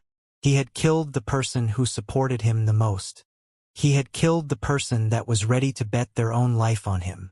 If he wasn't a monster, then who was? Gravis' eyes grew teary, and he shook his head. He grabbed his head with both hands and violently shook. He didn't mean to. It wasn't on purpose. Gravis' body shook. This isn't real. This isn't real. This isn't real. He continuously mumbled to himself. More and more disciples returned to the guild as they didn't hear any more destruction. Yet, when they saw Gorn's remains and Gravis, their shock and terror only increased. They looked at Gravis like he was an insane murderer. Gravis looked around, and every disciple showed the same emotions. Gravis saw fear, terror, and disgust in their eyes. Every time he saw someone looking at him like that, he felt like someone had stabbed his heart. Gravis couldn't take it anymore and ran away. What was he supposed to do? He couldn't kill any more innocent people. He just wanted to flee. He wanted to get as far away as possible from this place. Everything else didn't matter. The disciples watched as Gravis left with relief. Yet their home was still destroyed. Their guild master was also dead. What were they supposed to do? The disciples felt lost and looked around in confusion and pain. They were homeless now, though not all disciples acted like that. Some of the disciples gathered in a small group and discussed with each other. After a while of discussion, they looked at the exchange hall with greed. Some humans were inherently greedy. "Insolence!" shouted a tall man with white hair. Lightning erupted from his body and hit the walls of the lavishly decorated, blackish-blue room. The room trembled, but nothing was destroyed. The other people in the room looked down with furrowed brows. The tall, middle-aged man looked at the nervously kneeling disciple in front of him. Lightning was shooting through his eyes, and he breathed angrily through his nose. The others didn't dare to say anything to their guild master. They only had to wait for him to calm down. Surely enough, after about 30 seconds, the middle-aged man calmed down slightly and sat back down on his chair. He took a deep breath to relax. So, to summarize, the third proxy lightning guild took in a heavenborn. That disciple broke through in 3 months, and with his new power, he killed his guild master and stole all the resources of the destroyed proxy lightning guild. The disciple only nodded but didn't lift his head. The guild master grew angry quickly. He never hurt anyone when he grew angry, but he would destroy stuff and shout at people. Who could even stop him? He was the guild master of one of the parent lightning guilds in the Middle Continent. On top of that, he had already reached the spirit-forming realm. He could do whatever he wanted. Everyone else had to adapt. The guild master grabbed some small steel balls and squeezed them in his hands. Over the years, he had developed multiple methods to keep his explosive temper in check. The balls were made of an extremely strong material, and even the guild master couldn't destroy them. The stronger the person, the stronger the element's influence. Every element had a specific temperament associated with it, which influenced the user. Lightning was calm and distant normally, but if something came too close, the lightning would explode with all its power. "When did this happen?" asked the guild master. "About 3 weeks ago," replied the kneeling disciple. The guild master narrowed his eyes in thought. After a while he stood up. "I hereby declare that the offending disciple is to be eliminated. He has not only killed the guild master that has supported him, but he's also stolen the entire wealth of the guild. Such a despicable and greedy mindset won't be tolerated," he declared. One of the elders narrowed his eyes. "Guild master, the offending disciple is a heavenborn. Are you sure you want to kill him?" "What of the heaven sect?" the elder asked. The guild master had expected the question. "He has not joined the heaven sect yet, and he has attacked our lightning guild. The heaven sect may be the hegemon of this world, but it won't go too far if we kill this person. Though we have to be sure to kill him before he reaches the heaven sect. If he joins them, we won't be able to avenge our fallen disciple." The elder thought for a bit and then nodded. "What will be the reward for killing the heavenborn?" he asked after that. The guild master thought for a bit. "Make it 1,000 magic stones," he said. The elders looked at each other. That was a lot of money. 1 magic stone could be exchanged for 1,000 gold. With 1,000 magic stones, one disciple could compress their energy vortex for the 8th time. The levels in the energy gathering realm were divided into how many times a person had compressed their energy. When the energy vortex reached its maximum saturation, the person needed to compress the energy to make it denser. 1 compression would double the energy. If someone on the first level of the energy gathering realm had 1 energy, then someone on the second level would have 2 energy. The third level would be 4, and the fourth level would be 8, and so on. The highest level for the people in the Middle Continent was the 9th. Only a select few supreme geniuses in the core continent would have the luxury of getting an improved Dantian, which allowed for 1 additional compression. To reach the 9th level, one would need to go through 8 compressions. A person on the 9th level of the energy gathering realm would have 256 times the amount of energy as someone on the first level. This showed how much energy 1,000 magic stones could provide. The guild master looked around and saw no more objections. "Send the disciples. The murderer must not reach the heaven sect." The elders stood up and saluted. "Yes, guild master." It had been 2 months since the incident at the Proxy Lightning Guild, and Gravis was running along a road to the north. He had wallowed in guilt for several days after the incident. Every morning, Gravis woke up in a cold sweat as the scene from the Lightning Guild repeated itself in his dreams. Even 2 months after it had happened, he still felt deep pain whenever he thought about Gorn. Even though Gravis had realized that part of the reason why Gorn had died was probably heaven, it still didn't make him guiltless. Yes, heaven had probably stolen all the karmic luck from Gorn, and that had been a major contributing factor, but Gravis still couldn't push the blame away. If he hadn't acted without thinking, Gorn would still be alive. This matter weighed heavily on Gravis' mind. Yet, Gravis still decided to keep on going. Even though Gravis couldn't ever repay what Gorn had done for him, he could still take a partly revenge. Gravis looked at the sky in rage. The only reason why his mindless attack killed Gorn in one attack was probably heaven. Gravis could only do 2 things for Gorn: help the Lightning Sect and destroy heaven. Gravis also didn't forget about Jamie. Jamie had tried to kill Gravis and threw him into a cesspool. He was also part of the reason why Gravis went insane with anger and hatred. Jamie also had to pay. Even though Gravis was plagued by guilt, he never neglected his strength. His energy vortex automatically sucked in the energy in the atmosphere, and after a lot of time it would reach saturation. At that point, Gravis only needed to compress the energy with his will. Meditation also helped in expediting the increase in energy. If Gravis meditated, the energy vortex's power would be increased by about 5 times. Gravis had concentrated on increasing his realm first, before venturing to the middle continent. Gravis expected that his will aura, his extremely strong physical body, and his destruction lightning probably allowed him to win against people 3 levels above him. This might not sound like much, but it was important to note that every level doubled the previous energy. Someone 3 levels higher than Gravis would have 8 times the energy. After training for 2 months, Gravis' realm had increased by 2, and he was now on the 3rd level of the energy-gathering realm.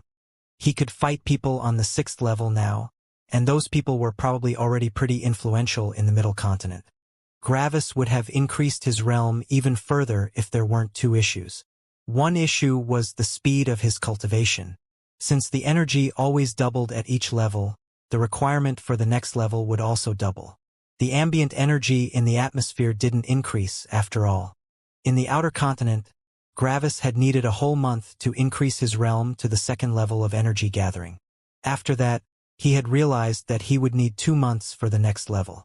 After seeing that, Gravis had traveled to the border of the middle continent and started cultivating there. The closer Gravis got to the core continent, the higher the density of the energy in the air. At the entrance of the middle continent, the energy had already doubled its density. Like that, he only needed 1 month to reach the 3rd level. Gravis had done some math, and he felt a pit in his stomach when he realized how long he would take to reach the 10th level of energy gathering. In the outer continent, he would have to meditate for over 21 years. He would be a middle-aged man by then. Even on the border of the middle continent, Gravis would still need nearly 11 years. With Gravis' will, he would be able to boringly cultivate for over a decade. But what was the point of that? With that said, the second reason why Gravis entered the middle continent also grew apparent. If Gravis only cultivated in seclusion, wouldn't that be precisely according to Heaven's plan? Heaven tried to make his journey to the spirit-forming realm as easy as possible. Without life and death tempering and without enemies, Gravis would start losing his advantage. While someone with a will aura in the body tempering stage was unprecedented in the lower world, there were some people with will auras in the energy-gathering realm.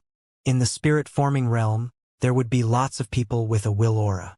Gravis would lose one of his most important weapons by losing the advantage of his will aura. On top of that, his body strength would grow increasingly unimportant as the energy increased. His body might still be relevant right now, but as soon as he could fight people in the 8th or 9th level, it wouldn't matter how strong his body was. People on that level had so much energy that their attack, speed, and defense were already several times higher than Gravis' body. It would only be a matter of time until Gravis' body strength grew irrelevant. That was unstoppable. Yet, he could stop the degradation of his will aura, and for that he needed powerful enemies. Gravis wasn't stupid, and he had already guessed that it was already public knowledge that he destroyed the Proxy Lightning Guild. The Lightning Guild wouldn't ignore such a slap in the face. As Gravis thought about that, he sighed bitterly. He didn't want this to happen. He never intended to kill Gorn. Yet, he had done exactly that, and the Lightning Guild was probably enraged, rightfully so. Would Gravis spare the person if he were in the position of the guild master of the parent Lightning Guild? No, he wouldn't. What if he explained it to the Lightning Guild? Would it even matter? Even if they fully believed him, he had still killed a guild master of a proxy Lightning Guild. That was probably the worst crime someone could commit. In the cultivation world, killing one's master was the same as killing one's parents. Even if they fully believed him, they would still kill Gravis. Yet, Gravis couldn't let his father and the rest of his family down. Gravis was tortured continuously by what he had done, and dying really seemed appealing to him right now, but he couldn't give up on his family. His father and his brother Orpheus had supported him fully and wanted to see him shine. Gorn had also wanted to see Gravis shine. William and Giros were also part of this group of people. They had seen Gravis' potential and wanted to see him going all the way. Gravis couldn't give up. That would betray all the other people's hope and would also betray their sacrifices and investments in him. Gravis also remembered Joyce and the old man who was following her. She had given him the opportunity to temper his skin by giving him a mission and selling him a formation array. Without that, Gravis might not have reached the Elemental Guild's entrance exam in time. He still had to repay her for that. Even if Gravis had no friends in this lower world, he still had people who had invested in him, and if he broke those promises too, he would feel even guiltier. He couldn't give up now. He had to grow strong enough to show them that they didn't make a mistake. Gravis stopped as he saw a city on the horizon. This city will be my first contact with the Middle Continent. The city looked imposing. Gigantic walls that stretched to a height of about 20 meters surrounded it, and Gravis walked closer to touch the walls. They felt incredibly hard, and Gravis was sure that he couldn't break them with his physical strength alone. He would probably need to use several strikes with his weapon while infusing it with lightning. After touching the walls, Gravis walked away and looked at the city gate from a distance. There was a big sign above the city gate, which spelled Earth Town.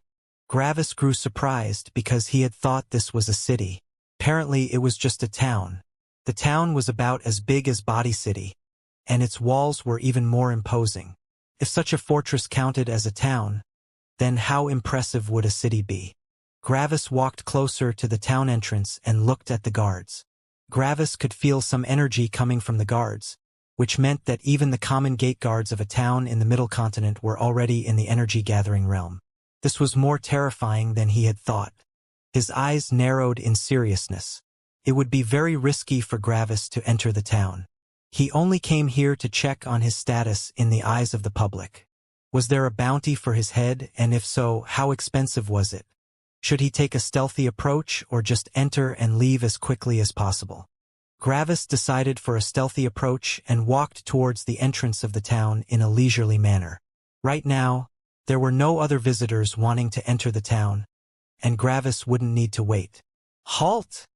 shouted one of the guards. "Weapons are not allowed in the town. If you want to enter, submit your weapon into our custody or hide it somewhere." Gravis narrowed his eyes. The weapon thing again? He thought. In the outer continent, Gravis had enough power to ignore this rule, but here he might be out of his league. If the guards were already in the energy-gathering realm, the elite guards or the town's upper echelon might be in the later stages of the energy-gathering realm. Gravis couldn't fight those yet. Leaving his weapon outside? Forget that. He was a wanted man right now, and not having his weapon with him could spell trouble. Now, Gravis realized why so many towns forbade weapons. It was probably to keep wanted criminals outside of the town. No criminal would feel safe without their weapon. "Code Blue!" came a shout from the top of the wall, and the expression of the guards changed to seriousness and battle intent as they looked at Gravis. "Shit!" Gravis mumbled to himself. The guard at the top of the wall had probably recognized him. Code Blue probably meant that there was a wanted criminal in front of them. At least, Gravis could be sure now that he was wanted. I need to know what I am being accused of and what my head is worth, he thought to himself. The guards readied their weapons, but before they could do anything, they lost their consciousness. Gravis had released his will aura. The guards were only in the first level of energy gathering, and Gravis' will aura had increased substantially again. In the 2 months of training, he had also managed to compress his will aura even more, which would now shoot out in a body-wide line in front of him for around 45 meters. Gravis rotated his compressed will aura so that every guard received the full brunt of it. They couldn't defend against the will aura and fell to the ground, unconscious. Gravis quickly ran forward and inspected the bags of the guards. He quickly found what he was looking for and took out a crumbled wanted poster, with his face on it, from the guard's bag. Gravis immediately fled from the town gate and sprinted into the wilderness. He didn't steal anything since they were only some guards and hadn't done anything wrong. They were only doing their jobs, after all. If they posed an actual danger to Gravis, he might not be this merciful, but he was already feeling guilty enough right now. He didn't want to kill more innocent people. After arriving at a safe place, Gravis took out the wanted poster and read it. Wanted. Gravis, former disciple of the Lightning Guild. Then came a picture of Gravis' face. Crimes. Destroyed a proxy Lightning Guild, killed his own guild master of said proxy Lightning Guild, stole the entire fortune of the proxy Lightning Guild reward. 1,000 magic stones. Gravis' temper exploded when he read that he had, apparently, stolen the entire fortune of the proxy Lightning Guild. He did no such thing. After the incident, Gravis had immediately fled and didn't even look at anything else. He was too emotionally distraught to even think about stealing something. How could they accuse him of stealing anything? The exchange hall still stood in one piece after Gravis' rampage, and he hadn't even entered it.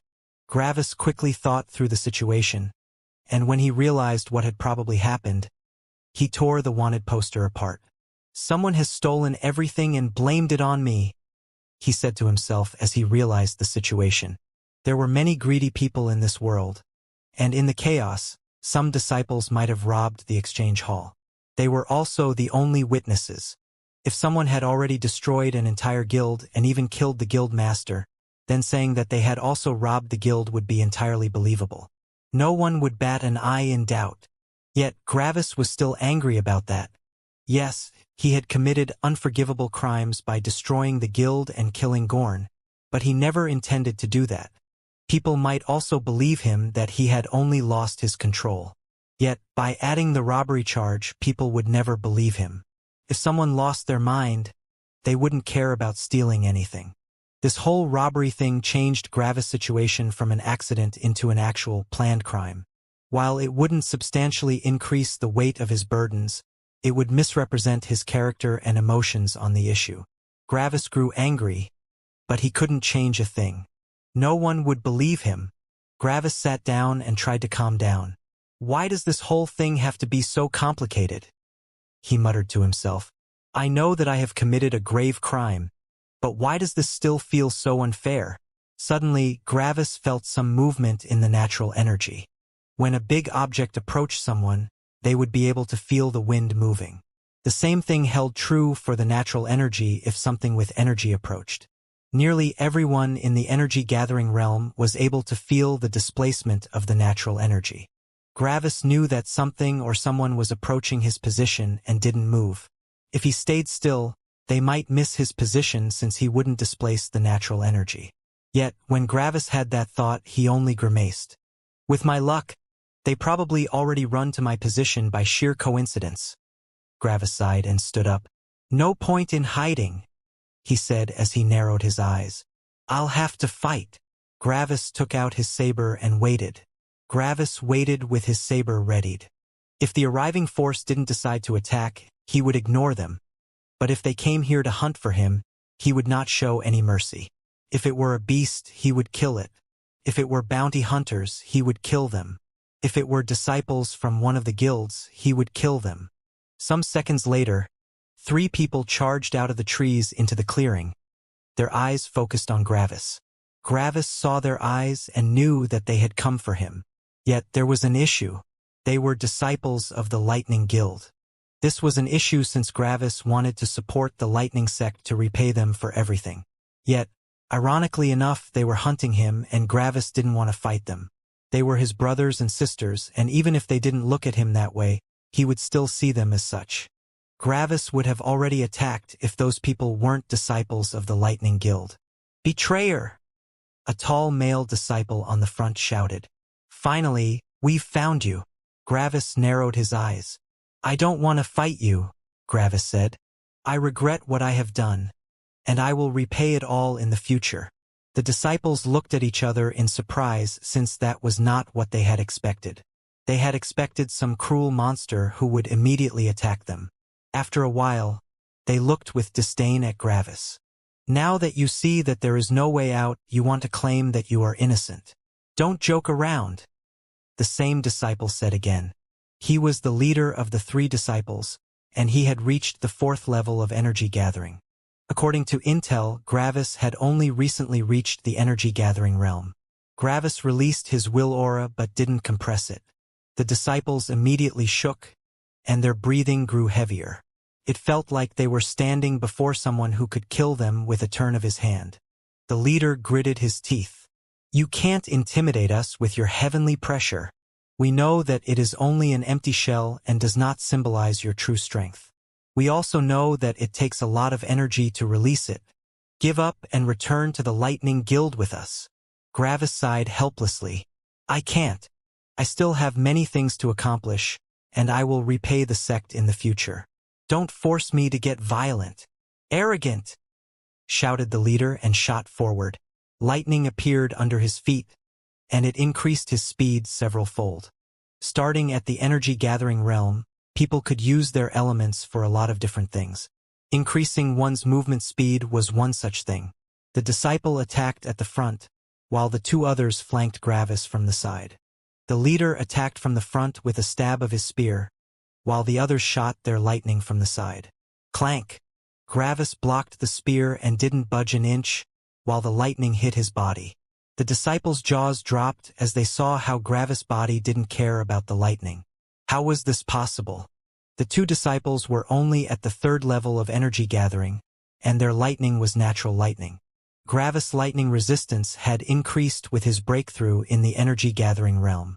His body had to be able to bear his own lightning after all.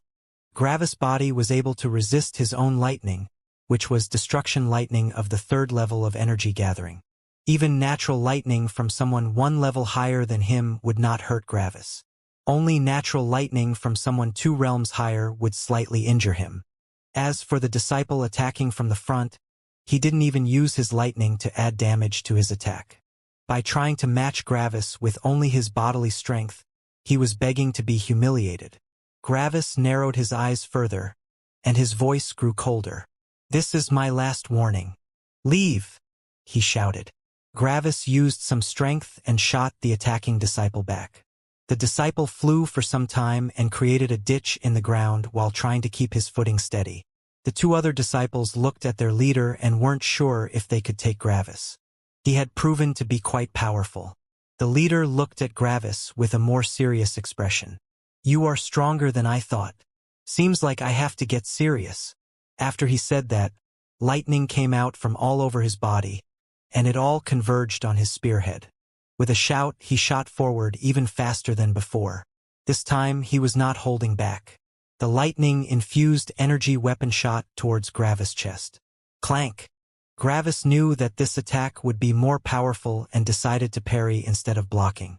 Blocking it might stun him for a moment, and the others could take advantage of that. The spear passed Gravis, and the eyes of the leader shrunk to pinpricks. Shink! Gravis slashed through both arms of the leader, and his arms and spear fell to the ground. The leader screamed in pain, and the others froze in shock. Gravis was way out of their league. They couldn't hunt someone like that. Which idiot said that he only recently reached the energy-gathering realm? Were they trying to get them killed? Gravis looked on neutrally. If you were anyone else, I would have ended your life already, he said and put his saber back. Because you are from the Lightning Guild, I will spare your lives once, he said, and the fear of the disciples reduced slightly, yet they were still prepared for an eventual battle. But, Gravis shouted, this is the only time I will spare you. If you come after me again, I will not hesitate to take your lives. The disciples to the side took a deep breath, while the leader was still screaming in pain. With some good medicinal pills, his arms could be reattached, but it still hurt like hell.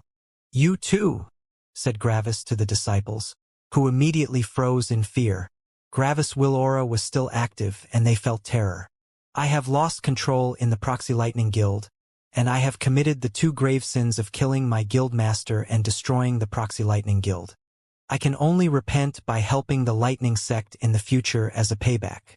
But, Gravis continued louder and with more seriousness, I have not stolen anything from the Proxy Lightning Guild. I confess to the previous 2 crimes, but I won't confess to me robbing the guild. I regret everything deeply, yet because of some reasons I can't die yet. Tell that to the people in the Lightning Guild. The disciples looked at each other, unsure if what he said was the truth. Yet, even if that were the truth, it still wouldn't matter. Gravis had killed the guild master, and that was enough to kill him. Gravis turned around and quickly left. He promised to repay the Lightning Sect, and he would not kill their disciples just like that. But, Gravis thought while coldness shone in his eyes, if they return or someone else comes, I will kill them. The disciples looked into the direction that Gravis left to and then turned to their leader. They quickly collected his weapon and his arms. Then they supported him and started walking to the town. There, he could buy some medicine to reattach his limbs. After some minutes, the leader stopped screaming. Instead, a cold look of hatred could be seen on his face. A betrayer and murderer trying to get our sympathy? He said as he spat on the floor. This isn't over, he said through clenched teeth. How come the esteemed Lightning Guild deigns to visit our poor little fire guild? Said a red-haired man with thick sarcasm dripping from his voice. He was cleaning his nails with his red sword while talking, clearly showing his disdain for the uninvited visitor. Don't be an ass, Flern, said a woman with long silver hair, annoyed at the leader of the fire guild in Earthtown. She carried a long and thin spear on her back as she sat in front of him. She wore blackish-blue robes, clearly showing that she was from the Lightning Guild. You already know why I am here. Flern only smiled slyly as he continued to clean his nails. You tried to hunt down a rogue disciple of yours and failed, he stated plainly. And now you want to work together with us to hunt him down, yes? I did get that right, Ascura? He asked rhetorically as he put down his sword and turned to her. But what's in it for us? The woman Ascura narrowed her eyes. He has stolen everything from one of our proxy guilds. If you manage to be of actual help, I'll give you half of it, she offered. Flern laughed lightly. Half the wealth of a proxy guild? That could give us a lot of contribution points if we hand it over. That's an interesting offer. Are you actually able to make such a call, Ascura? You are only the head of a town, after all. Ascura's expression didn't change. I can make the call. Taking revenge for our proxy guild is more important than the stolen wealth. So, will you accept to cooperate or not? She asked directly. They both sat a distance away from each other, clearly showing that they were not on friendly terms. Don't tell me you can't hunt a newly advanced disciple? You're in the 6th level of magic gathering, after all. Why would you need our help? Flern still wasn't finished being a dick. Ascura showed immense patience by keeping up her neutral look. He has a strong body and immense lightning resistance. I would definitely defeat him in a head-on fight, but I can't guarantee that he won't get away. I don't want to defeat him. I want to kill him. Flern laughed as he heard that and lifted his sword. He stood up and grinned at Ascura. The Fire Guild is always ready for a fight. If it also brings treasure, even better. When do we go? He asked as he looked at her with battle intent. Ascura also stood up. Right now. Our disciples fought him some hours ago. If we hurry, we can still catch up, she narrated as she took out 2 black leather gloves and put them on. I hope you can keep up. Flern grinned. We might not have your lightning speed, but we have our own ways. Flern turned to the center of the hall, where 40 disciples currently sat, ready for battle. To battle! Flern shouted as he raised his sword. 20 of the disciples lifted their own red weapons and released a synchronized battle cry. The other 20 disciples looked at them with disdain. People from the Fire Guild were always such hotheads. No wonder their sect in the core continent wasn't even in the upper half of the elemental sects. "Let's go," said Xianxia plainly as lightning shot out of her eyes. Lightning crackled as every disciple released curved lightning bolts from their bodies, which hit the ground. Everyone was lifted off the floor for about half a meter, lightning continually hitting the ground around them, including Xianxia. Suddenly, Xianxia shot away, being pulled along by the lightning. The other disciples from the Lightning Guild also shot away in a similar manner. Their feet were not touching the ground, as the lightning seemed to pull them forward. Flern only grinned maliciously. "Ready the fire wheels." Gravis was running along the ground. With the help of his lightning, his speed could double, but he wanted to keep his energy reserves full for all eventualities. Gravis' next target was finding an energy beast, since Gravis had not tested his strength properly ever since breaking into the energy-gathering realm. Additionally, he needed to sharpen his will. Gravis ran through the forest, listening for beast roars. He had met some demonic beasts along the way, but he wasn't interested in those since they were of no help anymore. He continued searching until he saw a gigantic bird flying in the sky. Its wingspan was nearly 30 meters, and its green feathers glimmered as green wind pushed them forward. It carried a 10-meter-long high-grade demonic beast in its talons as it flew into one specific direction, which probably meant that it was returning to its nest. Gravis narrowed his eyes. "I want to test my strength, but hunting such a beast is not an easy task. Birds are already the fastest existing beasts, and this one also has the wind element, which is also the fastest element. While its physical body and ranged attacks should be below average, its speed should be at the pinnacle," he thought to himself. Gravis sighed and prepared himself for a battle. "It's the only one I could find, so might as well hunt it," he grumbled to himself as he chased the bird. Gravis' body released curved lightning bolts all around, but in comparison to the disciples of the Lightning Guild, his body didn't leave the ground. When the curved lightning hit the ground, it immediately straightened as the earth absorbed it and pulled. The straightening of the lightning bolts shot Gravis' body forward. The more powerful the lightning, the stronger the force. Earth didn't care about the life energy and only absorbed the destruction energy. Every lightning disciple in the energy-gathering realm used this method to move incredibly quickly. Their energy was more powerful than their bodies, so the physical body's addition to speed would not make much of a difference. They would rather keep their stamina up than to waste it for a negligible increase in speed. Yet, Gravis still used his body since his body was multiple times stronger than other humans of the same rank. At this moment, Gravis' speed on legs and his speed on lightning was about the same. If he used both at the same time, his speed would nearly double. His lightning consistently moved him forward like he had 100 legs crawling forward. His physical legs always shot him forward with incredible speed every time he took a step. Gravis followed the bird, and if he didn't use his lightning, he wouldn't be able to keep up. Even when Gravis used all his speed, he could still only barely keep up with the casually flying energy beast. Just by seeing this, Gravis could imagine its terrifying speed if it got serious. It was definitely much faster than him. After some minutes, the bird flew up onto an absolutely massive tree. The tree's trunk would need over 50 people to hold hands to surround, and its crown shot through the clouds in the sky. Gravis could guess that this tree was special since its size dwarfed everything in the forest surrounding it. Gravis could also see no beasts in its surroundings. This was probably the territory and nest of the bird. Gravis watched the bird as it stopped on a gigantic branch just some meters below the cloud cover. The sky was very cloudy right now. It didn't look like it would rain, but the gray cover made everything seem colder and desolate.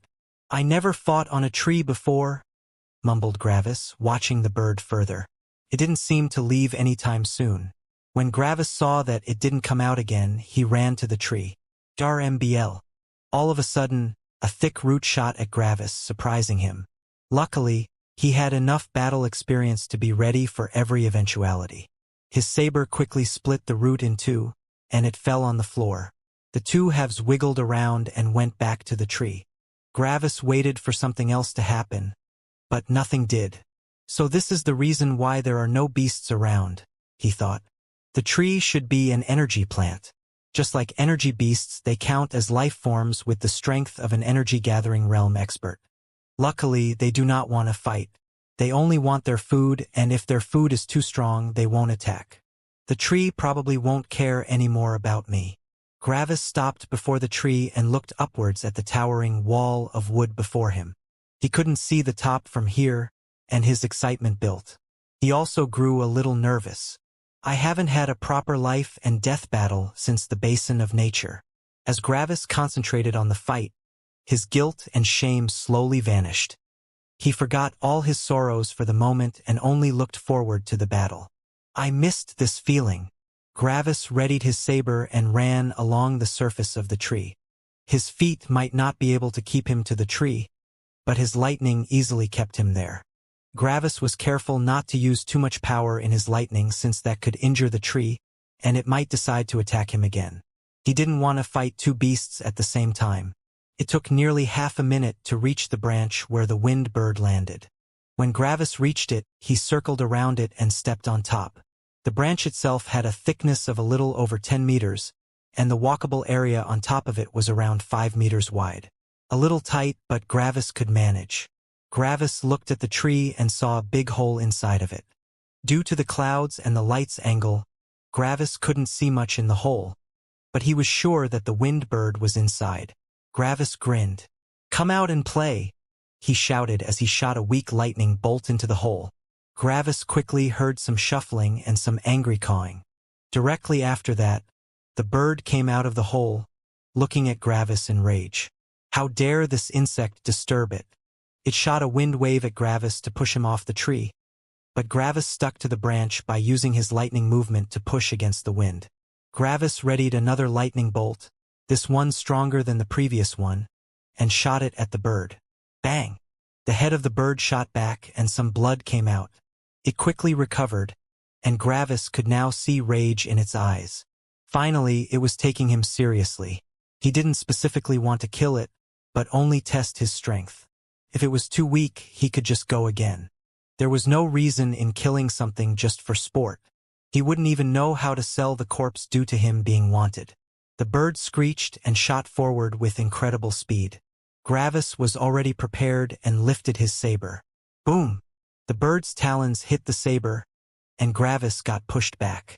His blood jumped around in his body, and Gravis felt some pain in his arms. He had wanted to test the physical strength of the beast in comparison to his own. The bird shouldn't feel any better than me. Our physical strength should be about equal since it has used its wind as a boost. I'm pretty sure that it's a low-grade energy beast, he concluded. Gravis had a lot of experience in fighting against demonic beasts, but energy beasts were something new for him. He still couldn't properly assess their strength. He could make some guesses, but they couldn't always be accurate. The bird was shocked by the strength of the insect in front of it. It quickly changed its strategy and jumped up into the sky, and it started circling Gravis as it increased its speed. The speed was incredible, and Gravis could barely keep up. Suddenly, the bird seemed to move sideways out of nowhere and shot a talon at him. At the same time, Gravis also felt a strong wind pushing him to the bird. Gravis didn't expect the wind, and he got thrown at the bird. Clank! Gravis parried the talon and pushed it downward while using the counterforce to jump higher. Gravis readied his saber to hit the wing of the bird with the saber's blunt side. He didn't want to cripple the poor thing. Yet, the bird pushed itself back with its wind and left his attacking range. What a cunning bird, he thought as he started falling down the tree. Gravis threw his saber at the tree, and it quickly stabbed into its bark. Gravis then connected his saber and his body with a thick strand of lightning, which he then used as a rope to swing back to the branch. Using his lightning movement would take too much energy. The further the user was away from something solid, the more energy it needed. Additionally, the increase of consumption of energy in relation to the distance wasn't proportional but exponential. From this distance, Gravis would need to waste his entire energy to get back. If he did that, Luckily, energy weapons could build some kind of connection with the user. This made it way easier to move the elements to and from the weapon. The formation arrays on good energy weapons made the weapon act the same as the user's body. When Gravis nearly reached the branch, he suddenly felt like he lost his hold. The smart bird had hit the saber with its talon and broke it off of the tree. Gravis wanted to applaud the bird for its smart move. Scree! Sadly, the lightning also hit the bird when it touched the saber, and it seized in the air for a bit. Gravis simply pulled his saber to himself and threw it at the branch again. Since he had fallen a bit, the saber hit the branch's underside this time, and he easily pulled himself up. The bird also fell for some seconds until it finally managed to regain its stability and flew up again. Gravis stuck to the underside of the branch and looked at its attack. This time, it violently shot its beak at him. Bang! Gravis easily sidestepped with the help of his lightning, and the bird's beak got stuck in the bark of the tree. Gravis grinned, "Let me help you," and kicked the bird's head. The bird got shot to the side, its beak leaving the tree, as its body rotated in the air. It seems like I can fight against low-grade energy beasts without using my destruction lightning as an attack or my will aura. If I use both of those things, I might even be able to fight a middle-grade energy beast. Though that bird is brilliant. I wonder if all energy beasts are as smart as this bird. He pondered as he watched the bird regain its balance. Gravis waited for the bird to attack again. The bird used its element in ingenious ways, and Gravis had already learned some stuff from it. Bzzzt. Gravis heard the sound of lightning from the tree and turned his head. His eyes narrowed as he saw 20 people in blackish-blue robes climbing the tree the same way he did. He sighed as he watched them. I wanted to be nice and maybe believe in those disciples I have spared. I guess this situation is my own fault for sparing them, he thought. Gravis also realized something else, and he grew angry. He didn't grow angry at heaven or the disciples, but at himself. The only energy beast I find has a nest in the most noticeable place for kilometers around. I should have realized that heaven sent it so that I would run into the lightning disciples again. Gravis always thought about heaven's schemes, and he really tried not to fall for them, but heaven's schemes were incredibly sinister. It was always a step ahead of him, and no matter what he planned, it would easily find a hole. What was he supposed to do? Never fight any beast again because they could have all been sent by heaven? He had to take some risks. If he were cautious the whole time, then he had to evade every single beast he met. How was he supposed to temper himself like that? It was inevitable that he would fall for some schemes. It had lured him with an opportunity to test his strength, and he had taken the bait like a stupid fish.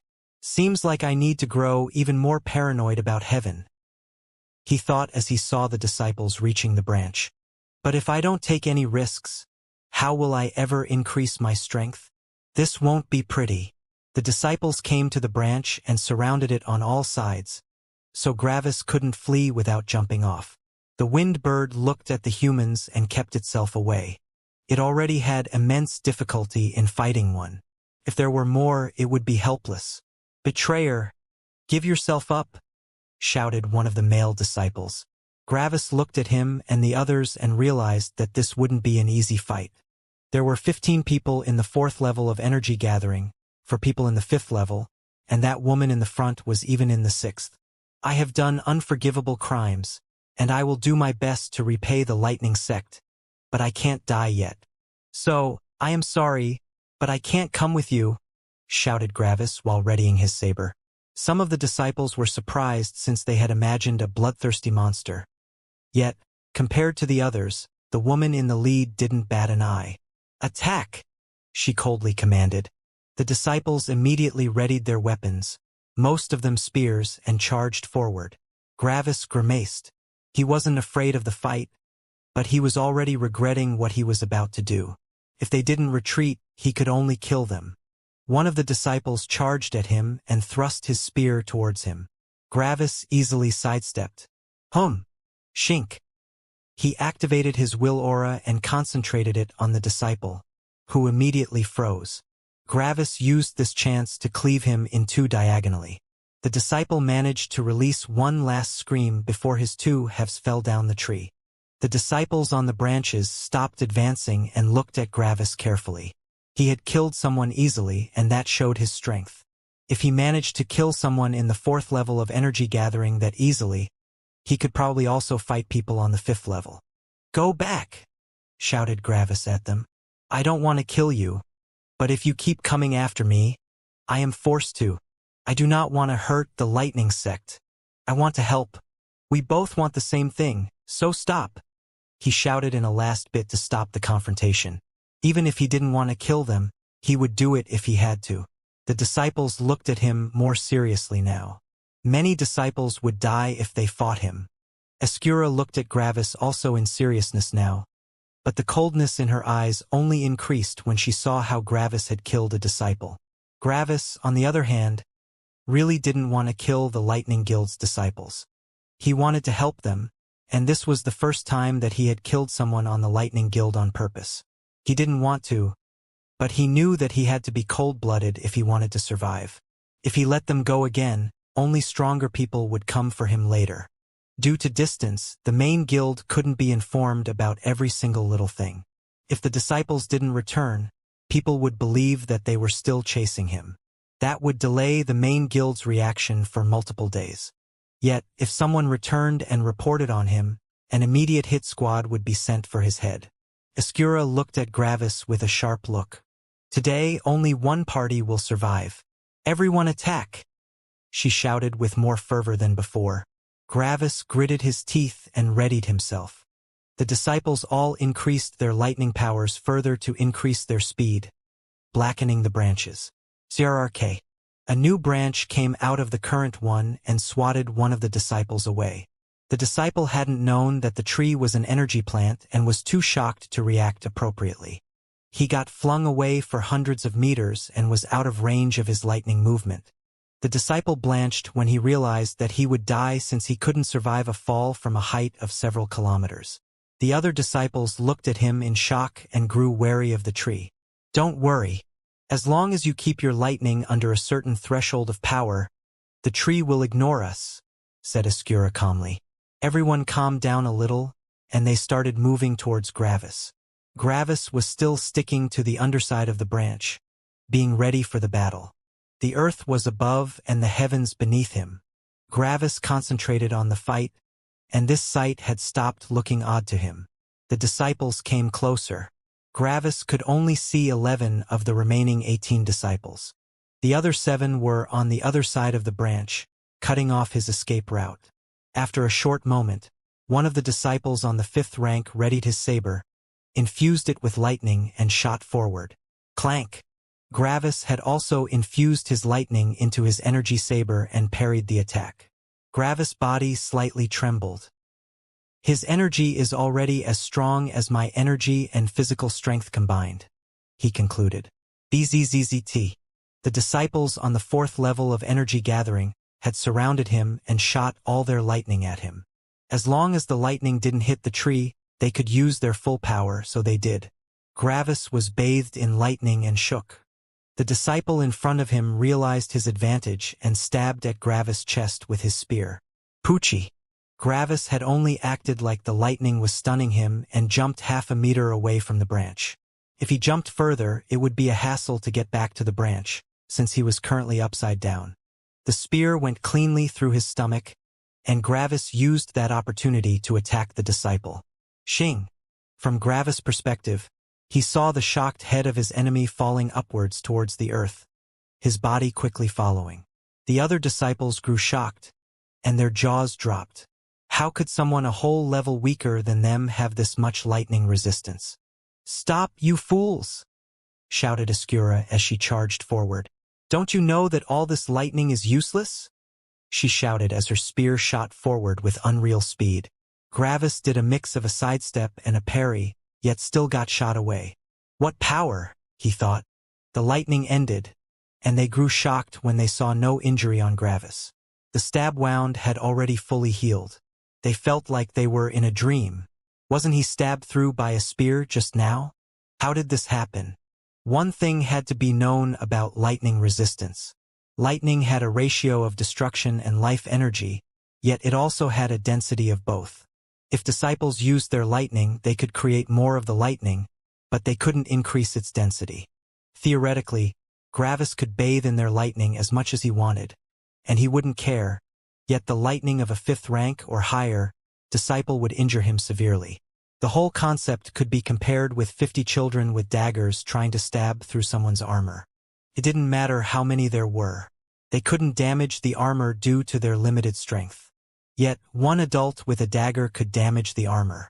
Was one adult person stronger than 50 children? The children's combined strength would be several times stronger than the adults, but strength didn't work that way. So, when all the lightning hit Gravis' body, and all its destruction energy was depleted, what remained? Life energy remained and got absorbed by Gravis' body. With all their lightning, they were essentially all healers healing him. That's how he regenerated from his wound that quickly. Was the wound necessary? Yes, because Gravis wanted to keep his condensed will aura as a trump card. They might not suspect anything with just the first disciple dying like this, but if more disciples froze up while fighting him, they would adapt their battle strategy. As long as his will aura was hidden, he still had a weapon to fall back on. And I'll need that, he thought as he watched Xianxia, readying for another attack. The other disciples all charged at Gravis, but Gravis chose to fight the disciples, which stood far away from the others. The remainder tried to reach Gravis, but their speed was limited due to the tree. Gravis shot himself back with his lightning as a disciple on the 5th level of energy gathering tried to use his sword to slash him. Most of the disciples of the Lightning Guild used spears, but that was not exclusive. Another disciple at the 4th level waited for him and stabbed her spear at him. Gravis sidestepped the thrust and shot his lightning at the disciple of the 5th rank from earlier. The disciple sneered and sidestepped the lightning. Boom!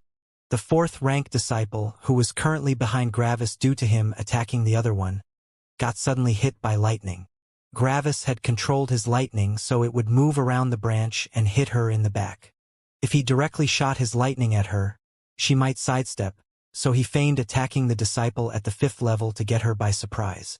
She screamed and seized, but still remained on the branch. Gravis was shocked because, according to his experience, the disciple should have been blown to ashes. She was only at the 4th level and Gravis controlled destruction lightning. He had been sure that even with her lightning resistance that she shouldn't have survived that. What happened? Gravis thought, but couldn't continue pondering as she stabbed her spear at him. Again. The other, stronger disciple also used his sword again as he attacked Gravis from the right. To make it even worse, Xianxia charged at him from the front with her spear. Clank! Gravis ran forward into Xianxia's attack, dodging the other ones. Xianxia's power shot Gravis back to the others, and he used his newly gained speed to throw the 5th rank disciple away with another attack. The 4th rank disciple and Xianxia charged at him from his back and left, as another disciple came from his right. Gravis quickly charged into the only free direction, which was the direction of the 5th rank disciple. Gravis quickly reached him and slashed again, which the disciple blocked. Because of blocking, the disciple lost the initiative, and Gravis continued attacking. Xianxia and the female disciple on the 4th level gained ground on Gravis, while another one charged from a different side. Gravis slashed again at the 5th level disciple, but only with his left hand, while he used his right hand to shoot lightning at the newly approaching disciple. Bang! The disciple stopped, and the lightning hit the wood before him. The disciple sighed in relief but was shocked as a new branch came out of nowhere and slapped him into the distance. The tree didn't have eyes and thought that this disciple was injuring it. Gravis only grinned as he saw the disciple flying into the distance. His plan had worked. The 5th rank disciple Gravis was currently fighting saw his chance and slashed his saber at Gravis' waist. Gravis narrowed his eyes, ignored the attack, and used his saber to attack the disciple's head. The disciple grew fearful. Was this guy a madman? Didn't he care about his life? The disciple, not willing to trade his life with Gravis, changed his attack into a makeshift block. Gravis saw his chance and quickly followed up, but at the same time, he used his lightning to stealthily crawl to his back. Poochie! Instead of continuing his attack, Gravis used his lightning movement to move his body to the right. Not too soon, because Xianxia had arrived and had tried to stab him in the back. Instead of stabbing Gravis, she had stabbed the disciple in the 5th stage, and her face whitened. Was she so stupid to not take the disciple in front of Gravis into account? Of course not. Yet, she had accelerated suddenly out of nowhere. That was due to the creeping lighting that Gravis had released. He had let it crawl to Xianxia and then used it like lightning movement, but on her instead of on himself. Her speed increased, and she accidentally stabbed the disciple in the 5th rank. The disciple looked at Xianxia in shock, and she looked back at him with the same eyes. The two froze for a second. Xing, the other 4th-level disciple from earlier, who had caught up by now, was quickly frozen by Gravis' will aura and was beheaded. No one had paid attention to her right now, and Gravis had used that opportunity to use his will aura, compressed on her. Since everyone was distracted, the will aura still remained hidden. CRRK. Boom! Due to Xianxia's involuntary increase in speed, the lightning exceeded the threshold of power and provoked the tree. Xianxia blew the new branch apart with her lightning, and the tree didn't dare to do anything else again. The disciple in front of her lost his life and fell upwards towards the earth. She turned around and looked at Gravis, now burning rage and hatred in her eyes. She shot forward with unreal speed, no longer caring about the tree. The tree was provoked again and shot one branch after the other at Xianxia, but she only blew through them. Gravis charged away from her and noticed that she was even slower than before since the tree was actively restricting her. Gravis saw his chance and moved to the left and then from the branch's underside to its left side. A disciple with a saber was in his way, while most other disciples followed behind Gravis. Everyone's speed was the same, due to them not going over the threshold of power with their lightning. That was the only reason why Xianxia had not overwhelmed Gravis yet. The disciple slashed with his saber, and Gravis moved his hand to grab it. The disciple grew shocked. Why was Gravis sacrificing his hand? Yet, to his shock, Gravis' hand released lightning to weaken the slash and then caught the saber with his hand. The saber cut deep, but couldn't injure the bone. With Gravis' strong body and his lightning, he had weakened the strength of the slash enough so that he could catch it. Xing! Gravis cut the disciple in two with the saber in his free hand, the disciple's body falling to the side, towards the earth. Gravis quickly continued running because the other disciples started catching up. He went over the side and reached the upside of the branch. Gravis quickly spotted a 5th-rank disciple on top of the branch, in the distance, who charged at him. Gravis did the same and charged at the disciple. They were about to clash, but suddenly, Xing! Gravis immediately cut the 5th-rank disciple in two. How was this possible? Gravis shouldn't have been able to do that since they had about the same strength. That was because, since Gravis was now on the upside of the branch, he could now also use his feet for speed, which increased his speed dramatically. Everyone was used to Gravis' speed by now, and this sudden increase came out of nowhere, catching the poor disciple by surprise. The disciples, who just arrived at the upside of the branch, saw their dead brother and gasped in shock. How had Gravis killed that disciple so quickly? They just saw him going over the edge, and now he had already killed someone at the 5th level. What happened? Boom! A huge lightning bolt hit the middle of the tree and destroyed a huge chunk of it. The hole and all the surrounding wood started burning wildly. Xianxia had enough of the tree.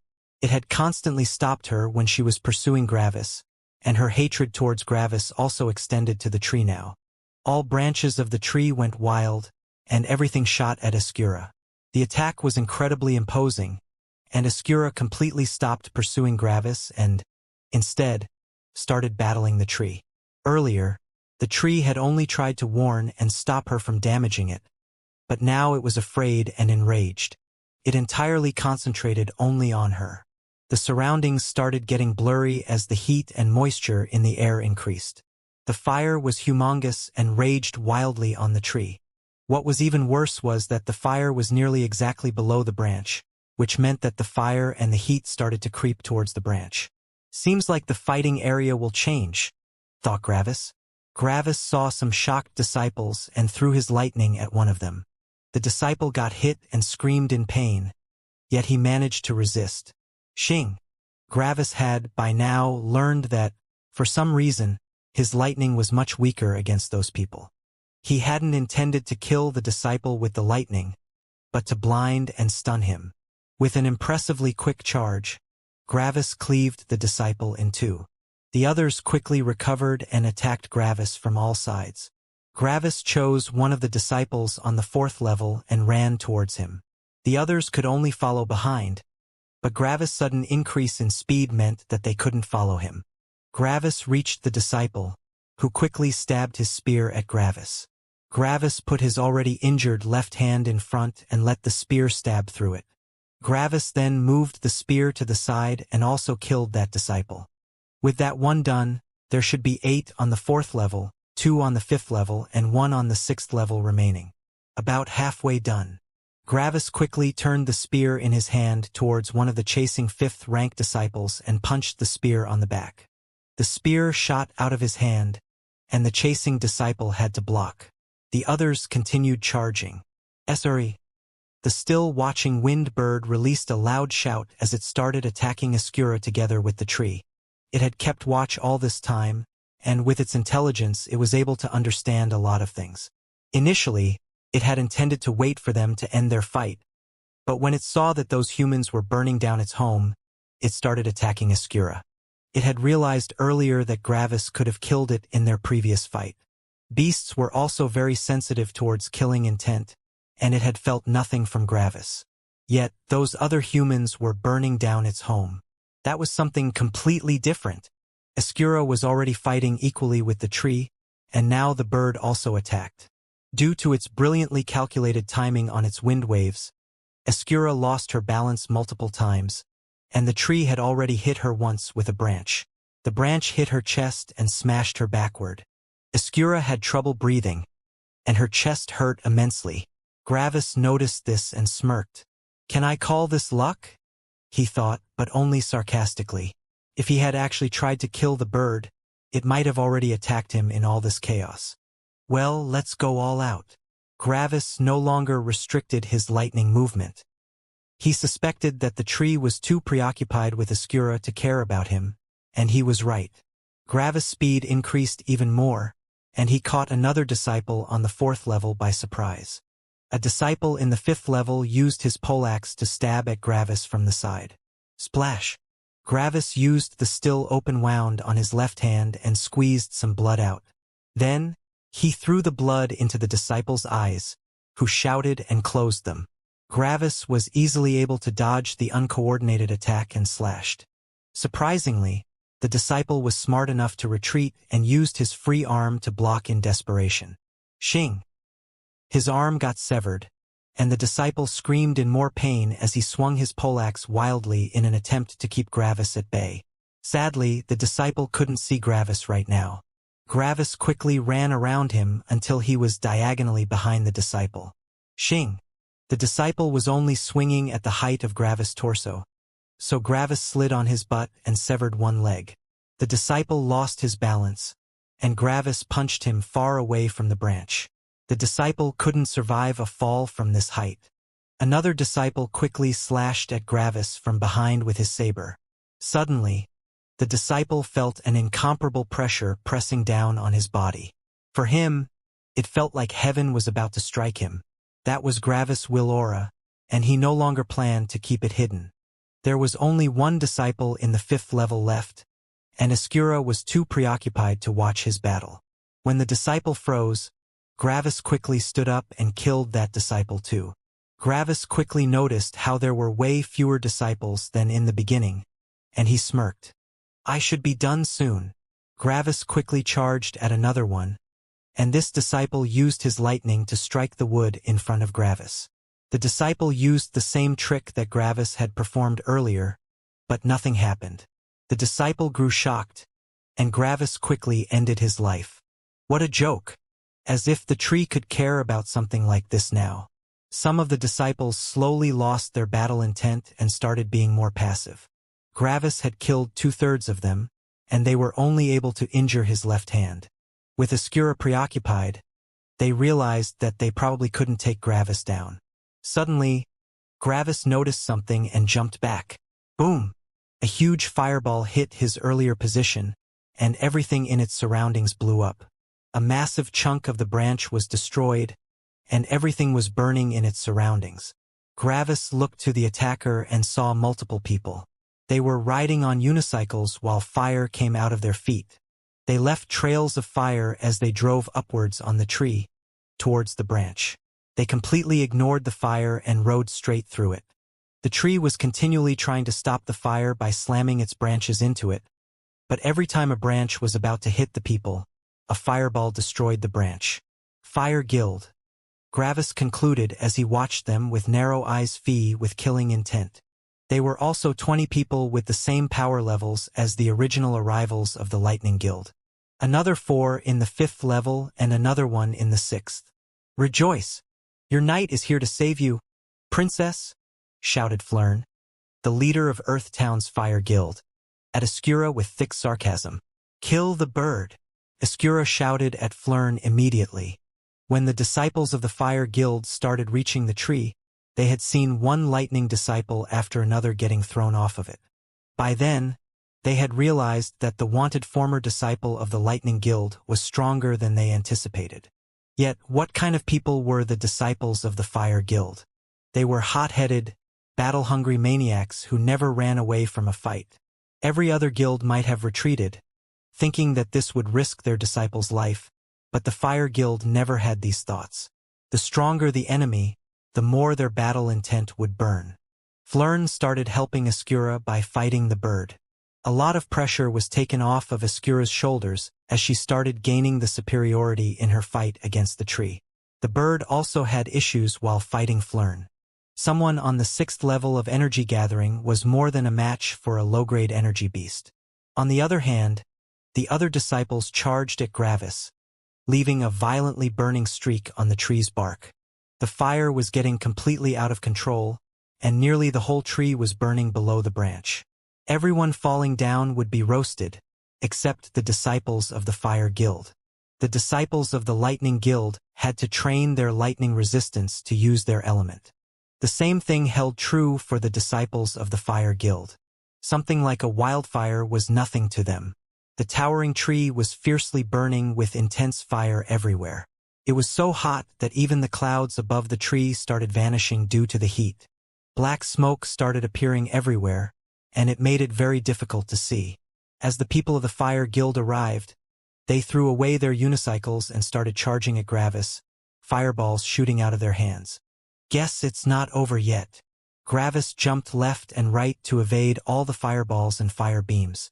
His lightning resistance would be useless in this fight, and if he got hit by any attack from someone in the 4th level of the energy-gathering realm, he would receive a grave injury. This fight would be incredibly difficult under normal circumstances. Gravis smirked.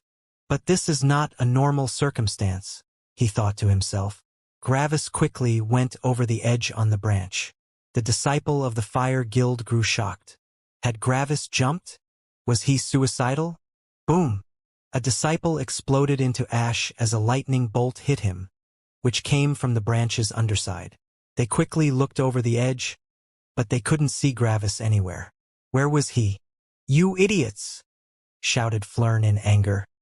He can stick to the underside of the branch with his lightning. Flern had grown angry when he had seen the confused faces of his disciple brothers.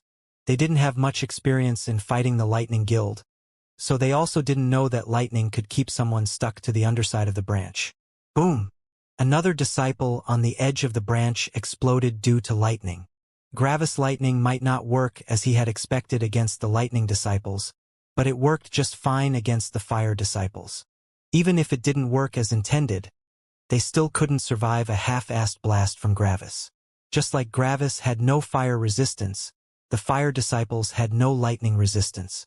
They now knew where Gravis was, but could they do something against him? They tried to find a solution but couldn't since they couldn't stick to the branch's underside. The best they could do is use their fire wheels to climb a wall, and even that used up a lot of energy. What were they supposed to do? Boom! This time, a fifth-rank disciple of the Fire Guild exploded. He had tried to shield himself with fire, but that helped only so much. Fire was the weakest element regarding defense. They could theoretically throw their fire at an approaching attack, so both attacks detonate when they hit each other, but those lightning bolts came out of nowhere. The lightning bolts moved along the surface of the branch, and Gravis stood right under them. The lightning bolt only needed to fly for 10 meters to hit them. On top of that, they could only see the approaching lightning bolt when it was only 5 meters away from them due to the curvature of the branch's side. If Gravis stood before them at a distance of 5 meters, they could see him moving and controlling his energy and anticipate what he would do. But they couldn't even see him. They couldn't react to such an instantaneous attack. Boom! Boom! Boom! Another 3 disciples exploded. "Cowards of the Lightning Guild!" shouted Flern in rage. "Go below and chase him to the top." The Lightning Guild's disciples looked at each other, not sure if they should comply. "We must kill the betrayer. Everyone, follow me!" shouted the last remaining 5th-level disciple of the Lightning Guild. The 5th-level disciple took the lead and charged over the edge, and the other disciples clenched their teeth and followed him. Yet, the disciples immediately stopped and looked on in shock as the head of that disciple flew away in an arc. They could see the head when it flew above the branch's height, and they couldn't believe their eyes. Their senior brother hadn't even left their sight for over a second. How was he already dead? Gravis had used his will aura to freeze the disciple and quickly killed him. It was late enough in the fight that he could use it without having a bad feeling that he was unveiling his trump card. The 2 6th-level disciples fighting the bird and the tree were gaining the upper hand, and Gravis didn't have much time remaining. With this disciple killed, there were no more disciples in the 5th rank remaining on the Lightning Guild side. Gravis used the short moment where the disciples were shocked to kill another 2 of them. The others turned around to run, but one got hit by Gravis' lightning and seized. Gravis quickly finished that one too. Gravis saw the last 2 disciples fleeing in front of him and ran after them. Gravis turned to his right and saw a lot of fireballs shooting towards the floor in front of him. He was on the top of the branch again, and the fire disciples could finally attack. Only a couple of meters were between Gravis and the 2 disciples he was chasing. The fire disciples used perfect timing to hit the spot where the lightning disciples just left and where Gravis would shortly be. Boom! Boom! The disciples that Gravis was chasing suddenly froze up, and the fire disciples couldn't react to the impromptu stop. They had targeted their fireballs perfectly, including the lighting disciples' speed. The fire disciples always shot their fireballs at the lightning disciples' current location, because they would have already left the spot when the attacks arrived. That would hit Gravis perfectly. Yet, the lightning disciples had stopped suddenly, and the thrown fireballs had exploded them into many small pieces. What about Gravis? When he froze them with his will aura, he immediately turned around and fled to below the branch again. Every single disciple of the Lightning Guild was dead, except for Xianxia. Xianxia noticed this, and she clenched her teeth with so much anger and hatred that blood was flowing out of her mouth. She was the leader of the Lightning Guild in Earthtown, and she had worked with all of those disciples for years. She knew all their first names and what they all liked and hated. In order to not let Gravis escape, she had taken the entire elite of the Lightning Guild in Earthtown with her. She was the last remaining member of the whole town, except for the new, low disciples. Xianxia no longer cared about her energy expenditure and wildly shot lightning around. The tree had to die before she could take revenge on Gravis. In the meantime, Gravis was reaping the lives of the fire disciples one after the other. After multiple people died, the fire disciples banded together to obliterate the branch. A lot of lightning bolts started missing because there were no longer as many fire disciples remaining. Just like they couldn't see Gravis, Gravis also couldn't see them. The fire disciples started fiercely burning the branch, but it was sturdy and thick. They managed to sever half of it before 3 more disciples died. The last 3 disciples looked at each other and jumped over the edge in panic. If they remained on the branch, they would definitely die. "Idiots!" screamed Flern in absolute rage. Boom! Boom! Boom! Gravis could see the falling fire disciples, and his lightning picked them off in the air. The fire disciples couldn't dodge in the air, and they were easy targets for Gravis. With that, the Fire Guild and the Lightning Guild only had one member remaining, respectively. Flern and Escura. Gravis looked over at the other two battlegrounds and saw Escura running along the tree's trunk, destroying everything in sight, while Flern used his fire wheel to chase the bird. The only reason why the bird was not yet reduced to cinders was that it mainly tried to dodge and keep Flern at bay. Gravis quickly used his full power and charged towards Flern's current location. Flern was moving very quickly with his fire wheel, but it was obviously not optimized to charge along a vertical surface. Gravis gained ground quickly. BZZT. Gravis shot a weak lightning bolt at the bird. The bird got hit, but it didn't hurt at all. It only noticed the lightning and turned to Gravis. Gravis then shot a small bolt to Escura's location. The bird watched a little but then understood what Gravis wanted. It had already seen that Gravis was fighting the other humans, so, for now, it thought of him as an ally.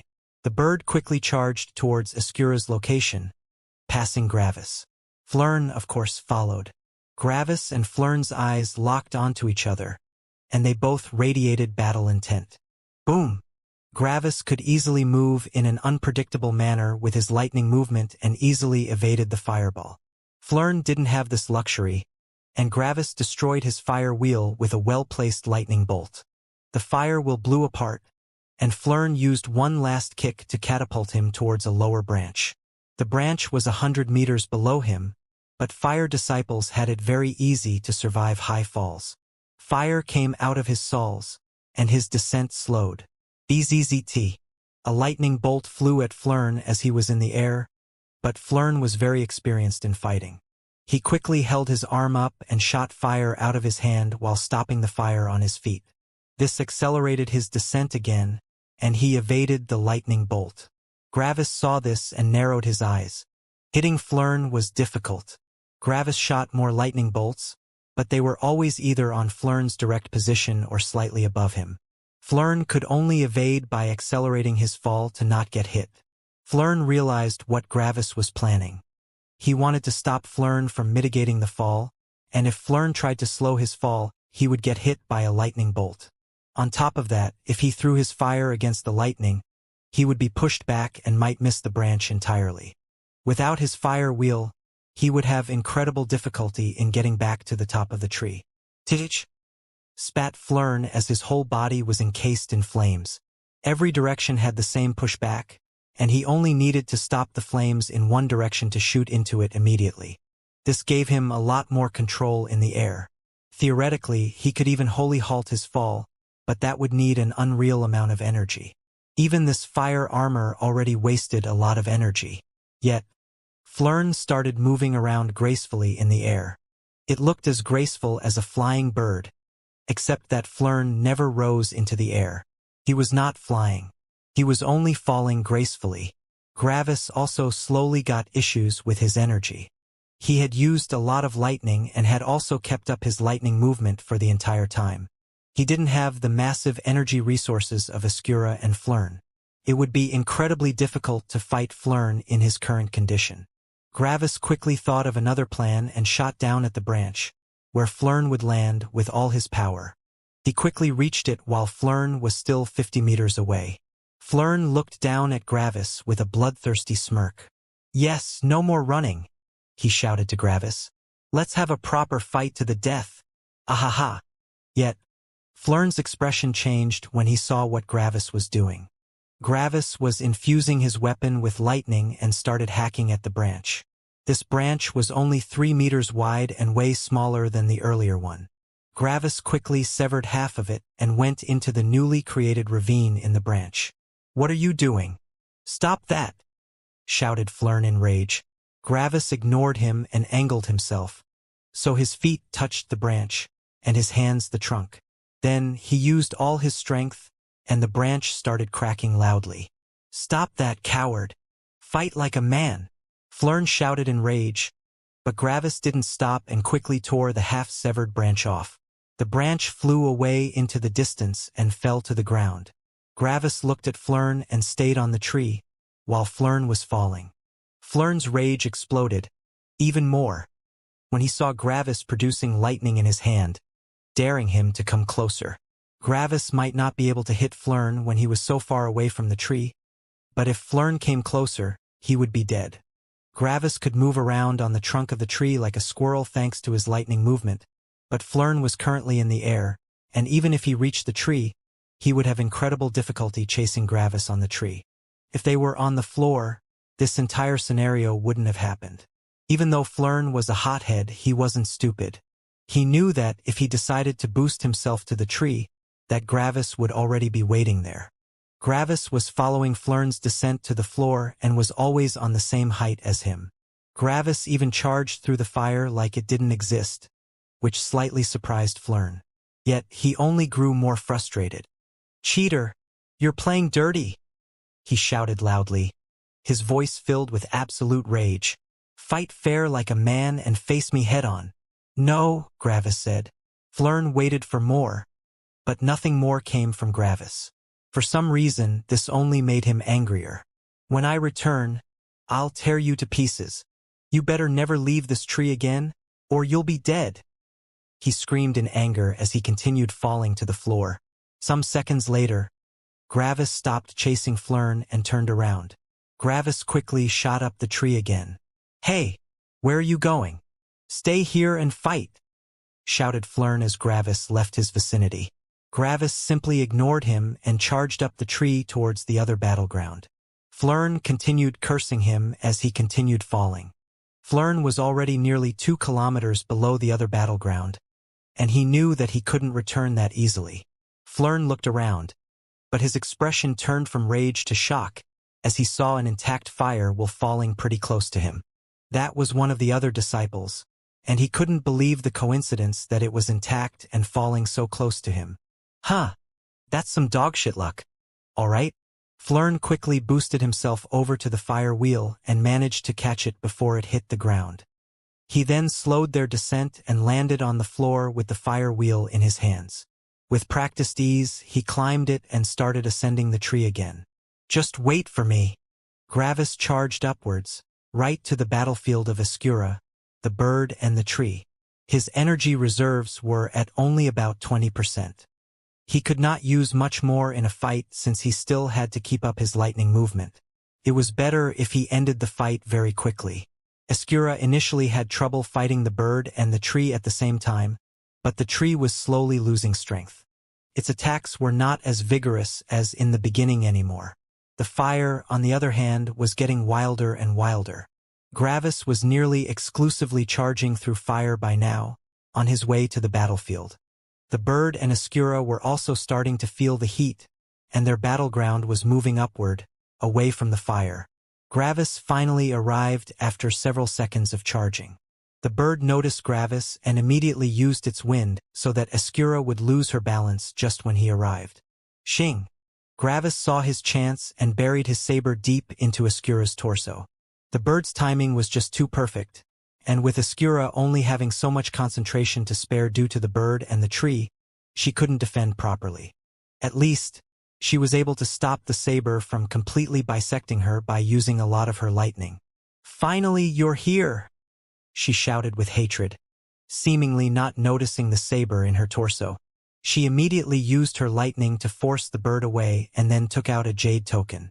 Without hesitation, she broke the token, and a formation array was created around their battlefield with a diameter of 10 meters. Gravis' eyes narrowed. He had used a similar formation array against the centipede, and he knew that this formation array could keep things out or keep them in. Gravis could also judge that he could probably not break it. Escura wouldn't be so stupid as to use a formation array that would break under his attacks. "You bastard!" Escura shouted in rage. "I wanted to use this formation for a while, but you never got close enough." Escura lifted her spear and pointed it at Gravis. "Now you can't escape anymore." Gravis lifted his eyebrows in confusion. "Why didn't you use this earlier?" he asked calmly. He was in an incredibly dangerous position right now, but he was used to life and death struggles. This was nothing different. Escura clenched her teeth. This formation array is for protecting our disciples from a calamity so that we could wait for reinforcements. It was not worth it to use on you since it is incredibly expensive and the only one we have. Escura's eyes shined in hatred. But I should have used it. The others would still be alive then. Gravis looked at her neutrally. Do you honestly think I wanted to fight you?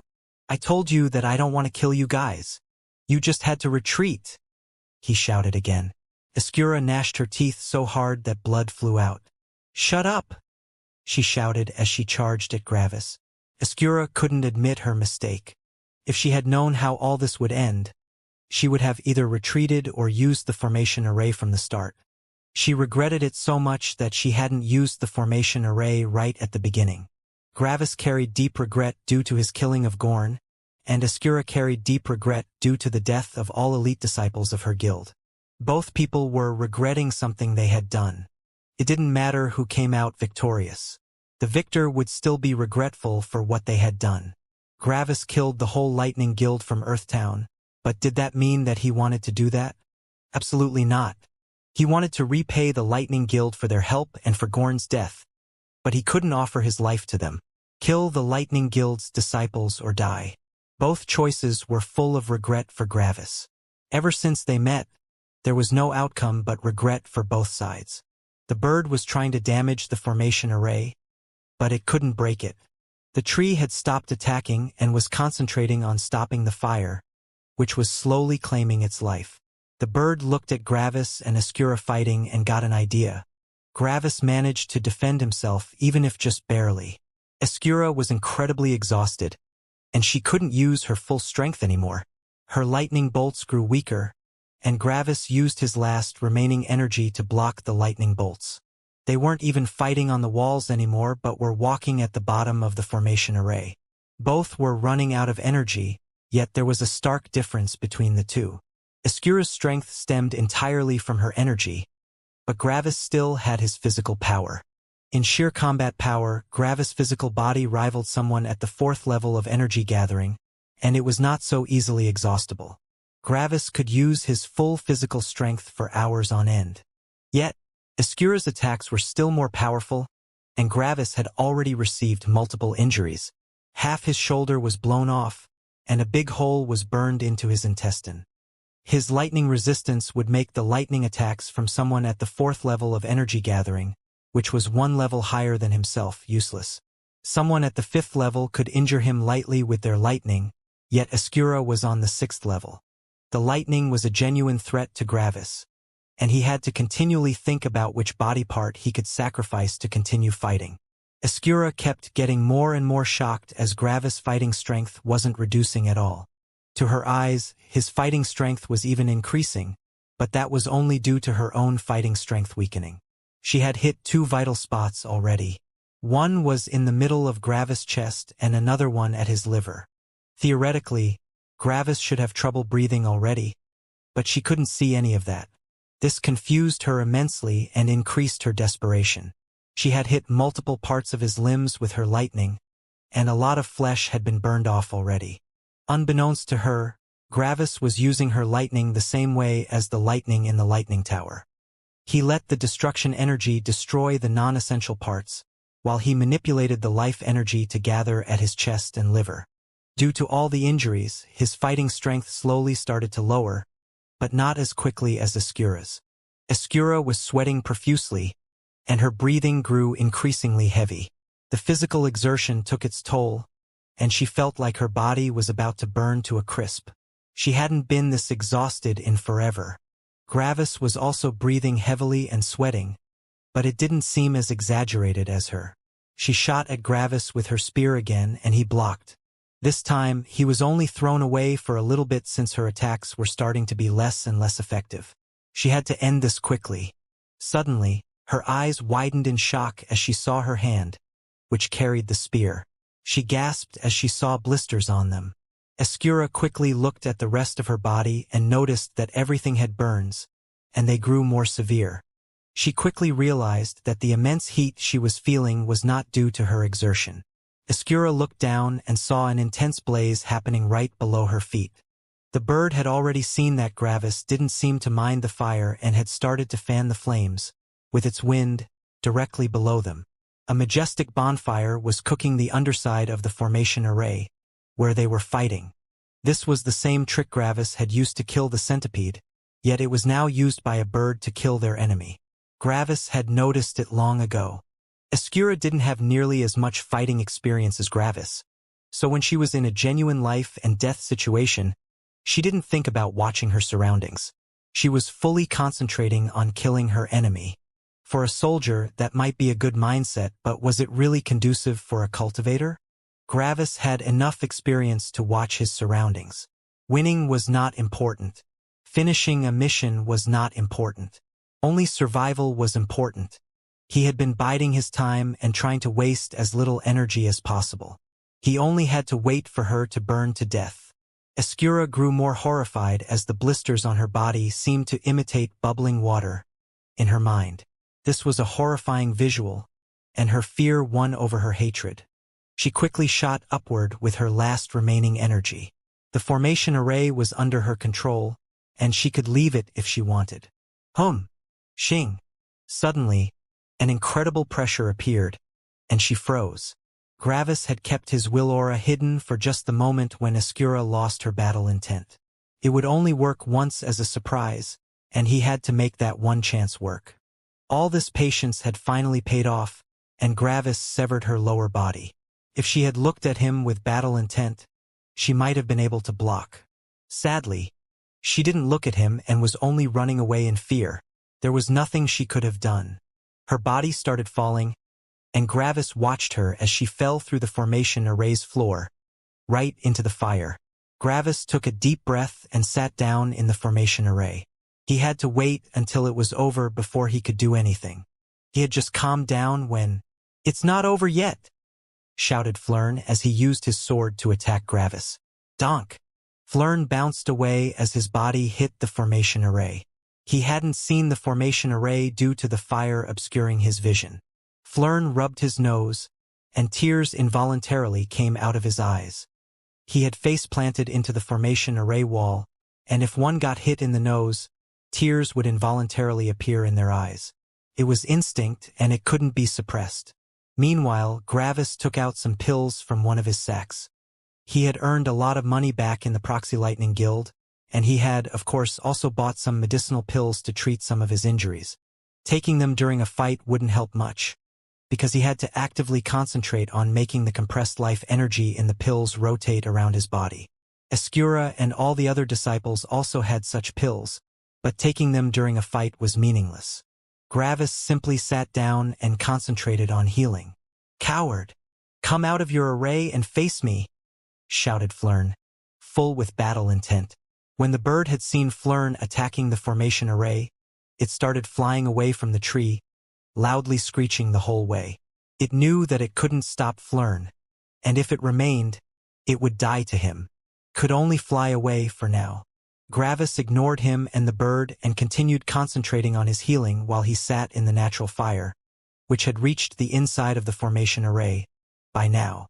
Flern grew angry as he saw how Gravis disregarded him and shot fireballs at the formation array. Boom! Boom! They all hit the formation array, but nothing seemed to work. Xianxia had explained that the formation array was to protect the disciples in a calamity and to stall for time. If people managed to attack through the formation array, wouldn't the formation array be completely useless? Yet what about the natural fire below Gravis? The formation array only cared about attacks and living beings. It didn't let anything come through its walls that had a will behind it. The bird would be blocked just like its wind attacks. Flern would, of course, also be completely blocked. Even Gravis was imprisoned in the formation array and could do nothing but wait. Natural elements without a will were ignored. How would one keep the air fresh inside the formation array if it even blocked the airflow? The creators of the formation array were not stupid and thought about all eventualities. The best distinction between attacks and nature was the will, and that was how the formation array distinguished attacks. Of course, the formation array could also be used as an impromptu prison and execution ground. The controller of the formation array could leave it and could will their attacks to hit the inside, while blocking all other attacks. The person inside could then only be a living target for everyone outside. Of course, the controller needed to still be alive for that. Xianxia was dead, and without her control, the formation array shifted to its default operation mode, which was stopping everything from entering and exiting. Gravis simply ignored Flern and concentrated on healing. Xianxia said that the formation array was for stalling for time, so it would probably hold for a long time. "Come out and face me!" Flern continued shouting as he threw more fireballs at the formation array. He didn't know that this was the protection formation for the Lightning Guild in Earthtown. He believed that it was a formation array that Gravis deployed, and he doubted that Gravis could have a strong one. Flern thought that if he continued attacking, the formation array would surely break. Unbeknownst to him, the formation array wouldn't care, even if people at the peak of energy gathering attacked. If such a person attacked, it might reduce the duration by a little, but the formation array wouldn't break. Gravis didn't answer Flern. Flern might as well use up all his energy. That would be even better for Gravis. "You coward! Face me like a man!" Flern continued shouting while attacking the formation array. "Stop hiding behind your formation array!" Flern had long abandoned his fire wheel and stood on top of the formation array. By now, he was using his fire in a concentrated beam of high temperature to burn a hole through the formation array. In his mind, he would burn through the formation array at some point. Multiple hours passed. Flern had started sweating in exhaustion by now due to his energy sharply decreasing during that time. The tree had wholly extinguished the fire by now. The tree was nearly entirely burned, and it was missing half of its trunk. The formation array, which had been close to the tree before, now stood in the middle of the air since many meters of the tree had burned away. The tree was nearly dead, but it could still keep its life. It didn't care about the two people still fighting on the formation array. It just wanted to rest and not fight anyone anymore. It would be hard enough to survive the following time. Luckily, many dead cultivators lined the floor around it, and it used them as nutrients. Without all these nutrients, its death would have been guaranteed. One could see how new bark appeared all around the crooked tree, but its majestic self couldn't be seen anymore. Before the fight, it was towering, stable, and broad. It looked sturdy and reliable and seemed to be able to support the heavens. Now, a lot of holes and parts on its trunk vanished, and it looked crooked. The trunk was wider at some parts and thinner at others. It looked like the growth of the tree had been utterly chaotic. Nearly all of the gigantic leaves were burned off, and one would think that this was a sickly, old, nearly dead tree. This whole fight had proven to be a calamity for it.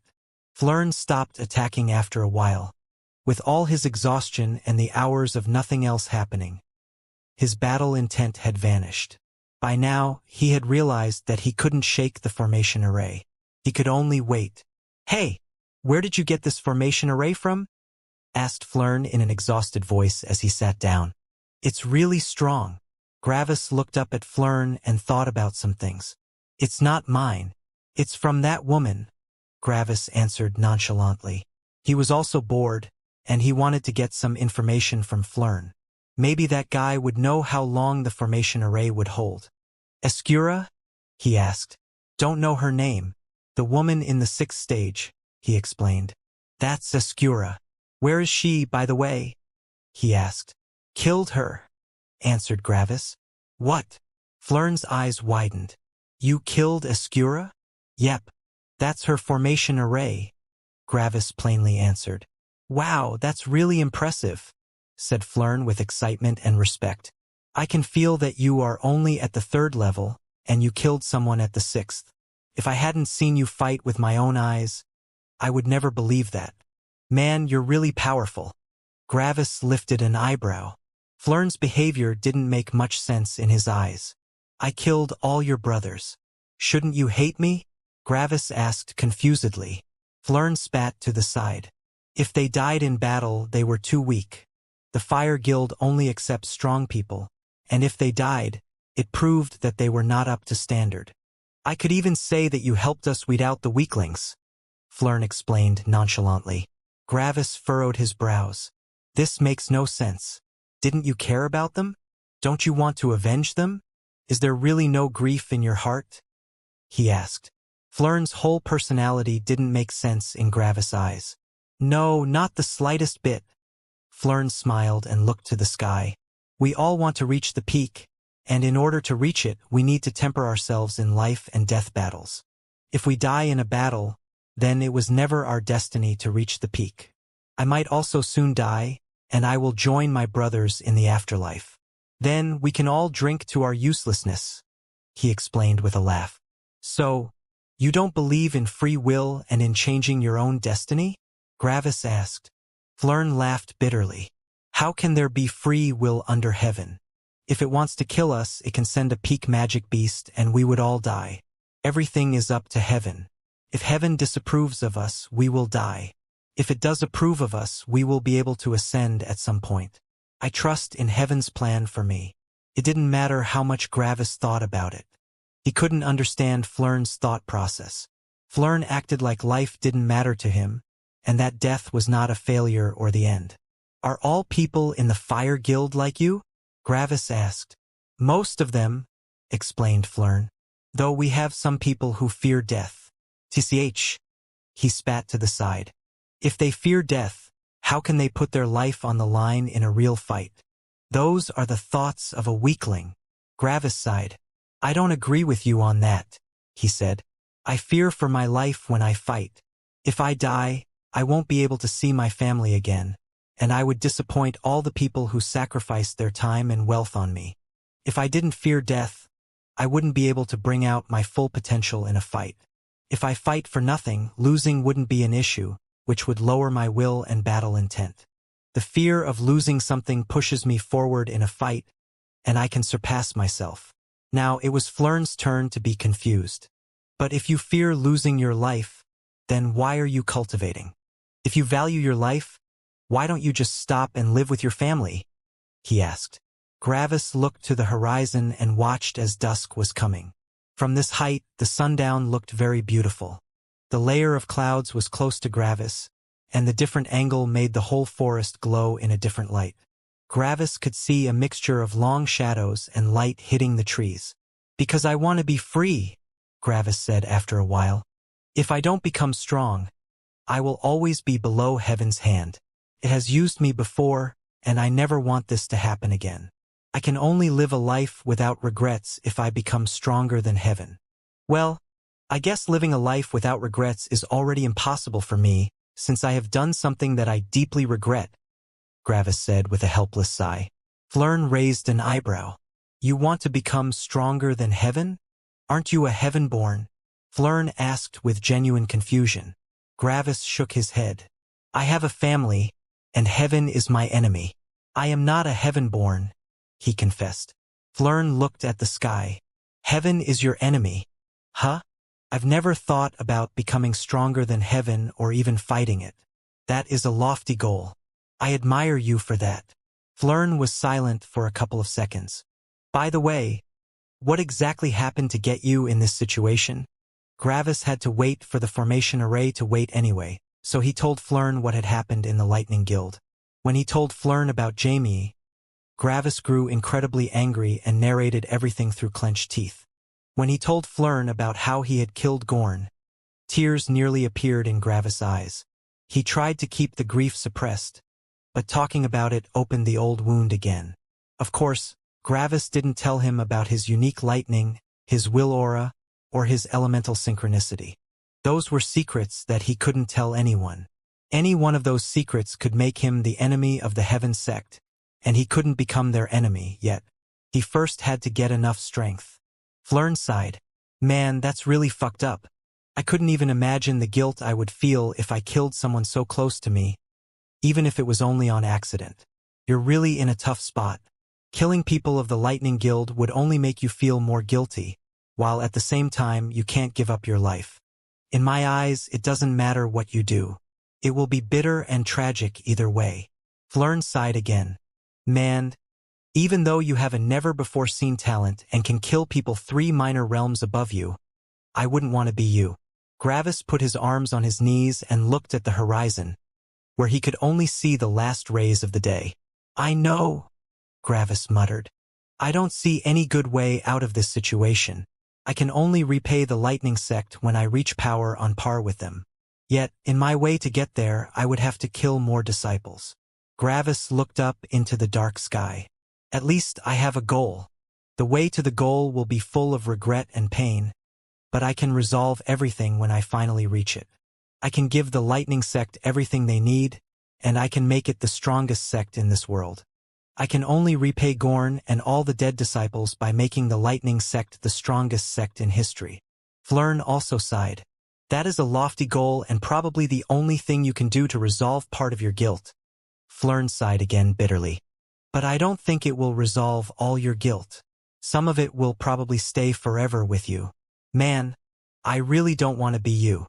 Gravis felt a lot better after he shared his burdens with Flern. Yet, did he look at Flern like a friend? Definitely not. Without the formation array, Gravis would probably be dead already. Flern would have killed him, and this whole situation wouldn't have happened. Gravis couldn't forgive someone for trying to kill him, just because they had a pleasant conversation. His life was too important for that. But Gravis also decided against killing him directly. Gravis looked at Flern. All the karmic luck had already left Flern when Gravis started sharing his burdens with him. If Flern believed in heaven so much, he might as well die to it. How long will this formation array hold? Asked Gravis. That should be the protection formation array in case of an eventual calamity. I have one too.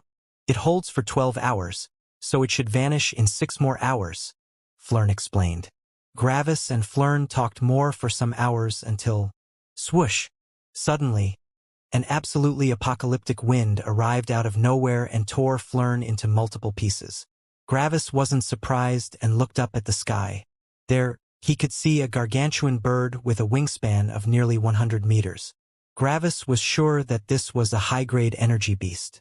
Gravis could also see the wind bird from before flying around it. The two birds had the same build and the same kind of feathers. The big bird was probably the small bird's parent. The big bird looked at Gravis with hatred, and Gravis looked back. The big bird looked at Gravis with hatred and tried its best to destroy the formation array. Yet nothing it did seemed to damage the formation array. The formation array would still remain for around 2 more hours, and Gravis would not be in danger for that duration. A high-grade energy beast was unkillable for him, and Gravis was thinking hard about a way to get out of this situation alive. He could only hope to fall to the ground quickly and maybe hide in some hole. Scree! The smaller bird shouted at the bigger one to stop. Gravis had helped it defend their nest, and it was thankful for it. Beasts were not as vengeful as humans, and they looked at people and other beasts in a simple way.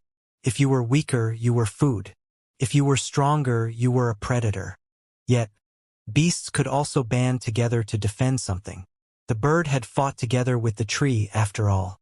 The big bird threw a glance at the complaining smaller bird, but still looked at Gravis with hate. It understood its child, but for some reason it really hated Gravis. It wasn't even sure why. It just hated him and wanted to destroy him with everything. It continued attacking the formation array, ignoring the smaller bird. The smaller bird grew angrier and jumped on the back of the big bird. The big bird ignored the smaller one and only concentrated on destroying Gravis. Pluck! The smaller bird pulled out a feather from the bigger one, and it immediately screeched aggressively. It threw the smaller one away and looked at it. The smaller bird continued screeching about, and the bigger one started paying more attention to it. Gravis kept watching, and he thought that maybe for once he wouldn't need to fight his way out. Maybe they wouldn't try to kill him. He only had aggressive encounters with beasts up until now, and this situation was something entirely new for him. Gravis also got some time to think about the earlier situation and the fight. If the bird had such a strong parent, then where had it been during the fight? Gravis also remembered how the bird screeched from time to time while fighting. That was probably not a screech to attack or intimidate the fighters, but a shout for backup. Yet backup had never arrived.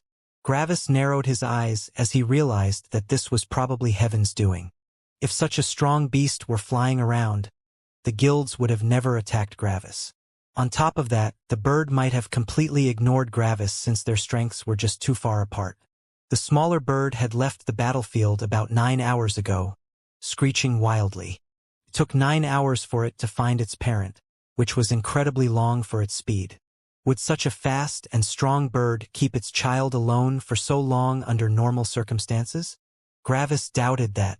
Heaven had done something to make the bird leave the area. Heaven's first plan of getting Gravis killed by the guilds had failed, and now it used its backup plan to use the bigger bird to kill him. Gravis was already fully healed, thanks to the pills, and his energy had also fully recovered by now. Even though Gravis was nearly in his top condition, this was actually the closest that Heaven ever was to killing him. Jamie might have hurt him severely, but Gravis had survived in the end. Yet, if this bird decided to attack Gravis, it would be over. Gravis expected that he would die with a certainty of over 95% if it attacked. The birds continued communicating, and after a while, the bigger bird looked at Gravis again. It was still filled with hatred, but there was no more killing intent in its eyes. It landed on top of the formation array and looked at Gravis, aggressively and imposingly. It was warning him not to do anything stupid. Gravis only continued sitting and looked the big bird in its eyes. Many beasts would see that as a provocation, but Gravis wanted to show his sincerity. Gravis tried to show that he only wanted peace and didn't want to fight anymore, reflecting his true feelings. After a while, the bird started grooming its feathers, which showed that it was calmer than before. No bird would keep their eyes away from an enemy. After a while, the big bird left for the tree and perched atop its crown. It looked around at the barren tree and moved some wood around. Judging by the branches' positions in the tree's crown, Gravis could guess that the bigger bird's nest was around that part. Of course, that nest had already burned down. The big bird couldn't possibly fit into the hole where the smaller bird had its nest. Caw! The smaller bird circled around the formation array containing Gravis, constantly making noise. Gravis guessed that it was probably asking if he needed help. "I don't need help," Gravis said. "It should disappear in some hours." Gravis was not sure if the bird understood him, but it could probably glean some emotions out of his voice. It heard that Gravis wasn't desperate, angry, or fearful.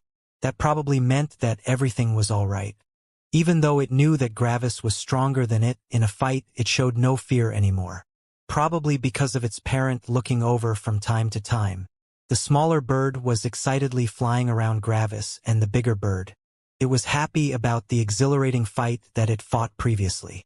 It usually only looked for prey, and prey wouldn't be able to give a good fight. It was not in a beast's nature to fight opponents that could kill it.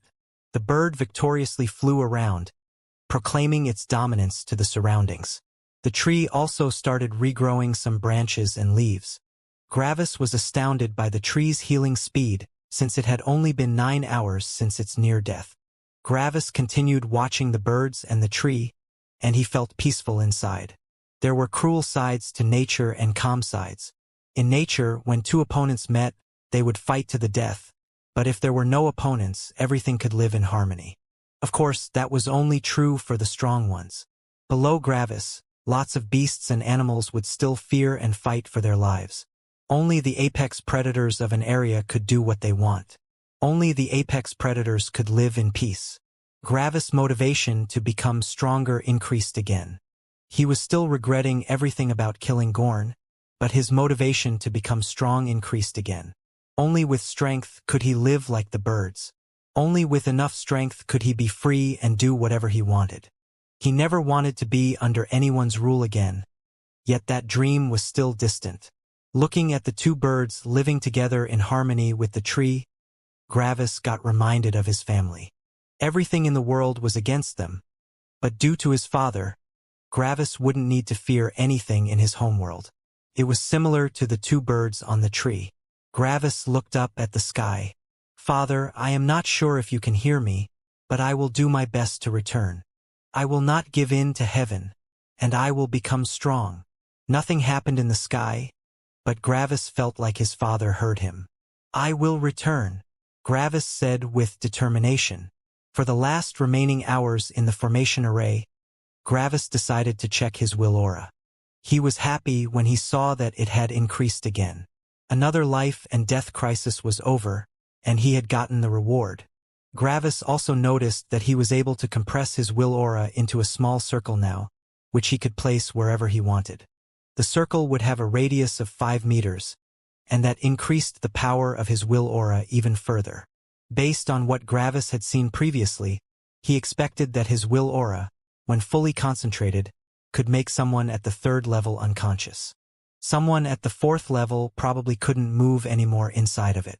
Of course, all of this was only true if the receiver had an average will. There were people with stronger and weaker wills, and Gravis couldn't be sure about how everyone reacted. He could only calculate according to the general standard. The strength of a will aura didn't increase with the cultivation level of a person, but a higher cultivation level for the user would decrease the enemy's resistance. Its inherent strength stayed the same, but if Gravis theoretically were at the 9th stage of energy gathering, he would be able to make someone at the 9th stage of energy gathering unconscious.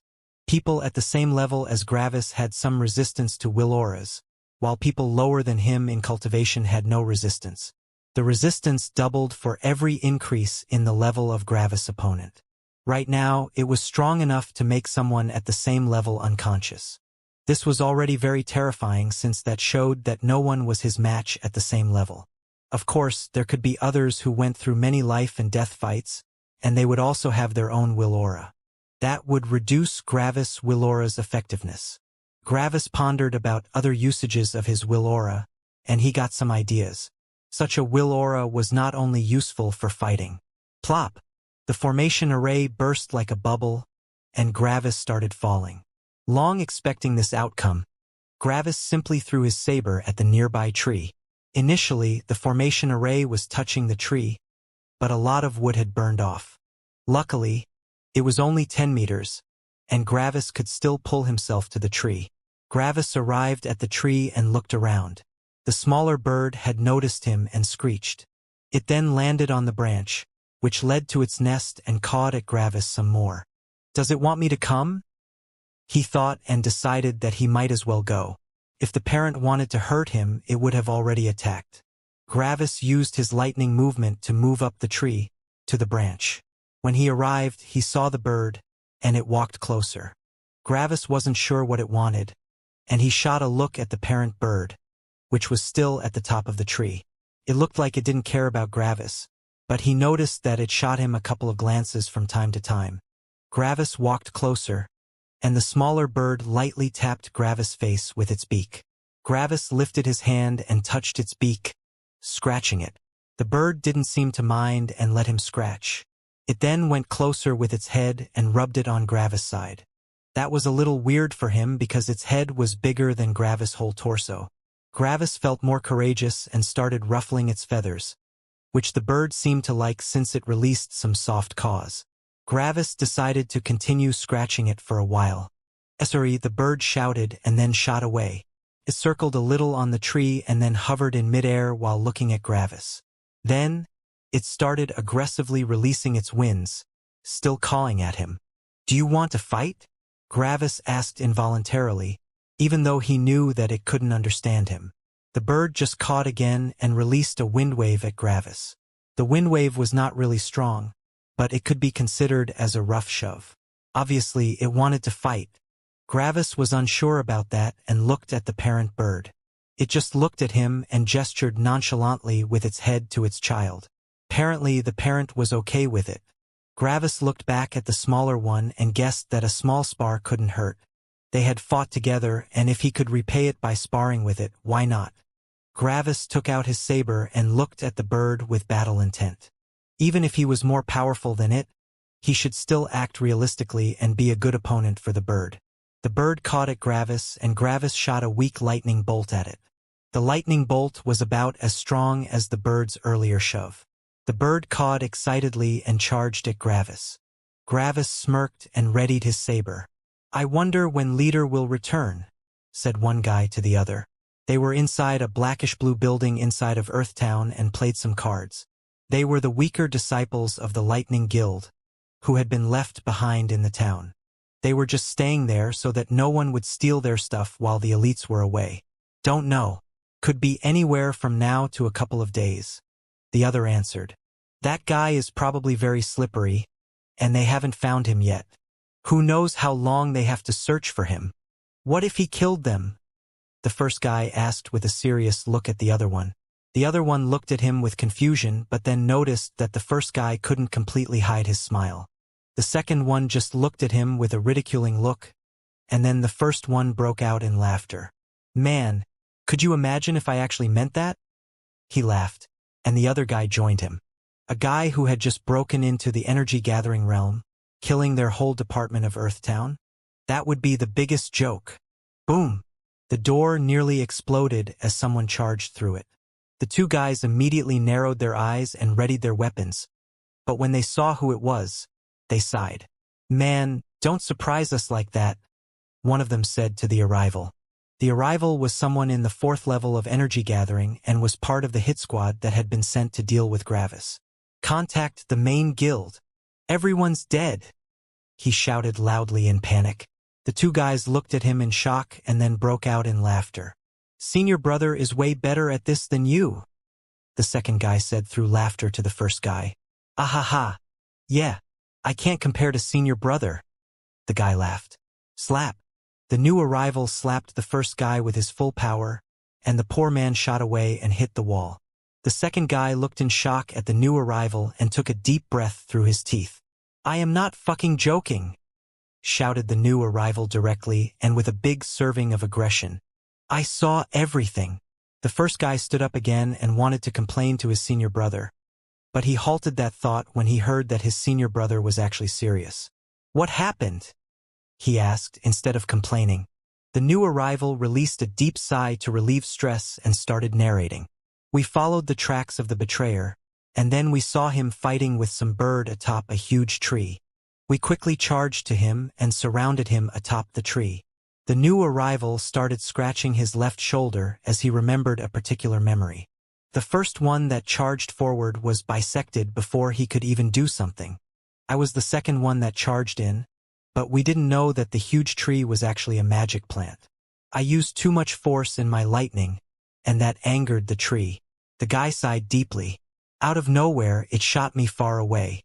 I was over 2 kilometers up in the air and falling. I thought I was gonna die. The others looked at him in shock. That was impossible for them to survive. Some elements could help people survive from such a fall, but lightning was not one of them. How did you survive? They asked, noting that their senior brother didn't even seem injured. Surprisingly, a demonic beast bird passed right below me. I landed on its body, killed it, tore off its wings, and used them to glide to the floor. I was incredibly lucky, he narrated. The others looked at him in shock. A bird just so happened to fly below him? What were the chances of that? Their senior brother had probably used up generations of accumulated luck from his ancestors to pull that off. Anyway, I landed on the ground and wanted to go back to the fight, but I couldn't, even if I wanted to. Everything was in chaos, and the whole tree was burning. I only caught some glimpses through the fire and smoke, but when I saw our leader's corpse falling out of the fire, I knew that everyone was dead. I immediately ran back to the guild. Then and there. The two were so shocked that they couldn't believe what he was saying. Are you sure leader is dead? One asked for confirmation. She fell down the tree in more than one piece, their senior brother said in seriousness. The others gasped. I'll immediately run to the guild, said one of the two and ran to the back of the guild, where some big demonic beast birds stood. He quickly climbed on one and shot away, towards the main guild. It takes a lot of work to produce just one 9-Eves pill, and you only want to pay 50 gold for one? Said a gray-haired old man in red robes towards a younger one in annoyance. The old man was no longer talking politely since he had been arguing with the customer for many minutes. No one in the middle continent would buy pills for the body tempering stage, the young man answered. Who else would buy 9-Eves pills around here? They would only go bad. So, might as well sell them to me. Slam. The old man slammed the table and pointed with his finger aggressively at the young man. Are you insulting our medicine pavilion? He shouted aggressively. Are you insinuating that we wouldn't be able to keep our pills fresh for some measly weeks?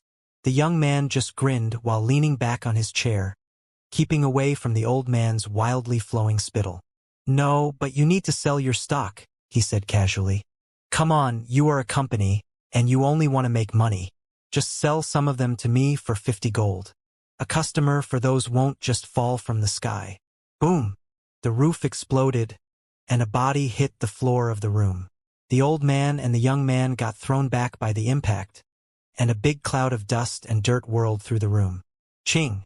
Before the old man could say anything, a sack of gold was thrown to his feet. This should be enough for the roof, Gravis said. I want to exchange for magic stones. The two people still couldn't comprehend the situation.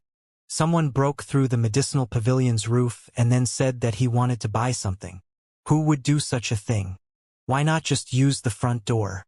Gravis wanted to speed up his cultivation, and he needed energy stones for that. One of the reasons why he visited Earthtown earlier was to exchange for energy stones. Absorbing those would expedite his cultivation tremendously, but sadly, he had been chased out of town before he could even ask for those. Gravis had run from Earthtown previously without entering.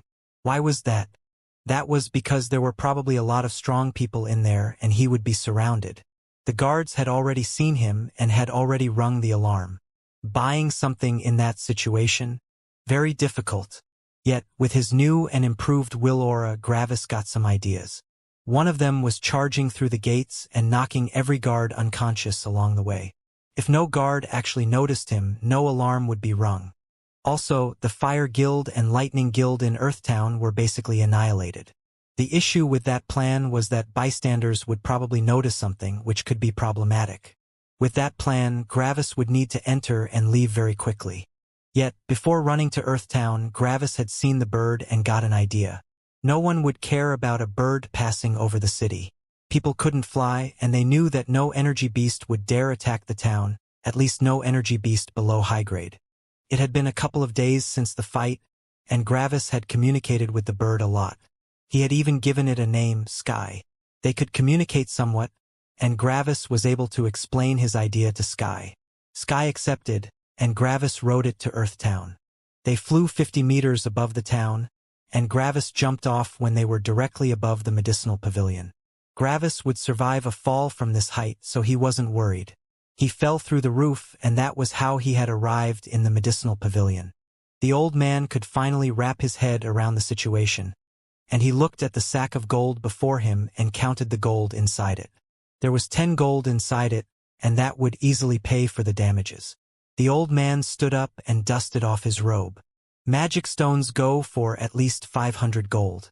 No one will accept less than 500 golds, because you can find gold everywhere, but not magic stones, he explained with an interested look. The other young man was not sure what he should do. A new guy just crashed through the roof. Was he supposed to complain and say that he was here first? 600 gold, all right? Gravis asked, and the old man's eyes shone. That was more than all right. Sure. How many do you want? He asked with a smile. Gravis still had a little over 12,000 gold from his time in the Proxy Lightning Guild, and he wanted to exchange all his money. 20, please, he said as he put all his sacks of gold on the floor. The old man checked some of the bags and weighed the remainder with his hands. Checks out here, he said as he threw over another sack. Gravis caught it and looked inside. He could see 20 shimmering blue stones. He guessed that with these, he could probably rise another level in the energy-gathering realm. Gravis jumped and left through the hole in the roof. The young man followed him with his eyes, while the old man was looking through the gold with a happy expression. The young man stood up. So, about my 9 Eves pills, he said, and just like that, the old man's good mood was gone again. Gravis jumped down to the plaza and started sprinting to the town's exit. He had finished what he came here to do, and there was no reason to remain. Every guard that Gravis saw got knocked unconscious by his will aura. Some passers-by noticed that something was wrong, but Gravis was already gone before they could do anything.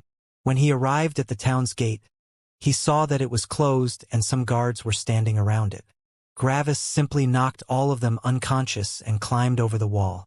Many people noticed and pointed with their fingers at him. It was rare to see anyone trying to climb over the walls since the guards on top could shoot anyone down with their specialized bows. Yet, To the surprise of everyone watching, every guard in Gravis' vicinity was knocked unconscious. Gravis easily jumped over the wall and left Earthtown behind. He ran towards the big tree since that was an excellent place to stay for a while.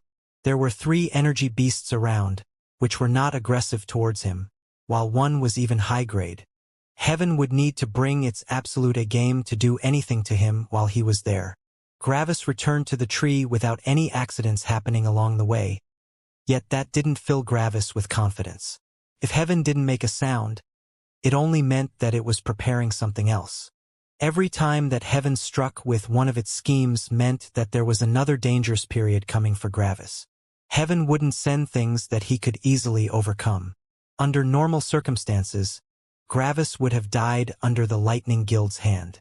If he hadn't outplayed Ascura with that one trick and forced her to ignore all consequences, he might have died. Only by enraging her was he able to get the tree and the bird involved in the fight. There also was the addition of the Fire Guild. Would Gravis have won against both guilds at once if he had fought alone? Definitely not. Every day, Gravis hunted energy beasts for food and to prepare for something else, but he never spoke his reason out loud. Heaven could hear everything, but it couldn't read his thoughts. As long as he kept his plan a secret, Heaven wouldn't be able to prepare itself. Heaven had no issues with letting Gravis hunt low-grade energy beasts. They were not dangerous enough for him to temper himself, so who cared? That Gravis always returned after a hunt made it even easier for Heaven to plan its next step. Heaven could gather its forces more easily as long as he remained there. Heaven couldn't control humans, so it was way harder for it to guide humans to his location. As for high-grade energy beasts, that was equally as hard. The Heaven of this lower world couldn't completely control such powerful beasts. It could only instill some feelings but not completely control them like with demonic beasts. That was easily shown when the parent of Sky spared Gravis' life. Gravis had already absorbed all the energy stones, and they were just enough to get him to the 4th level of energy gathering. His energy was now about double as powerful as his physical body, which further reduced his body's effectiveness. Gravis was still sure that he could kill people on the 6th level, but that would be harder than jumping 2 realms while he was at the 3rd. As for people on the 7th stage, if Gravis couldn't catch them by surprise, winning was very hard. From time to time he was fighting with Sky. Usually, doing a lot of spars would weaken his will aura, but Sky was too weak to have an impact on his will. It was no danger to Gravis, so a spar was more like playing for him. He wouldn't need to concentrate on attacking since he could just play around with it. Sky would go hunting once a day and would share its prey with its parent. The parent bird remained on the tree each day and would not leave. It still felt uneasy and a little guilty that its offspring nearly died while it was away, so it vowed to be more careful from now on. Its hatred for Gravis also vanished after a while, and it accepted him as a companion. It even allowed Gravis to ruffle its feathers from time to time. That just felt too good to decline. Yet, this particular day, Sky returned without prey after hunting for a couple of hours, and it complained to its parent. The parent bird was way faster and could hunt further away without leaving for a while. If it went out to hunt, it wouldn't be an issue to catch food. Gravis noticed this, and his eyes shone. It was time. "You don't have to go," Gravis shouted, and the birds turned to him. Gravis took the recently slain energy beast and threw it closer to Sky's nest. He normally only shared part of his prey with the tree. In order to carry such a massive beast up the tree, he would need to use more force in his lightning movement, which would injure the tree slightly. Gravis always threw a leg of his prey to the tree's roots before doing that. The tree accepted it, and Gravis wouldn't be attacked by it. Energy plants were not smart, but they were more in tune with nature and could understand some emotions of other living things. It felt that Gravis didn't want to hurt it, so it accepted the legs and let him do whatever he wanted. The birds looked at the prey, and the parent bird used its wind to carry the energy beast to it. Using wind to carry up something that weighed multiple tons showed its superior might. Sky screeched happily and began eating. Gravis had always kept his new prey just for this occasion. Gravis knew that Heaven would have issues sending enemies to him as long as the parent bird remained. A high-grade energy beast was an absolute hegemon in the Middle Continent, and it would take multiple people at the 9th level of energy gathering to slay it. So, when heaven had readied its weapon, it would surely do something about the bird. What was the easiest way to get it to fly away? Remove all food in the surroundings and force it to hunt. Like this, it would be gone when the new squad of enemies arrived. On top of that, heaven would probably send multiple people at the 7th level of energy gathering, at least. Gravis smirked at heaven. Bet you didn't expect that, eh? He said smugly. And for a second, Gravis thought that he saw a lightning bolt fly across the sky. He couldn't be sure if he saw it correctly since it was too fast and too silent. Yet, Gravis was sure that heaven must be frustrated right now. Just try to stop your squad of lackeys now. Sure enough, 1 hour later, Gravis saw 4 people arriving at the bottom of the tree. Gravis' smug grin only grew wider when he saw their levels. 3 of the people were at the 8th level of energy gathering while the last one was at the 7th. Without the parent bird, Gravis would have died 100%. If he hadn't expected heaven's scheme, he would have died. Enemies! Gravis shouted loudly while looking at the humans. They were all clothed in blackish-blue robes, showing that they were from the Lightning Guild. He didn't want to kill more disciples, but that wouldn't stop him. It was either his life or theirs. He didn't like killing them, but it was a necessity. He had spared the first couple of lightning disciples before, and that was how he got into his previous calamity. He wouldn't make the same mistake again. No more sparing of lives. If someone came to kill him, he would kill them no matter their strength or faction. Even if they were at the body-tempering realm, he would still kill them if they showed animosity. He couldn't gamble with his life anymore, since that would make it even easier for heaven. After Gravis' shout, the birds turned towards the new arrivals and looked at them. Sky grew excited and screeched aggressively while circling the tree. Caw! The parent bird released an imposing and loud caw that resonated in the surroundings, and Gravis felt his whole body shake due to the shout. Sky quickly calmed down, looked at the humans, and flew behind its parent. Its parent felt the strength of the new arrivals and knew that any of those 4 could kill Sky easily. The parent bird opened its wings imposingly and made its wind circle the humongous tree aggressively. The storm was thunderous, and its sound even made Gravis' ears hurt. The surrounding trees at the ground got turned over and started circling the big tree imposingly. The big bird looked at the new arrivals aggressively and clearly showed its hostility. If they dared to come closer, the 4 disciples looked at the tree with ugly grimaces. There had been no info about this mighty bird. The surviving disciple of the Lightning Guild had only told them about Gravis, the tree, and the smaller bird. The big bird had only returned multiple hours after the fight was over. The surviving disciple had not seen it and, therefore, hadn't reported it. This bird would make everything more complicated for them. Yet, the disciples still had a plan and looked at Gravis with killing intent. "We'll go with Plan B," said the leader of the disciples. Even though 2 others were also at the 8th level of energy gathering, he was their leader for a reason. The reason was that he had a will aura. It had just recently condensed, yet that made him nearly invincible in his level. On his level, the others could only release 80% of their fighting strength while he activated his will aura. "Silvio, it all depends on you now," said the leader as he passed something to the disciple at the 7th level of energy gathering. "We won't be able to kill the bird, but we can keep it at bay for some seconds. Follow the plan.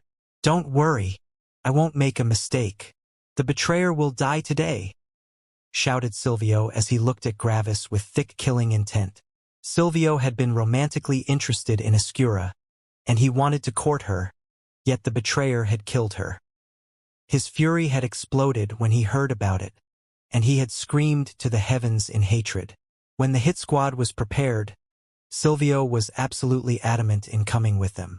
Initially, due to Gravis' danger, no disciple under the 8th level was allowed to participate, but Silvio went mad when he had been denied. He turned everything over and even ignored all the people who tried to suppress him.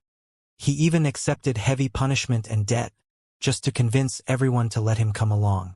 Originally, the 3 other disciples were not happy with him tagging along, but when they saw the bird, they were thankful. It would need all 3 of them just to occupy the bird for a couple of seconds. Without him, they could only return in failure. "We're going in!" shouted the leader and shot forward. The others followed closely behind him, and they all charged up the tree with their full power, leaving a trail of destruction along the tree. They had been informed about the tree, but the tree couldn't compare to even the weakest of them. Xianxia, who was at the 6th level of energy gathering, could already kill the tree in a one-on-one if she weren't disturbed by others in her fight. The tree tried its best to stop them, but just their lightning movement already tore all the branches apart. The tree couldn't even delay them. The parent bird screeched loudly, while Sky flew away to safety. Couldn't get involved in this fight, even if it wanted to. The parent bird took to the air and charged at the congregation of 8th-level disciples. Silvio split off from the other 3 and charged towards Gravis. Gravis saw this and readied himself. He had an idea of what they were planning, and to stop them from succeeding, he would have to gamble with his life. This could go wrong very quickly, and a single mistake or mistiming would spell his doom. But if he managed to succeed, Gravis charged down, running straight at Silvio. Silvio grew excited when he saw that. If Gravis reached him, Gravis would die 100%. Gravis and Silvio came closer, and just before Gravis reached a 10-meter distance from Silvio, Silvio took out a jade token. "You're dead!" he shouted and crushed the token. At least he tried to, but suddenly an intense pressure appeared out of nowhere. He knew Gravis was a heavenborn, and he was prepared to receive Gravis' heavenly pressure, but this pressure was way stronger than he had expected. Silvio froze for a split second due to the shock. Gravis shot a lightning bolt at Silvio's hand, which loosened the jade token, and it left his hand. Gravis quickly caught it and ran towards the other battlefield. "Stop!" shouted Silvio and shot his strongest lightning bolt at Gravis. Gravis already expected that and loaded his weapon with 20% of his whole energy reserve and blocked it. He managed to block the attack, but his arm, carrying the saber, was still scorched black. Silvio, who had been sure that this lightning bolt could severely injure Gravis, was shocked when he saw that. He hadn't even started charging forward because he had concentrated everything on that lightning bolt. His eyes opened wide, and his jaw dropped as he saw Gravis getting closer to the other disciples. "Flee!" Silvio shouted with all his might, but the others couldn't hear him over the apocalyptic wind around them. The parent bird was proving to be a more than formidable opponent, and they couldn't spare even a single glance. The bird took up their full concentration. They were all entirely unloading their lightning on the bird, and their energy reserves were already starting to get low. Without using absolutely everything, they couldn't keep it at bay. They all shot another fully loaded lightning bolt at the bird, but only a single one reached it, and that didn't even leave an injury. The other 2 lightning bolts got blocked by a sudden formation array. "Silvio, you idiot! Why are you?" the leader shouted. He was outside of the formation array as he turned to the others, but stopped when he saw Gravis inside the formation array. His eyes grew wide, and he immediately started running down the tree. The other 2 disciples saw Gravis and unloaded all their lightning on him, but Gravis had quickly left the formation array and willed it to block the attack. "Kill the other one!" Gravis shouted with all his might, as he shot a weak lightning bolt at the fleeing leader. The bird quickly saw what was happening and realized what Gravis wanted. It ignored the 2 captives and flew straight at the fleeing leader. Trying to flee alone from a high-grade energy beast bird with the wind element, Gravis only smirked in disdain. Gravis knew that the Lightning Guild took him seriously now. They would probably use everything in their arsenal to stop him. When Gravis saw that the disciples didn't flee earlier, even when they saw the bird, he knew that they probably prepared a formation array to contain him. Would they contain the bird in the formation array and attack him? Gravis doubted it. If they could, they probably would do that, but the last formation array he had seen only had a diameter of 10 meters. Such a small space couldn't even contain the bird's torso. Gravis already expected that such formation arrays were supremely expensive. The whole Lightning Guild in Earthtown only had a single one, which was only meant for emergencies. One formation array to protect a whole congregation of disciples? That showed its immense worth. How expensive would a formation array be if it had the size to contain the bird? If such a formation array were easily produced, there wouldn't be any high-grade energy beasts anymore. Gravis knew that they took him seriously, but to use such an over-the-top formation array that could contain a high-grade energy beast, Gravis doubted that. Of course, a lot of that was only speculation, and there was still a significant risk for Gravis. He could only gamble. Gravis presumed that if the disciples didn't have an array formation, they would have never engaged the bird. It was just too powerful. The big bird chased the leader of the disciples, and Gravis turned to Silvio, who was angrily charging at him. "Let's have a proper life and death battle." Silvio's eyes were full of rage, hatred, and panic. He saw the big bird following his leader and gaining ground extremely fast. The two other disciples in the formation array panicked and used everything they had to destroy the formation array, even though they knew that they couldn't break it. When he heard Gravis shout, his rage exploded, and he released an enraged roar with all his power. He released a massive lightning bolt that shot at Gravis, but Gravis only sidestepped. Silvio was blinded by rage, and his attacks were fueled with his anger. He used his whole body to attack, which only made him telegraph every attack very clearly. Silvio continued shooting his lightning at Gravis, and he moved with all his speed. His hatred exploded to the sky, and he was wasting all his energy. When he saw Gravis dodging everything, his rage grew even more, which didn't help at all. Every attack from him left a vast area of destruction on the tree, while Gravis wasted as much time as possible not counterattacking. The tree got involved and tried to stop Silvio, but his violent lightning destroyed everything that got close to him, which wasted even more energy. Gravis didn't want to see the tree getting hurt and charged down the tree. "Come, let's fight on the ground," he shouted with mirth, and Silvio chased him, blinded by rage. Gravis had killed his love. Gravis had used Silvio's inadequacy to doom his senior brothers. Gravis had dodged all his attacks, which enraged Silvio even more. In Silvio's eyes, there was nothing but Gravis. Silvio was faster than Gravis, but whenever he released a lightning bolt, he stopped for a second. One couldn't release a fully powered energy attack while simultaneously using their element to move.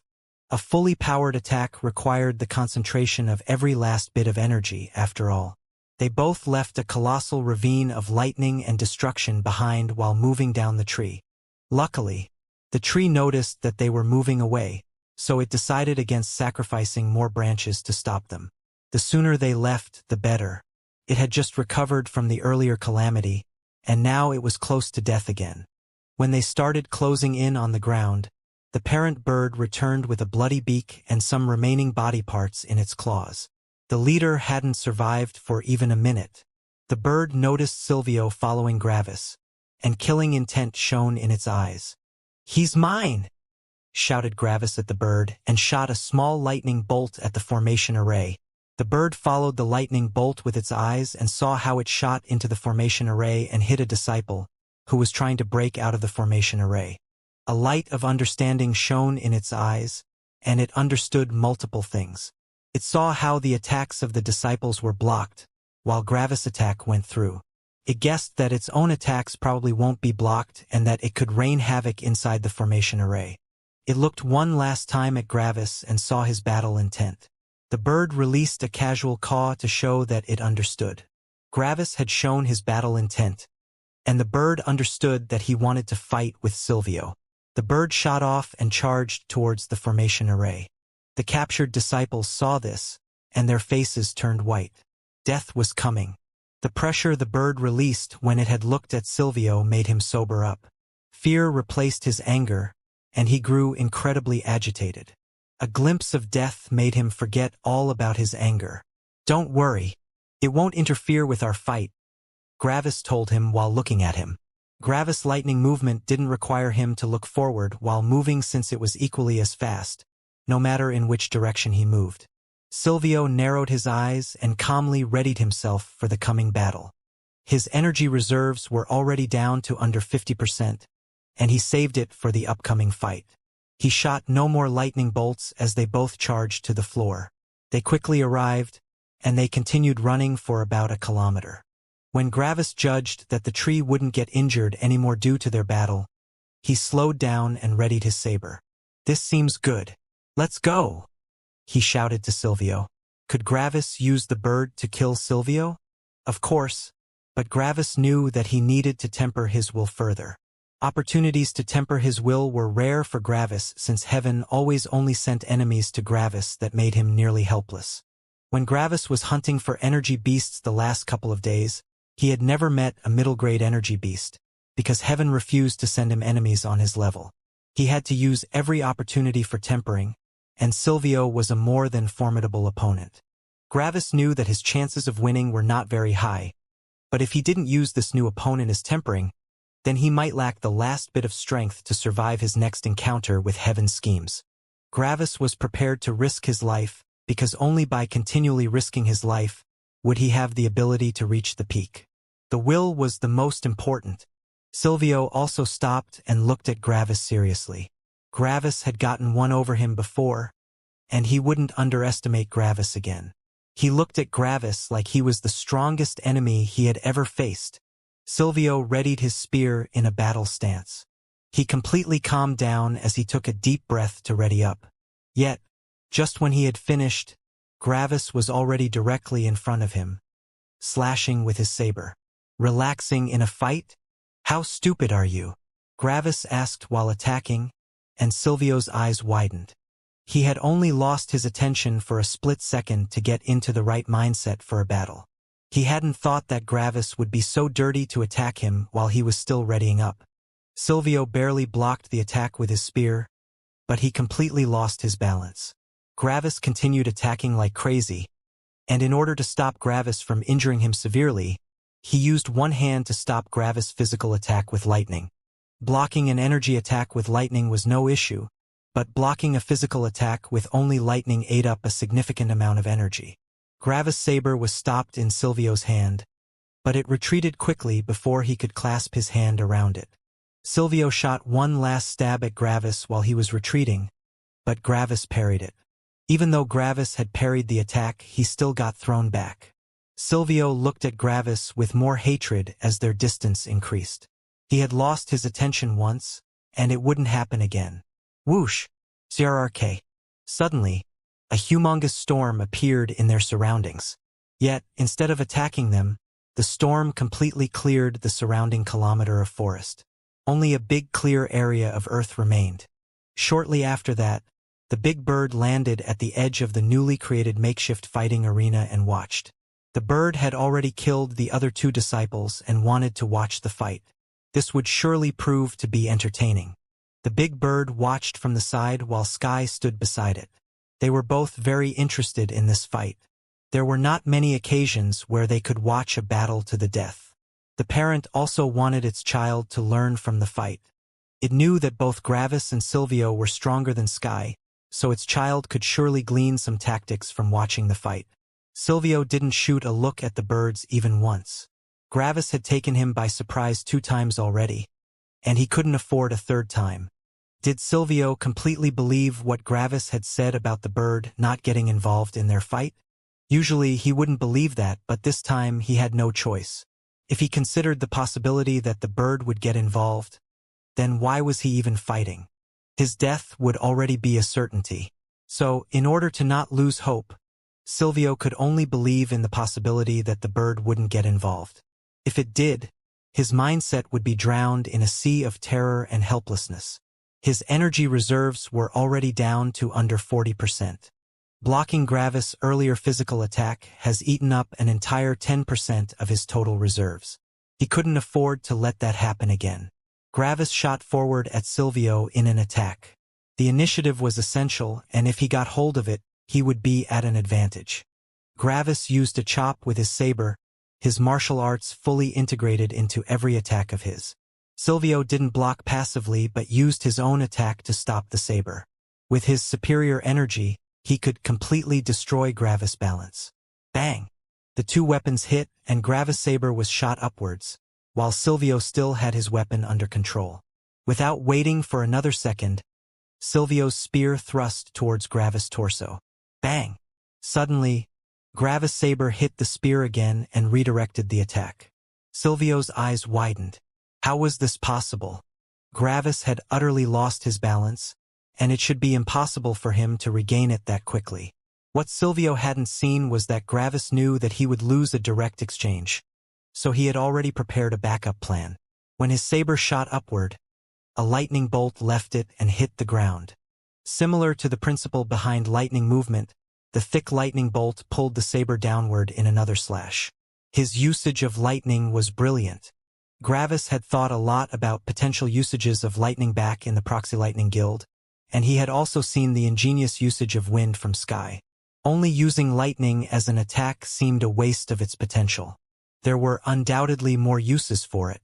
After the saber redirected Silvio's attack, his torso was wide open, and Gravis stepped closer to him and slashed with his saber. Lightning came out of his saber and hit the ground behind Silvio. Silvio couldn't retrieve his weapon in this short time frame, so he could only lift his hand and block the physical attack again with his lightning. Bzzz. Bang! Silvio blocked the attack with his lightning but surprisingly lost only 5% of his total energy reserves. This didn't make him happy but more worried. Why was this attack only half as strong as the previous one? Silvio suddenly felt an incredibly strong impact on his chest. Gravis had used the lightning, which had hit the ground behind Silvio, as a powerful string to guide his saber in an attack. While the lightning was using the saber as an attack, Gravis let go of his weapon and unloaded his full physical power into a punch. Silvio's attention was preoccupied with the saber, and he hadn't put up any other defenses. Which idiot would let go of their weapon in a fight? Silvio flew backward for several tens of meters. When he finally managed to stabilize himself, he vomited a mouthful of blood. While Gravis' body was slowly losing its advantage in a fight against higher-tier opponents, it was still incredibly powerful. The bodies of cultivators in the energy-gathering realm would also increase with every level up, but the increase was negligible in comparison to the growth of their energy. If Silvio hadn't been 3 levels higher than Gravis in the energy-gathering realm, he would have died to this attack. Yet he was still heavily injured. Several of his ribs broke and stabbed through his lungs. A cultivator wouldn't die to that since they had tempered their organs and blood previously, but it was still incredibly painful and bothersome to heal. Gravis immediately charged after him. His enemy had been stunned by the attack, and he needed to take advantage of that. All these attacks were ingenious and surprising, but they would only work once. If Silvio had seen his attack coming, he would have attacked with his spear. He would have known that he wouldn't die from such a hit, but Gravis obviously would. Gravis released his saber again and let it shoot to Silvio, while he quickly circled him so that Silvio couldn't keep watch on both Gravis and his saber. Silvio clenched his teeth and extended his hand to block the saber with his lightning, while he shot his spear at Gravis. Contrary to his expectations, Gravis didn't go in for an attack but jumped back. Silvio felt the saber hit the lightning on his hand, which meant another 5% of wasted energy, but without Gravis there to retrieve it, he could grab a hold of the saber. That would doom Gravis. Silvio kept watch on Gravis so he couldn't also look at the saber. When he felt the attack weaken, he grabbed to the approximate location of the saber. Yet he felt nothing. A cold shudder went down Silvio's back, and he turned to the saber. It laid on the ground, still. That made no sense. Their fight was so fast that it wouldn't even have fallen 20 centimeters in the time where all this happened. How was it already on the ground?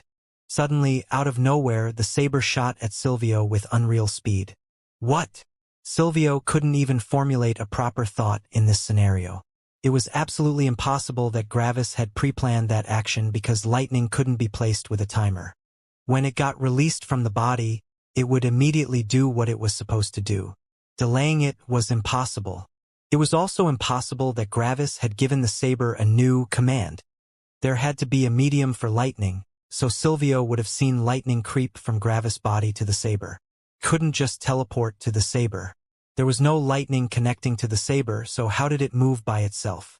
In order to achieve this maneuver, Gravis had made use of his elemental synchronicity. If lightning went into the earth under normal circumstances, it would get swallowed up. Yet, with Gravis' elemental synchronicity, he could control the earth under him and create a tunnel for his lightning. This allowed him to hide his actions from Silvio's senses and move his lightning to his saber, undetected. Out of carefully honed reflex, Silvio blocked the saber with his spear. Not forgetting Gravis, Silvio also shot a nearly fully powered lightning bolt to his approximate location. That wasted more of his energy, and Silvio slowly started to feel the panic set in as his energy reserves started dwindling due to his wasteful actions. Crack! Silvio easily blocked the saber, but a humongous impact hit his left knee. Gravis had charged over and slid on his behind while Silvio's lightning bolt shot over his head. With a fully powered kick, Gravis decimated Silvio's kneecap. Due to his kneecap getting destroyed, Silvio started falling over, right on top of Gravis. He turned to him while falling and saw another kick quickly approaching his face. Silvio managed to barely block the kick to his face with his spear. Shing! Silvio only had the kick in his eyes and failed to see the lightning coming out of one of Gravis' hand. The saber, which had still been in the air due to Silvio's block, got pulled to Gravis' hand and severed Silvio's dominant arm on its way.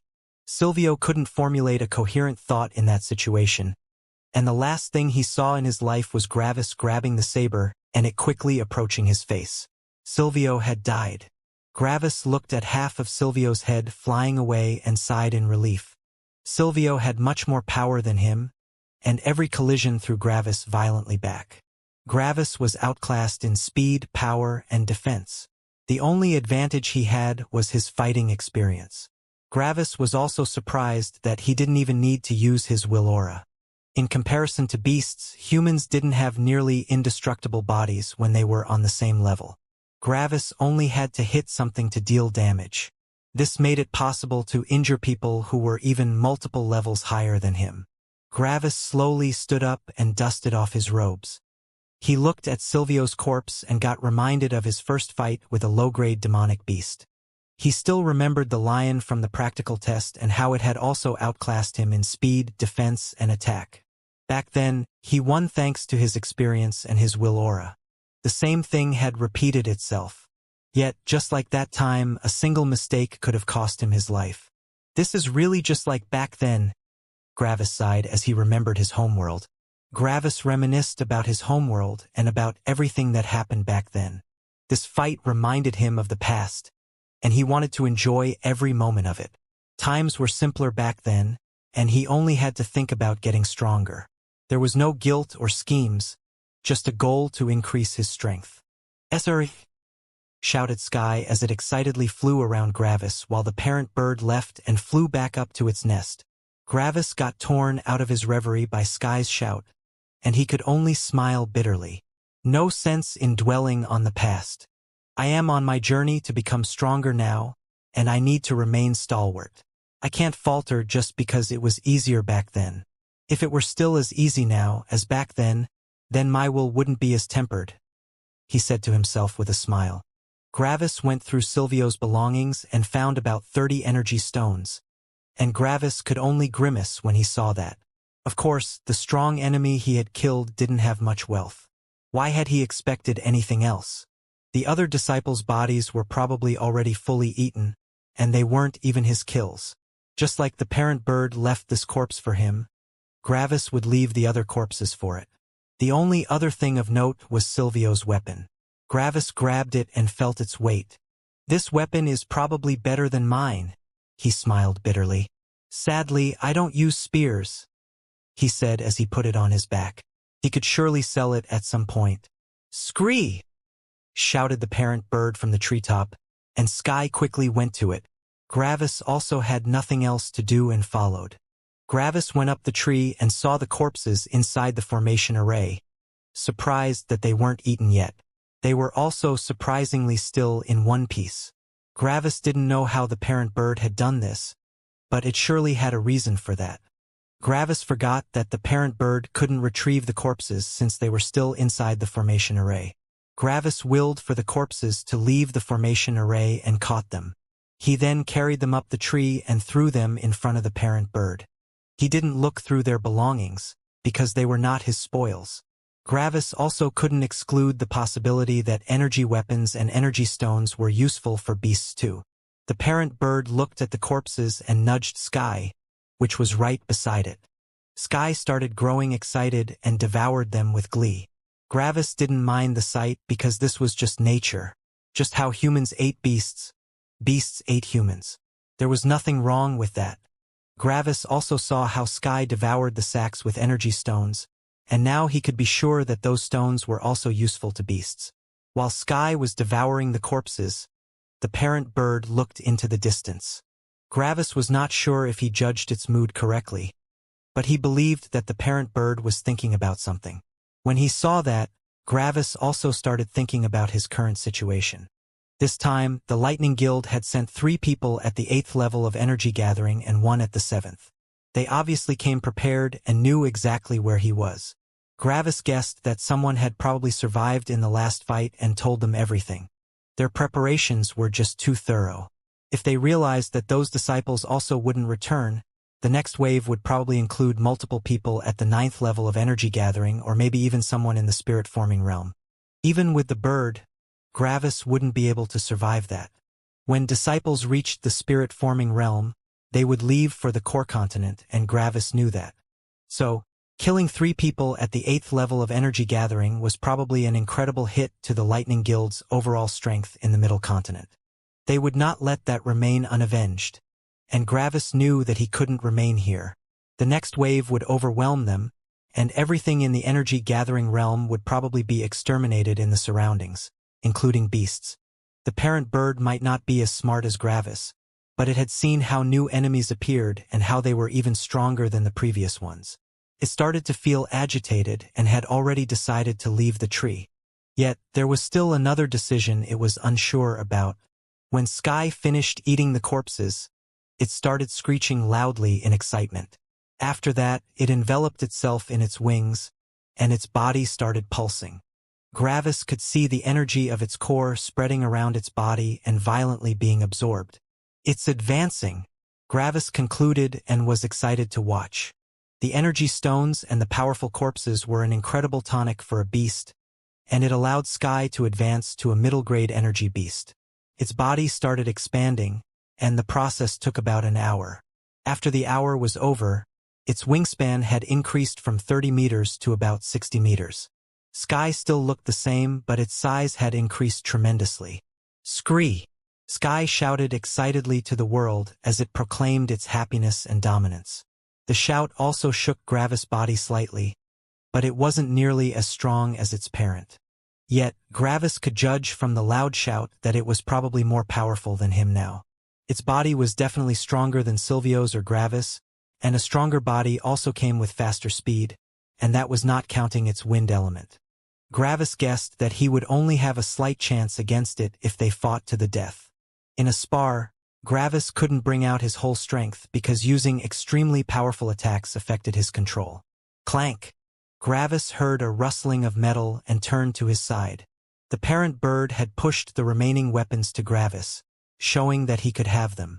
Apparently, energy weapons were not useful to beasts.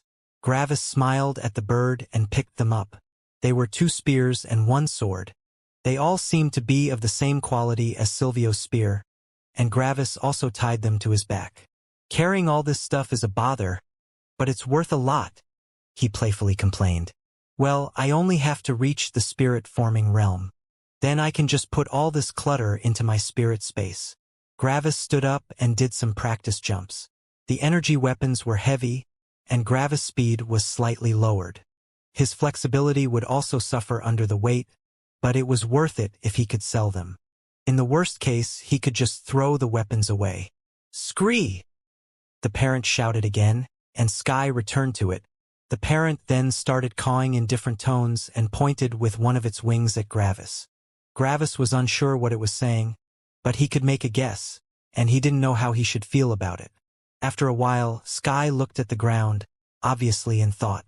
Some seconds later, it looked back at its parent, and Gravis could hear an affirmative caw. The 2 birds then turned to Gravis, and the parent shoved Sky towards Gravis with one of its wings. Sky walked closer and extended its head to Gravis. Gravis smiled, and all his earlier doubts vanished. He started ruffling its feathers and scratched its skin. Sky liked it and released some quiet caws of pleasure. Gravis didn't notice that his face had the same innocent smile as back when he was still playing with Stella. All his worries disappeared, and Gravis just couldn't stop smiling as some tears ran down his face. He was not alone anymore. Gravis hugged Sky and looked at its parent. "Are you sure?" Gravis wasn't sure, but he believed that he had seen the parent nod. It wanted Sky to go with Gravis because tempering for beasts was nearly as important as for humans. They might not have a will aura, but their combat experience was essential to them, even more than for humans. If beasts wanted strength, they needed to eat beasts or humans at the same level as them or higher. Without combat experience, they wouldn't be able to keep up with their peers, and their inherent want for strength would either kill them or disappear. Some beasts, like the low-grade demonic beast tiger or the centipede, had already fled the wilderness to be an overlord in a weak area. Their want for strength had been suppressed by their fear for the other, stronger beasts. Making Sky follow him was also a risk for the parent bird. That was why it had hesitated for a long while. Yet, if it always kept Sky under its wing, Sky would never surpass its parent. It had to find its own path to strength, just like Gravis. "Scree!" the parent shouted, and Sky went to it. They both rubbed their heads together, and after some minutes, the parent opened its wings and flew into the distance. It would not return to the tree anymore. This particular area was just too dangerous, and it had to find another spot to nest. Sky released some last cause as it saw its parent flying away. Gravis saw that Sky was troubled with its parent leaving, so he jumped onto its head and scratched it some more. Sky ignored Gravis for a while but relaxed after a while. It was in a beast's nature to leave their parent at some point and find their own way. A goodbye was easier for them than for humans. "Sky, we should leave too," Gravis said. Sky was very smart, and it started understanding more and more of Gravis' words in the last couple of days. Sky jumped and started flying in the air, circling the tree one last time, before it shot off into the distance. Bzzzt. Gravis shot a weak bolt of lightning into a specific direction. "Let's go!" he shouted, and Sky answered him with a caw. They then flew into the horizon, leaving the tree behind. Why was Gravis not worried about his karmic luck affecting Sky? If he hadn't talked a lot with Orpheus and his father before leaving, he would have definitely declined Sky's company. Orpheus had explained to him a lot about karmic luck, and that had also included beasts. Gravis had still been confused back then and had also asked his father about Orpheus' words. After talking with his father, Gravis finally understood. Heaven's goal of gathering energy only involved humans. Beasts, for some reason, didn't help Heaven in gathering energy. Gravis was a little confused about that, but his father told him that he would explain more about that when Gravis reached sufficient strength. Yet, why did beasts exist in the first place if they didn't help Heaven in achieving its goal? The answer was that beasts were useful to Heaven for different reasons. Gravis still remembered the sentence that his father had said when Gravis asked him why beasts even existed. "Their cultivation resources and tempering tools for humans," was what his father had said to him. If there were only strong humans around, then the humans would have to kill each other to temper their wills. That would reduce the number of humans achieving higher realms. In Heaven's eyes, humans were its crop, and beasts were the humans' fertilizer. For all those reasons, Heaven didn't bestow any karmic luck to beasts. All beasts were equal in its eyes, or more like equally unimportant. If two beings met with the same amount of karmic luck, then there would be no inherent advantage or disadvantage for either of them. Only the stronger one would survive. Yet, if normal humans met stronger beasts, they would often survive due to luck. With their inherent karmic luck, humans had a slight advantage over beasts, yet this whole advantage was destroyed by the beast's inherent supremacy regarding physical strength. Of course, Gravis had never experienced any of this luck when he had fought beasts previously. Yet, Gravis didn't mind that so much since luck could carry one only so far in a fight. Nearly no beast could be considered a sheltered greenhouse flower since they had to fight other beasts on their level to upgrade their strength. In comparison, there were a lot of humans with lacking battle experience. When a human and a beast on the same level fought, the beast would have the advantage in power, defense, speed, stamina, and often also battle experience. The humans only had their luck and intellect as an advantage, and without sufficient battle experience, It was difficult to make use of one's intellect. That was why it was only considered safe to hunt a beast if the human was a minor realm higher than it. Gravis knew all this, thanks to Orpheus and his father, and, therefore, knew that his karmic luck would not impact Sky since it also had no inherent karmic luck. They were both abandoned by heaven, which also made Gravis feel a kind of kinship to Sky, similar to his family members. Gravis and Sky flew into the distance, and Gravis opened his arms to feel the wind hitting his body. He felt as free as never before. Gravis had dreamt about flying in the sky ever since he was a young kid. He still remembered the sky community in his hometown, and he always longed to fly together with all the others.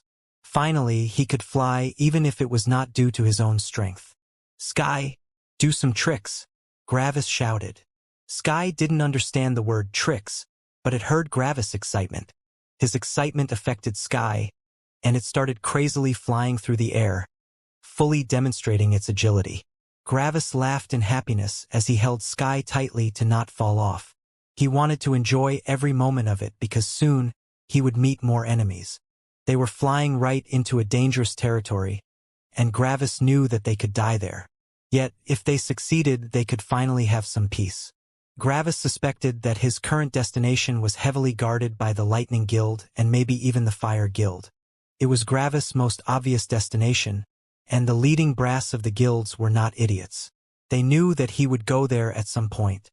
Yet, what they didn't know was that he now had a fast and powerful bird accompanying him. They wouldn't expect him to arrive from the sky, and if he didn't have Sky with him, he would have never dared to go there. Sky continued flying happily, while Gravis guided it to the Heaven Sect. Gravis and Sky flew for multiple days. Even though Sky flew very fast, even creating a sonic boom at the start of their flight, the middle continent was just too big. The core continent was a circle, while the middle continent encompassed the core continent in a bigger circle. The outer continent did the same with the middle continent. Gravis and Sky were currently south of the core continent, and they were flying to the southeast of the middle continent. Every major guild had one of their headquarters in the north, east, south, and west of the middle continent, while the Heaven Sect only had two. One was in the southeast of the middle continent, while the other was in the northwest. In comparison to the whole lower world, this distance was not significant, but for Gravis and Sky it was still a distance of over 100,000 kilometers. Without Sky, Gravis would have taken over 2 weeks to get there. Yet, with the help of Sky, they only would have needed 3 days, if they hadn't taken a break for a full day. After 4 days of traveling, they finally closed in on the Heaven Sect. "Sky, this can get really dangerous," Gravis cautioned. "I doubt that they already know about the death of their hit squad, but they will maybe still have some people in the 9th level of energy gathering." Sky released a quiet affirmative caw. Gravis had been talking a lot with Sky in the last couple of days, and it started to understand more words that Gravis spoke. Gravis especially taught it about the power system of humans in their one-day break.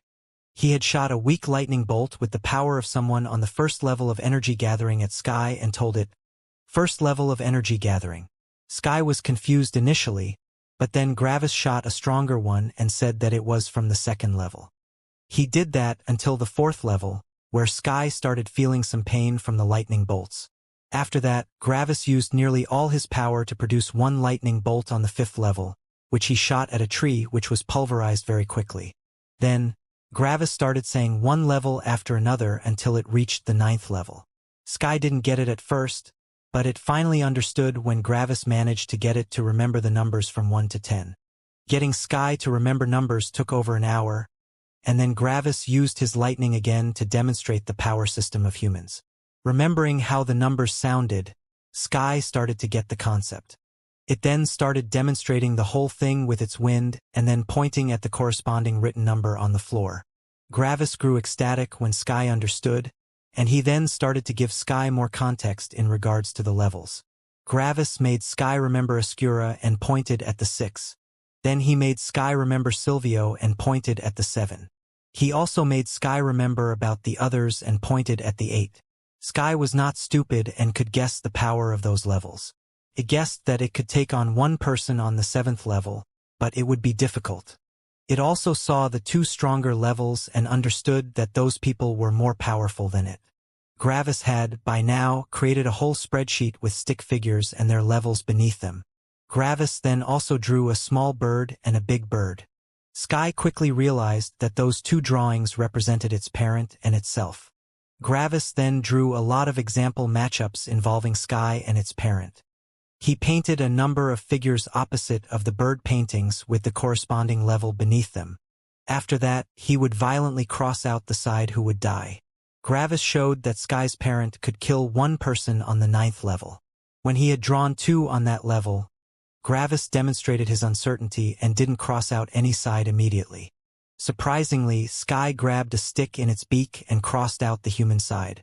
It completely trusted in its parent's strength. When Gravis drew 3 people on the 9th level, he stopped Sky from doing anything and crossed out the big bird. Sky screeched angrily, but Gravis managed to calm it down.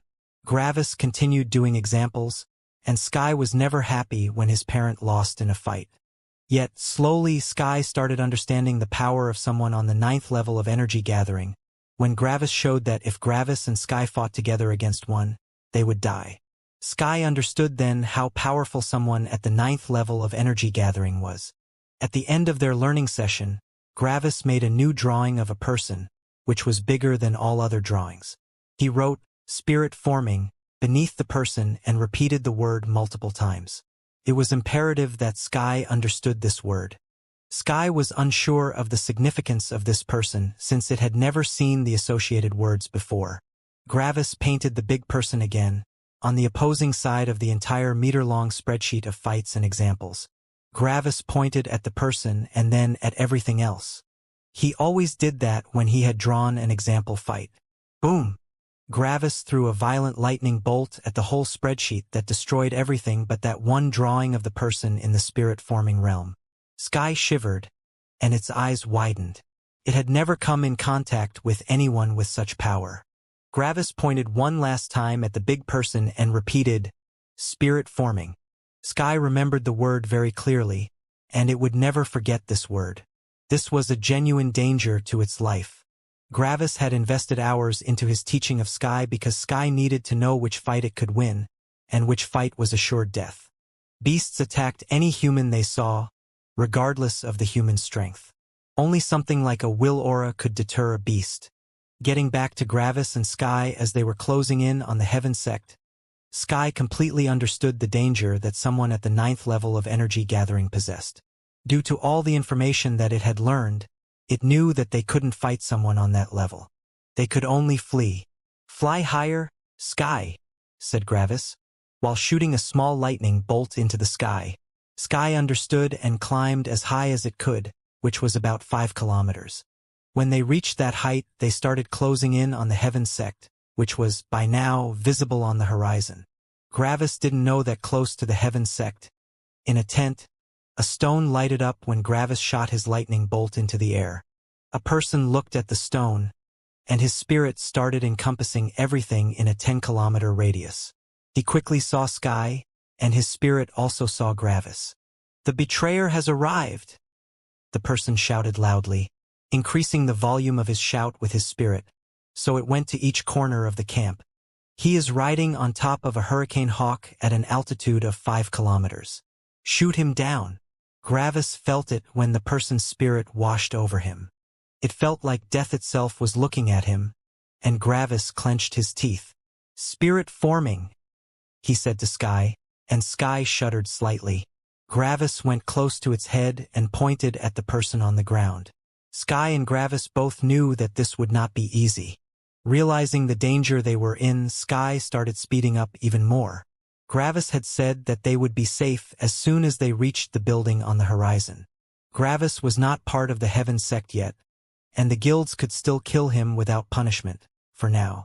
Everyone was outside of the Heaven Sect's property, and they surely wouldn't dare to do anything as soon as Gravis reached the building.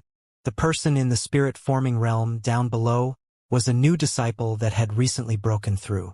If he managed to kill Gravis, he would receive a lot of energy stones, and that would help him when he would eventually go to the Lightning Sect in the core continent. Even if another person managed to kill Gravis, he would still get at least 50% of the eventual earnings because he held down the fort in front of the Heaven Sect. There were still around 10 kilometers to go before Gravis reached the Heaven Sect's property, and disciples from the Lightning Guild quickly started following Sky from down below. Those disciples were taking a massive risk in attacking Gravis. If Gravis died before he reached the Heaven Sect, they would all be fine, but if he reached it and joined them, things could get ugly. The Heaven Sect required strength and pride from their disciples. Heaven would give them tempering experiences and enemies they could win against, and that, of course, included enmities that the disciples had created. Right now, Gravis couldn't fight anyone from the Lightning Guild who guarded the Heaven Sect. Everyone was, at least, at the 8th level of energy gathering. Surprisingly enough, there were actually also people from the Fire Guild, but they couldn't compare to the forces of the Lightning Guild. Just like Flern had said, the Fire Guild wanted to use Gravis as tempering for their disciples, and they also used him to weed out the disciples who weren't up to par. So, the Fire Guild only sent disciples in the 6th and 7th level of energy gathering. If the disciples they had sent were too strong, then that would defeat the whole purpose of tempering. The disciples of the Fire Guild had heard the words of the spirit-forming expert of the Lightning Guild, but they weren't intending on shooting Gravis down. Shooting Gravis from afar was not a fight and wouldn't help in their tempering. They simply watched as the disciples of the Lightning Guild started shooting their lightning into the sky. Many lightning bolts reached Gravis and Sky did its best to evade those bolts. It was challenging to hit Gravis since he was over 5 kilometers away and was also moving with incredible speed. Over 80% of all attacks didn't even arrive at their surroundings. Sky managed to evade all the other lightning bolts. The speed of the lightning attacks increased with the additional strength of the attacker. Still, even at the 9th level of energy gathering, those attacks were nowhere close to the speed of actual natural lightning. If those attacks were just as fast as natural lightning, Gravis could only wait for his death. Sky avoided every single attack, even if some of them weren't easy to evade. By coincidence, some of the attacks arrived together to block nearly every direction. Gravis' luck was showing its full effect in that scenario. How could so many attacks arrive with such excellent timing while the disciples could only blindly shoot? It was already a miracle that 20% of the attacks reached his surroundings. Sky was moving over 400 meters per second, and hitting a small area of around 50 meters from 5 kilometers away was incredibly difficult. If Gravis went to the Heaven Sect without Sky, he would have long since died. After several seconds, only 5 kilometers were left until Sky would be directly above the Heaven Sect. Gravis had a chance, and he grew excited. Safety was close. Gravis still counted as a Heaven-born in the Heaven Sect's eyes, and they wouldn't allow anyone to hurt him, no matter their reason. The Heaven Sect was the hegemon of this world, and no one dared disrespect them. Gravis guessed that even if all sects combined their strength to attack the Heaven Sect, the Heaven Sect would still come out victorious. The Heaven Sect had the backing of Heaven, and no one in this world could go against Heaven. Heaven might even ignore its own rules to strike some sects that attacked the Heaven Sect. Heaven was also not allowed to communicate with the mortals, even if they were its children. Of course, Heaven regularly ignored that rule and gave the Heaven Sect lots of missions to complete. The Heaven Sect had to know whom they should kill, after all. Yet, Gravis was sure that his father forced Heaven to abide by its rules if it involved Gravis. Heaven wouldn't dare to expose Gravis in this situation. Strength was everything, and Heaven was the strongest in this world. It could do whatever it wanted, even if it broke its own rules. But there was always someone stronger out there, and Gravis' father had way more power than this lower Heaven. Gravis knew that his father could slap this Heaven into oblivion without even moving, and that was why Gravis was so sure that Heaven wouldn't break its rules.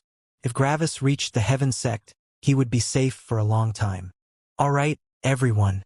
You all had your chance, and you failed," shouted the spirit-forming expert and readied some lightning in his right hand. "Now it's my turn." The expert shot his lightning into the sky, and it was way faster than all the others. The lightning quickly closed in on Gravis, but the expert misjudged Sky's speed, and the lightning would miss at this rate. The expert didn't care, because there was no reason to aim properly when attacking Gravis. He was a spirit-forming expert after all, And what was it that made people in the spirit-forming realm so powerful? It was their spirit, which exponentially increased their control over their element. Everything with their will could be controlled inside of their spirit domain. His lightning was shot by him, which meant that it had his will imprinted on it, and thus allowed the expert to control his own attack remotely. His lightning bolt quickly changed direction and shot straight towards Sky. Gravis had learned a lot about the spirit-forming realm in his theoretical classes in his homeworld, so he also knew that those experts could control their attacks remotely. He had long prepared himself. When the lightning reached a distance of 60 meters, Gravis quickly concentrated his will aura on it, shaking the will. It was impossible to destroy the will in an attack, and Gravis could only shake it slightly to distort the will for a second. The attack would still continue, but controlling it from a distance was nearly impossible in that scenario. This was another advantage that someone with a will aura had over someone without one. This advantage would only show itself in the spirit-forming realm because only people at that level would be able to control their attacks remotely. The will aura didn't decrease the attacking power of the attack or its speed. Could only hinder the control. That was also why using one's will aura on an attack was senseless while fighting against people in the energy-gathering realm. They couldn't control their attacks remotely either way. Gravis quickly used all his strength to throw his saber upward, which created a counterforce that forced Sky downwards. The lightning bolt passed over their heads, and both of them could feel its sheer power. If it hit them, they would surely die. The expert looked at Gravis, and his eyes widened when he noticed that his control of the attack weakened. He had not expected that Gravis' heavenly pressure was already this powerful. With such a domineering heavenly pressure, Gravis counted as an immense genius, even for a heaven-born. The expert clenched his teeth, and his fury erupted. He could already see what would happen in the future. Gravis would probably quickly reach the spirit-forming realm, and would then challenge the disciple to a life-and-death battle. The bad part about that was that the disciple had to accept this challenge. The Heaven sect would enforce its rules, and it didn't matter if the Lightning sect accepted or not. The duel would happen. The expert got his control back a second later but ignored his previous attack. It was faster and better to shoot a new one. He quickly shot 2 lightning bolts at Gravis and angled them to hit him directly. The spirit-forming expert was only in the first stage of the spirit-forming realm, the seed stage. At such a great distance, he could only control one attack at a time. He might be able to control multiple attacks in total, but he had to switch his control around to do that. It could be compared to a one-armed person who had to activate 2 levers. The person could only activate them one by one. The expert angled the attacks so that one would hit Sky directly, while he controlled the other one to prepare for all eventualities. Gravis would have to dodge the first attack, and the expert could angle the second bolt to hit Gravis' new position. "I doubt that you can evade this one," the expert said with clenched teeth. Gravis saw the attacks coming, and he quickly thought of a plan. Gravis could control his will aura very delicately, and he was able to quickly distort both wills in the attacks. The second attack wouldn't be able to hit them while they had to evade the first one. BZZZT. A long line of lightning connected Gravis and his earlier thrown saber, which was still shooting away with a lot of force. Gravis grabbed Sky as best as he could and then used the power of his earlier throw to pull Sky and himself to his saber, which quickly pulled them higher. The first lightning bolt missed them, while the second one flew wildly away. Gravis' saber came back into his hand, and their ascent stopped. It was hard for Sky to fly at this height, and it quickly plummeted to its old height. Sky was breathing heavily due to its exertion. Flying on that speed, on that height, was difficult. The higher the height, the lower the density of the air. "Sky, use your wind next," Gravis said to Sky, who understood what he meant. They had kept the flexibility of its wind element a secret so that they could evade more attacks. If Sky had used it since the beginning, it wouldn't be a surprise anymore. The expert saw his attacks missing again, and his eyes narrowed further. A sea of lightning appeared around him, and he finally stopped underestimating Gravis. He shot 8 lightning bolts at once and filled all of Gravis' surroundings with them. Gravis couldn't possibly evade those, right? "Now!" shouted Gravis, and Sky's speed increased by 30%. The lightning missed, but the expert quickly controlled one lightning bolt after another to shoot at Gravis' new location. The bolts had not reached a distance of 60 meters before, so Gravis hadn't been able to distort their will. The lightning chased Sky, and Gravis quickly distorted its will when it came close enough. Then, Gravis jumped off Sky with his full power, violently throwing Sky down while he soared upwards. Sky had issues to get its balance back, but the lightning missed both of them.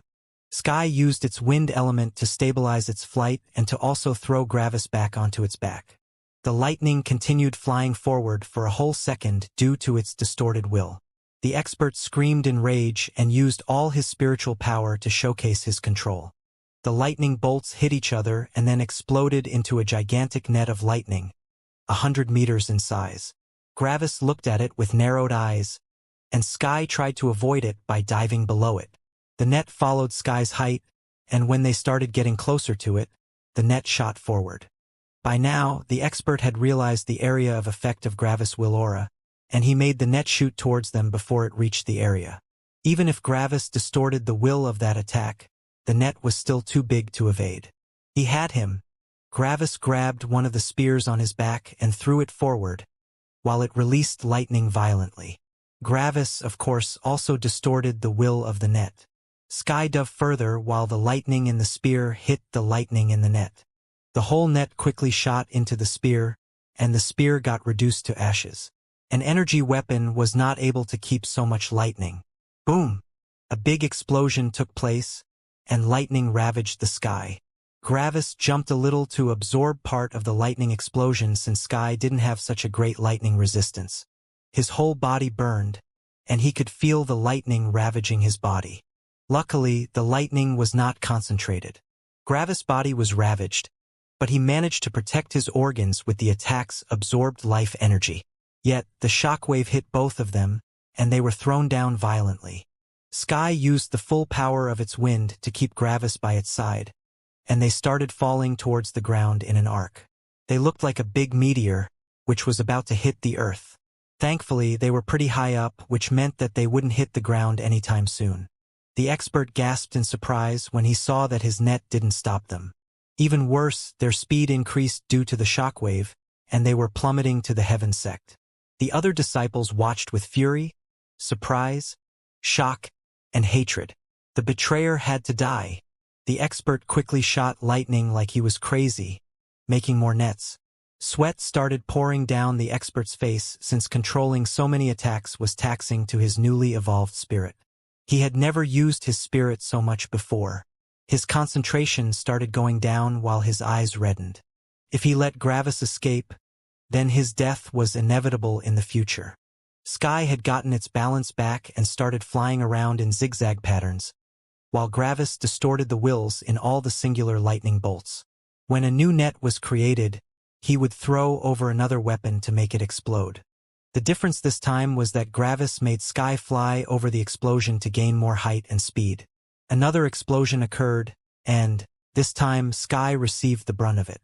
Sky's flesh exploded in some parts of its body, and it slowly lost its feathers. Remaining in the air became more difficult. After this explosion, they couldn't fly above any explosion anymore since Sky probably couldn't tank another hit. Another explosion occurred above them, and Gravis used the last of his backup weapons, which also promptly exploded. His body received another hit and some flesh also exploded from it. Gravis was heavily injured, and he could maybe only take one more explosion. The expert was breathing heavily and sweating buckets. Gravis and Sky were so close to the heaven sect, and his spirit was also slowly getting used up. By now, Sky's height was only around 2 kilometers, but due to Sky's higher speed, the distance between it and the expert was just as big as before. Sky lost some height but gained some distance. The expert used one last net to shoot at Gravis, wasting the last bit of his spirit. After this, he couldn't remotely control any more attacks. Seeing the approaching net, Gravis was forced to use his saber. He threw it away just like the other weapons, and its fate was the same as all the backup weapons. His saber exploded, and Gravis' body got ravaged one last time. All his muscles tore, and most of his organs were severely burned. Gravis quickly used the absorbed life energy of the attack to heal his most vital organs. Without the life energy from the attack, he wouldn't have survived. Gravis and Sky plummeted uncontrollably towards the ground, and the expert grew panicked. Gravis and Sky were only a couple hundred meters above the ground, and they were about to hit the ground like a meteor. The expert released nearly all his energy and shot another 10 bolts at Gravis and Sky. His spirit was used up and he couldn't control his attacks anymore, but he could still shoot his lightning like people in the energy-gathering realm. Sky used its last wind to keep them from crashing too hard on the ground, but that also meant that they were sitting ducks. Most of the lightning bolts would miss them, but there was one lightning bolt that was about to hit them. Gravis couldn't take another explosion, and he also didn't have any more weapons to throw. If he wanted to stop the lightning, he had to stop it outside of his Willora's area of influence. He only hoped that the spirit-forming expert had used up all his spirit. Gravis took his ring off his finger.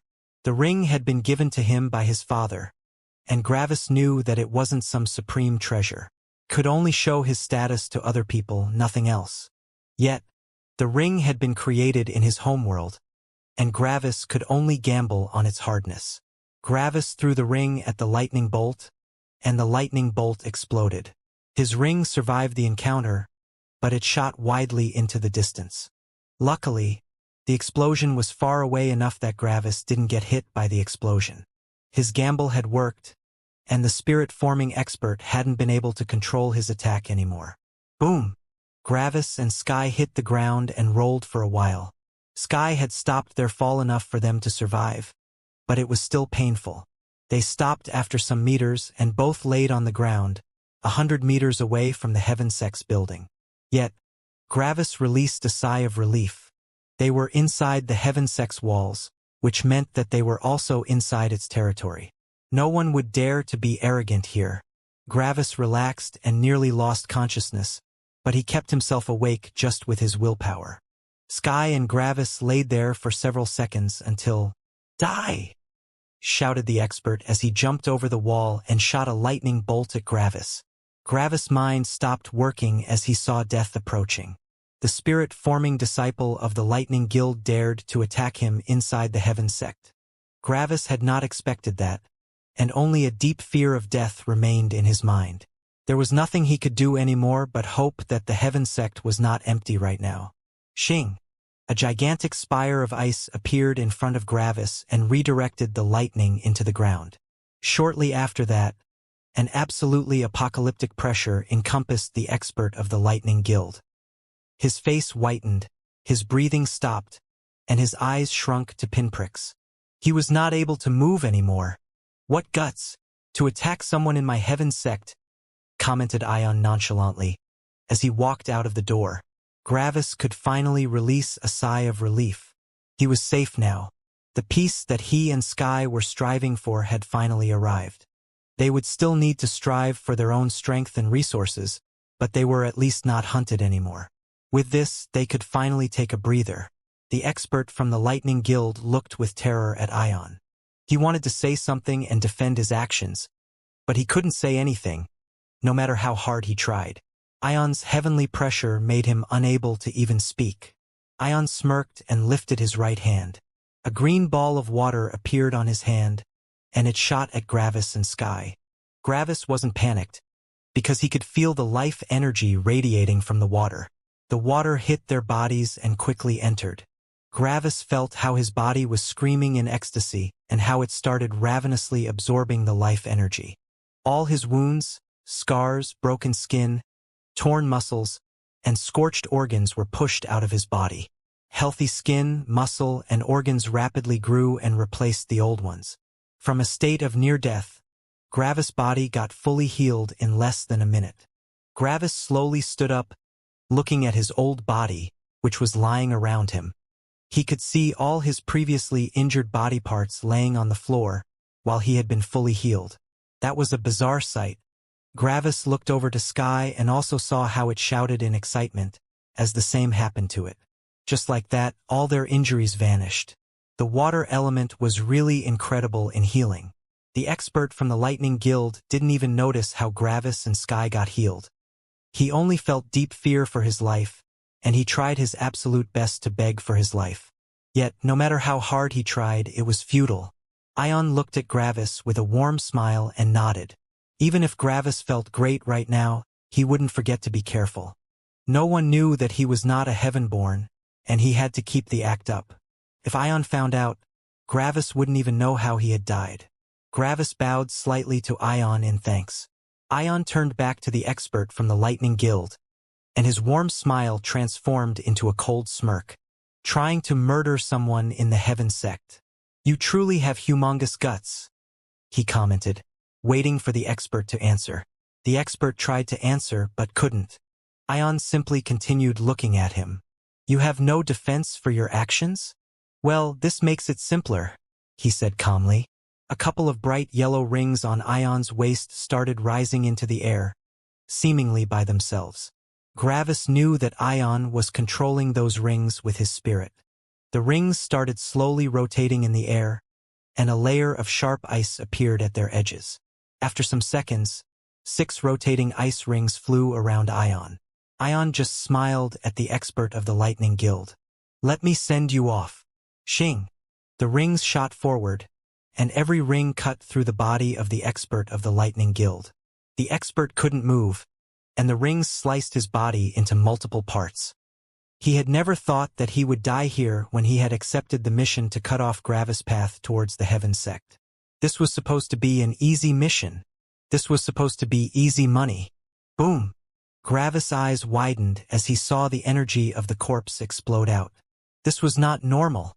Usually, all the accumulated energy in a corpse would return to nature via the natural way of decomposition. The energy would slowly seep out of the corpse as it vanished into nature. Yet the energy of this corpse had immediately exploded outward. Gravis could see and feel the energy in the air thanks to him being an energy-gathering realm cultivator. And what he felt now shocked him deeply. Most of the energy flew towards heaven, while around 10% flew towards Ion. Gravis watched as those 10% of energy vanished into Ion's body. What was happening? Ion sighed in comfort and then turned to Gravis with a smile. I've been waiting for you, junior brother, he said with excitement. Gravis quickly regained his bearing and bowed politely. Thank you, senior brother, he said. Ion nodded and started walking to the building, but stopped when he remembered something. He turned towards the walls. Starting today, Gravis is no longer a wanted criminal, he said, and his voice got carried into the distance. All the disciples of the Fire Guild and Lightning Guild in the surroundings heard it and sighed in regret. They nearly had him. The mood of the disciples was a mixture of frustration, rage, hatred, and helplessness. If they were stronger, then who could stop them from getting their revenge? This whole failure only strengthened their resolve to become stronger. Back in the Heaven Sect, Ion turned back with a grin. He walked towards the building, but stopped and looked at Sky with interest. Sky felt all its feathers stand up in fear. It had seen how powerful the Lightning Guild's expert was, and it had also seen how effortlessly Ion had killed that expert. It knew that if Ion wanted so, Sky would die. Sky took a step back, lowered its head, and looked to the side. Ion saw the sign of submission and released a short, "Oh." He started rubbing his chin in thought and continued looking at Sky. Sky grew increasingly uncomfortable but didn't dare to say anything. After a while, Ion turned to Gravis. That's an impressive hurricane hawk you got there, junior brother, he praised and then walked to the building. It can fly around anywhere, but it is not allowed to come into the building. Try to make it understand. Of course, senior brother, said Gravis. He hated acting this subserviently, but he had no choice right now. He was not strong enough yet, so he had to accept this humiliating acting. Only with strength could he gain the ability to ignore everyone else. Ion stopped at the door of the Heaven Sect and turned to Gravis, waiting for him. Gravis went over to Sky and ruffled its feathers. He was happy that Sky was still all right, and that they were out of danger for now. Gravis explained that it could not come into the building, and it quickly understood. Gravis gave Sky one last rub and then went over to Ion. Ion didn't mind the waiting and still waited with a relaxed attitude. Now, Gravis could finally take a good look at the Heaven Sect. The whole heaven sect in the southeast of the middle continent only consisted of one big building. The building was a gigantic white castle. Gravis furrowed his brows, because, even though the castle was big, it couldn't possibly fit more than 100 people. It probably also had storage space and other non-livable rooms inside, which would make the space even more cramped. The building was impressive, but the whole heaven sect here consisted of only this one building? Even the Proxy Lightning Guild had more space. Gravis walked closer, and Ion opened the doors grandly. "Welcome home." Gravis followed Ion as they walked through the heaven sect. All the decorations that Gravis saw were lavish. Nearly every decoration was made out of gold or energy stones, and an expensive, bright red carpet went through the whole building. Expensive chandeliers hung from the ceiling, and lots of well-drawn paintings adorned the wall. Gravis guessed that not even a king would have that much money. Ion saw how Gravis was looking around and laughed. "We are heaven-born and therefore blessed by karmic luck. The money is just rolling in, and we don't even know what to do with it," he explained. "Even though we invested so much into our decorations, our storages are still fully packed with more wealth. We have no idea what to do with it. It's even crazier in our headquarters in the core continent." Gravis looked around and felt utterly disconnected from reality. He never had wealth at his disposal, and heaven always stopped him from gaining more. The only exception was the time back in the Proxy Lightning Guild. Normally, he had just enough to increase his strength, and he only got those resources by risking his life. Gravis couldn't empathize with the luck and all the wealth that the heaven sect had. They were lacking nothing and had everything, and he had never felt anything like that. When he was younger, he lacked strength and the permission to cultivate. When he started cultivating, he lacked resources to increase his strength. He had always lacked something that stopped him in his way forward. He couldn't emotionally process that he now belonged to such a tycoon sect.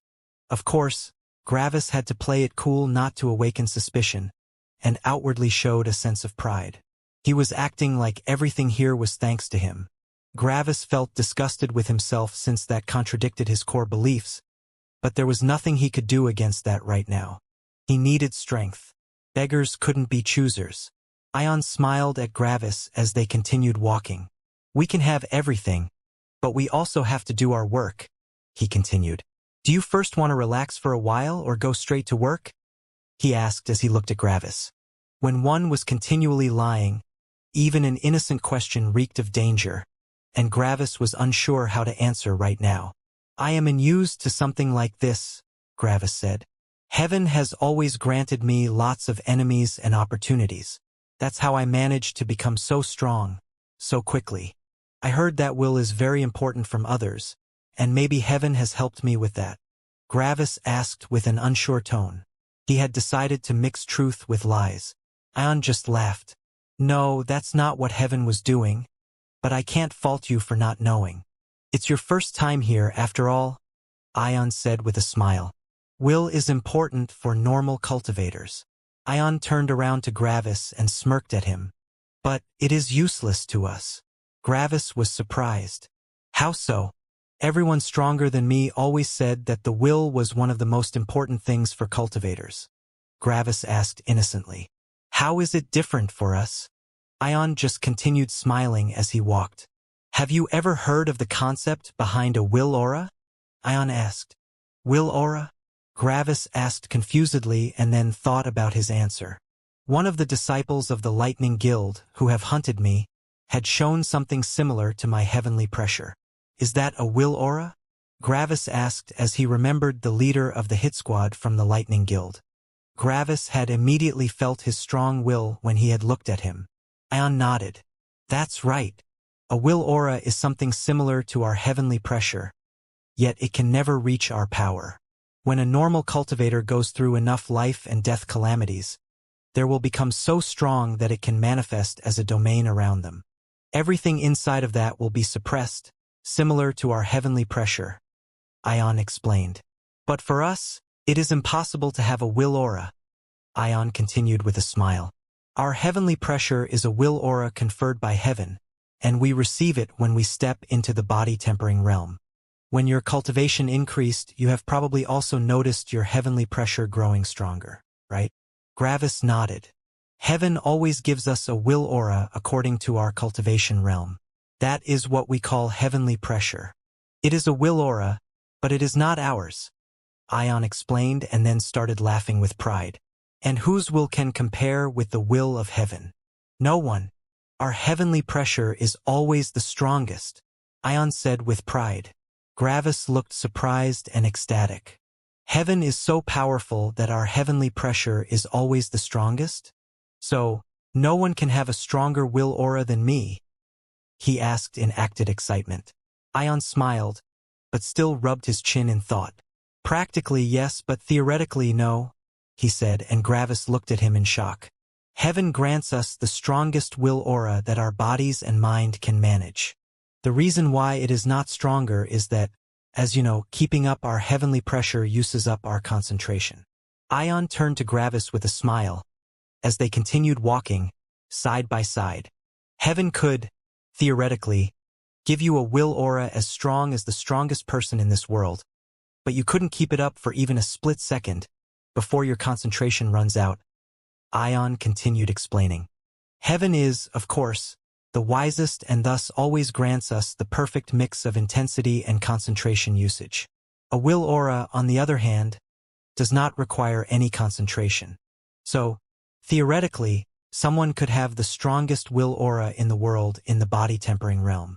Ion laughed disdainfully. But how hard is it to create such a will aura? You have to know that creating a will aura requires many genuine life and death calamities. The word genuine is the most important word in that sentence. You can't create a will aura artificially. Gravis looked confused. But couldn't guilds, sects, and big families groom people with a strong will aura? He asked. Ion nodded. Theoretically, yes, but think about the cost, he patiently explained. They would need to get enemies for their heirs that are not too weak or too strong. Then, the heirs would need to win continually. Some big sects have tried it in the past, and about 99% of their heirs died before they could manifest their will aura. Can you imagine the amount of resources they had to pump into that endeavor? Gravis was now genuinely interested. That sounds astronomical, Gravis remarked. But what about the ones who managed to form their will aura? He asked. Ion smiled disdainfully. They have the weakest, newly created will aura, and in comparison to ours, their will aura doesn't increase by itself. So, of those who have managed to create one, most died while training their will further, while the remainder didn't increase it. Up until the middle of Magic Gathering, they reigned supreme, but then they started meeting others who had established their will aura by themselves. Just like that, they fell from the top to slightly above average. Ion laughed again. Of course, none of that includes us. As soon as we reach Magic Gathering, our heavenly pressure is just as strong as their will aura, and it only grows stronger. We are always at the top because we are heaven's children. Gravis showed a proud expression. So, there are no people with stronger will auras than ours, right? He asked excitedly. Ion continued smirking. Of course, and if someone appears with a supremely strong will aura, heaven tells us and we go kill them. No one is allowed to be stronger than us, Ion proclaimed with pride. Gravis mimicked Ion's expression and posture, but inside, he felt a shiver of fear. If heaven could completely act as it pleased, Gravis would have already been killed. Only the constant pressure from his father forced heaven to abide by its own rules, which it regularly broke without a care. If Gravis didn't have his father behind him, heaven would have already told the heaven sect about him. Gravis might not have any karmic luck, but he felt lucky that he had such a strong father. So, why did heaven send me so many strong enemies then? Asked Gravis innocently. We might not need to temper our will, but we still need battle experience. Without battle experience, we can't show our full power, and if we can't show our full power, we would be a disgrace to heaven. Ion smiled warmly as he looked into Gravis' eyes. It seems like heaven spoils you, especially. It has always granted you so many strong enemies. Just look at that guy from the lightning sect who came here. But heaven knows your strength and will never send something that you would die to. Gravis was surprised. You know about all my enemies? He asked. Ion nodded. We have our eyes and ears everywhere. Our heaven sect has the biggest information network in the world, and nothing escapes our sight. I know everything that happened to you after you left the Lightning Guild. I was happy when I heard about you because I saw heaven's hand behind everything in your life. Ion laughed loudly. It is actually funny. Think about it. If heaven hadn't wanted you to survive, then how could you have survived a hit squad with multiple people at the 8th level of Magic Gathering? Without karmic luck, how could you have ever reached your home? Our heaven sect? Heaven has granted all your opportunities because it knew that you would survive. Ion proclaimed with pride and happiness.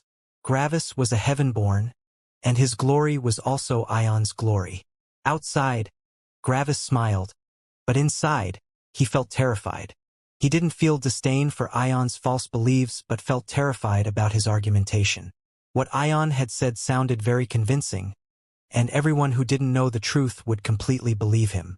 It sounded very logical and very natural, yet it was the complete opposite of what had actually happened. Everyone that read about Gravis fights and enemies would say that Gravis would die. Gravis was always the weaker party in an actual fight, and that he, coincidentally, always survived, would make people believe that there was something behind that. It all seemed too coincidental. If Gravis didn't know the truth, even he would believe Ion. No wonder everyone believes in heaven's fairness. If someone rises, heaven wants them to rise. If someone dies, heaven wants them to die. That explanation basically attributes everything that happens to be under heaven's will, Gravis thought. Probably nearly everyone in this lower world shares this belief. If I continue down my path, I will probably become the enemy of everyone. Gravis continued thinking in severity. Then let the whole world be my enemy. So, anyway, said Ion as he went back to the original topic. Do you want to start working immediately or first relax for a couple of days? He asked. Gravis looked at Ion with burning eyes. Heaven has sent me a lot of opportunities, and I want to repay it. I want to work, Gravis said. Gravis was unsure what work the heaven sect even had. What were they supposed to do? Ion smiled and nodded. All right, then let's first go to the storage area, he said as he changed their direction. Gravis followed, and they walked through multiple thick doors until they arrived at a reception desk, which was unoccupied. Ion didn't seem to mind and walked around the desk to a door behind it. He opened the door. Rumble. As soon as Ion unlocked the door, a wave of gold pushed the door open and flowed out. Gravis had to shield his eyes from the sudden bright shine of gold. Gold was absolutely everywhere, and when Gravis looked into the door, he could only see a wall of gold. Ion saw this and groaned. Ugh! Every time with this damn gold! Ion grumbled in annoyance. The gold around him started floating, and a path was created through the wall of gold. The storage room was so full that one had to dig through the gold. Luckily, Ion was in the spirit-forming realm and could just create a space for them. Gravis' mind was a wild mess right now. He had thought that Ion was joking when he had said that the gold was even bursting out of their storage rooms. Ion was apparently very serious when he had said that. The gold was literally flowing out of the door. They were not walking through the storage room but digging through it. Gravis was surrounded by gold, and without Ion, he would have already been buried. After a while, Ion unveiled a bookcase behind a wall of gold, and Ion started looking through the books. He quickly found what he was looking for and threw the book over his shoulder to Gravis. Gravis caught it and looked at it. The cover of the book looked like a cloudy sky, and the title of the book read, Heaven's Balanced Cultivation Technique. That's our cultivation technique, said Ion, as he turned back to Gravis. Only our heaven sect is allowed to train in that cultivation technique. This was bestowed to us by heaven, and it was meant to be used by us. Everyone not from the heaven sect that trains in this gets destroyed by heaven. Gravis looked at it and could guess its worth. This was probably the best cultivation technique in this whole lower world. You are giving this to me, just like this? Gravis asked. Ion just laughed. You're our junior brother, and every heaven-born in the heaven sect trains in this technique. Why shouldn't I give this to you? he asked jokingly. Gravis looked through the book and read through crucial parts of it. What he read made him feel that all of this was unreal. Heaven had suppressed him all the way and never allowed him to gain anything easily. It used everyone and everything to leave Gravis with as few cultivation resources as possible. Yet now, Gravis had basically used Heaven's most reliable pawn to get something that was probably worth more than everything he had missed out in this world. Gravis felt a deep feeling of irony about this situation, and he started smiling. He wasn't smiling because of this book, but because Gravis had finally taken something from Heaven. Was this one of Heaven's schemes? Gravis was 100% sure that it was not. Something this valuable would never be used as a gambling chip, even if Heaven was 99% sure that Gravis couldn't survive its scheme. The Heaven's balanced cultivation technique was just too powerful. What did it do? Did it have immense attack power? No. Did it have an unbreakable defense? No. Did it have an unsurpassable speed? No. Did it increase Gravis' fighting strength in any way? No. The Heaven's balanced cultivation technique only did one thing. It allowed the cultivator to absorb 10% of the energy of a slain enemy. That was what Ion had done when he had killed the expert from the Lightning Guild. 90% of the energy went back into nature, while Ion absorbed the remainder. Why was this so powerful? The strength of a cultivator was divided into two categories: the cultivation realm and the battle strength. A cultivator needed both of those things to succeed. If someone had a high cultivation realm but no battle strength, they would be suppressed by everyone else in that realm and couldn't compete for resources. If that person needed that resource, then other people on a similar realm would likely also need that. Like this, the person without battle strength would see their path forward blocked. Battle strength, on the other hand, referred to the strength of a cultivator relative to his realm. Of course, someone a major realm higher than the cultivator could just overpower the cultivator. Yet, those people would typically not get involved in the resource fights of people of such level. Those resources were useless to them. How did one increase their realm? One had to go into seclusion and consume a lot of resources. How did one increase their battle strength? One had to fight powerful enemies to increase their will and battle experience.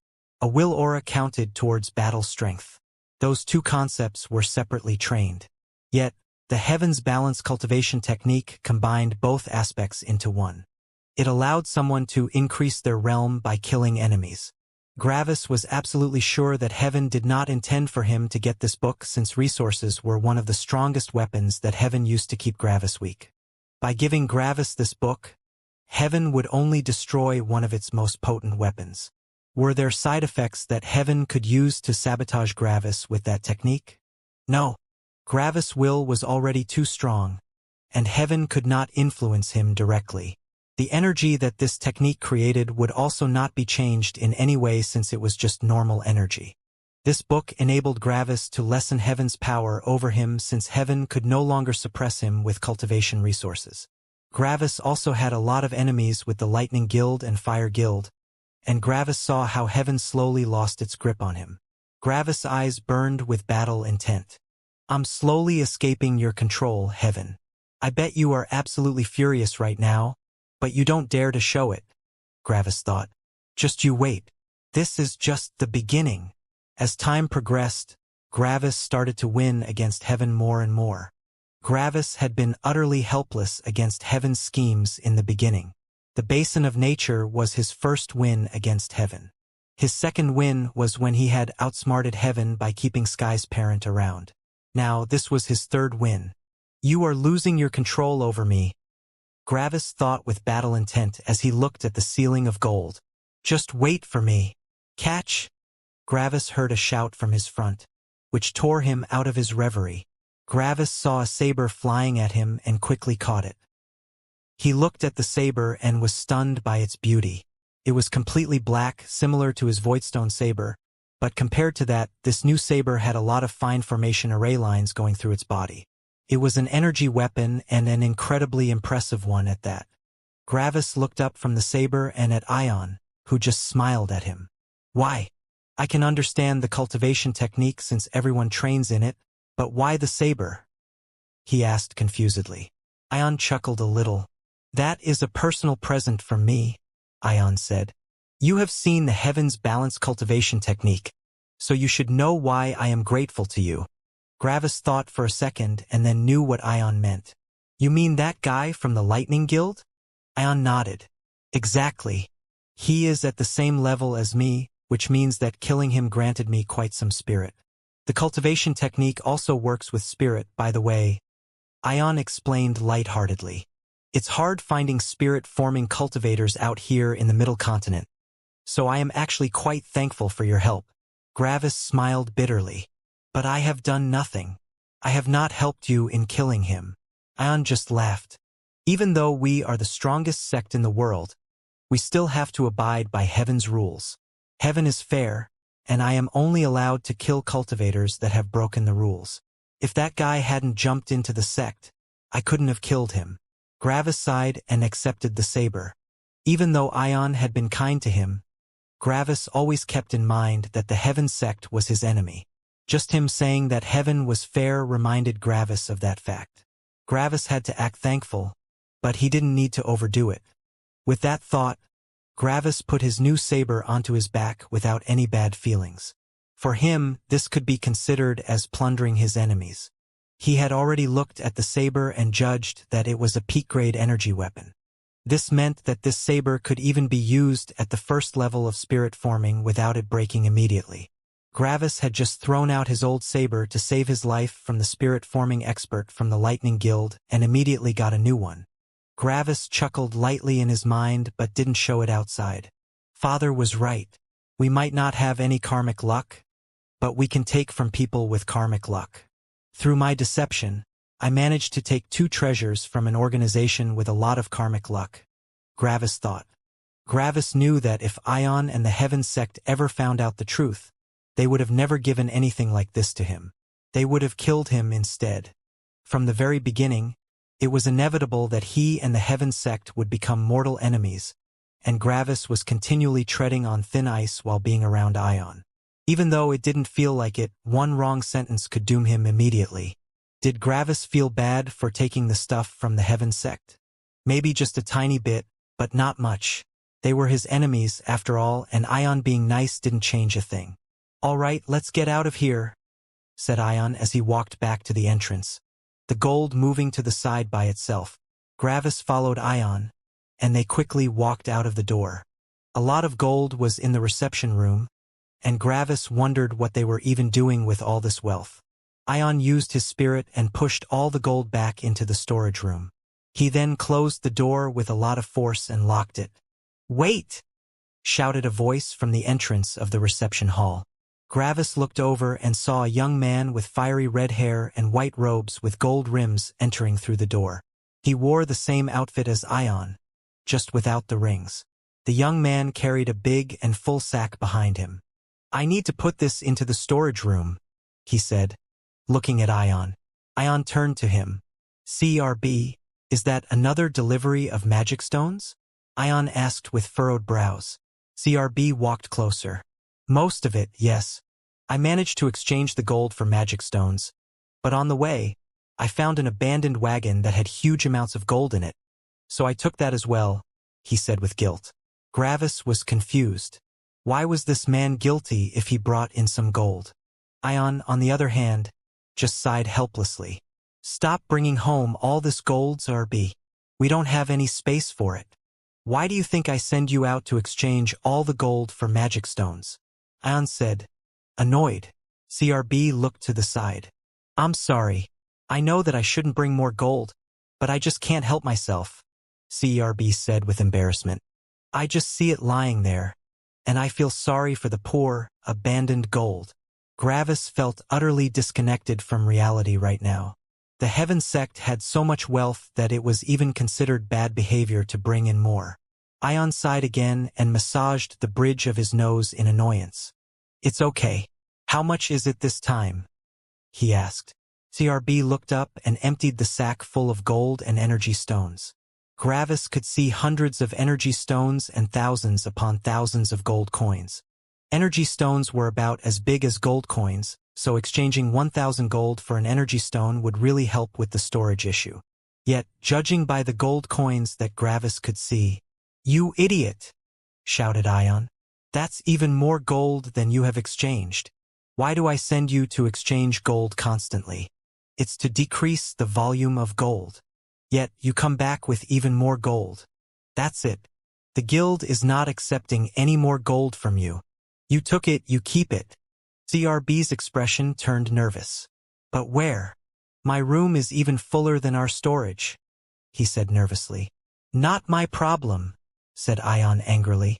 After Ion said that, the energy stones started levitating and flying towards him. When they reached Ion, they just vanished. "Here," said Ion aggressively. As the door to the storage room burst open again, the gold in the storage flowed out again, and Ion made a whole cubic meter of it levitate. The remainder got pushed back, and the door closed again. Plomp! The gold hit the floor in front of CRB, and his face whitened. "Exchange all that, and don't come back until you do," Ion remarked angrily. "And don't you dare exchange your own gold." When CRB heard that, he fell onto his knees and looked devastated. What was he supposed to do with all this gold? "Senior brother?" CRB heard from his side and now noticed Gravis. He had never seen Gravis before and wondered who that could be. "I could take your gold," said Gravis carefully. When CRB heard that, he looked like his savior had arrived. "Really?" asked CRB. "You would do that for me? But we don't even know each other. Why would you help me?" Gravis remembered how Ion acted and followed suit. "Because we are brothers. Your glory is my glory, and your problems are my problems," Gravis proclaimed with a brotherly aura. Gravis' sacrifice deeply touched CRB. "Thank you so much, junior brother," he said, honesty and thankfulness radiating from his voice. "I'll never forget this." Gravis walked closer, and his hands shook as they closed in on the gold. CRB saw this and felt even more grateful. His junior brother was probably also oppressed by a mountain of gold, yet he still deigned to help him. "Stop!" shouted Ion, and Gravis froze. Gravis turned to Ion with a questioning look. "Heaven has made you poor for a reason. I might not know what heaven is planning with keeping you poor, but how could our mortal minds comprehend the thoughts of heaven? You are not allowed to take gold or magic stones, Gravis," Ion declared. Gravis' outstretched hand clenched into a fist and shook even more, and his face scrunched up into a cocktail of emotions. After a while, he sighed and retracted his hand. "I'm sorry, senior brother Ion. I have nearly acted against heaven," Gravis apologized through clenched teeth. "This won't happen again." CRB was thrown back into devastation and grabbed his hair in panic. The poor guy looked like he was close to having a mental breakdown. After some seconds, CRB started listlessly taking out 2 sacks. He shoved his own gold into one sack while looking at the sack's gold before him. It seemed like he evaluated how many sacks he needed to carry that. CRB looked hopefully at Gravis and then at Ion. "Can our new junior brother help me? He can surely keep watch over me, so I don't bring more gold home," he nearly pleaded with Ion. Gravis' eyes lighted up. He could surely get some gold by staying close to CRB. "No, Gravis already has another job," said Ion, and both, Gravis and CRB, deflated. "He's an executioner." Gravis' eyes narrowed, while CRB looked confused. CRB turned to Gravis and looked closer at Gravis' cultivation, which made CRB, apparently, even more confused. "Our new junior brother is at the 4th level of magic gathering. We already have Addis on that level and we don't need 2 in that range," commented CRB. Ion smiled slyly. "Gravis will work as a 5th level executioner. He can kill confidently 2 levels above his level," stated Ion proudly. CRB's eyes widened. "What?" CRB turned to Gravis with wide eyes. "You can do that?" he asked in disbelief. Gravis simply nodded. He was not surprised that Ion knew about his battle strength. Ion had already proven how good the information network of the Heaven sect was. Gravis could also infer that Ion didn't fully grasp his battle strength yet, or else he would know that Gravis had already killed someone at the 7th level of energy gathering. Gravis never had a comparison in the energy gathering realm. He didn't know if there were other people in the energy-gathering realm who could jump ranks to fight stronger people.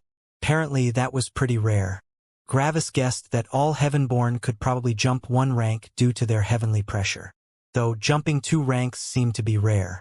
Gravis, said Ion, as Gravis turned to him. We have 3 regular jobs that we have to do. The first one, said Ion as he pointed at CRB with his thumb, is exchanging gold for magic stones. Our headquarter in the core continent doesn't need gold, but magic stones are useful.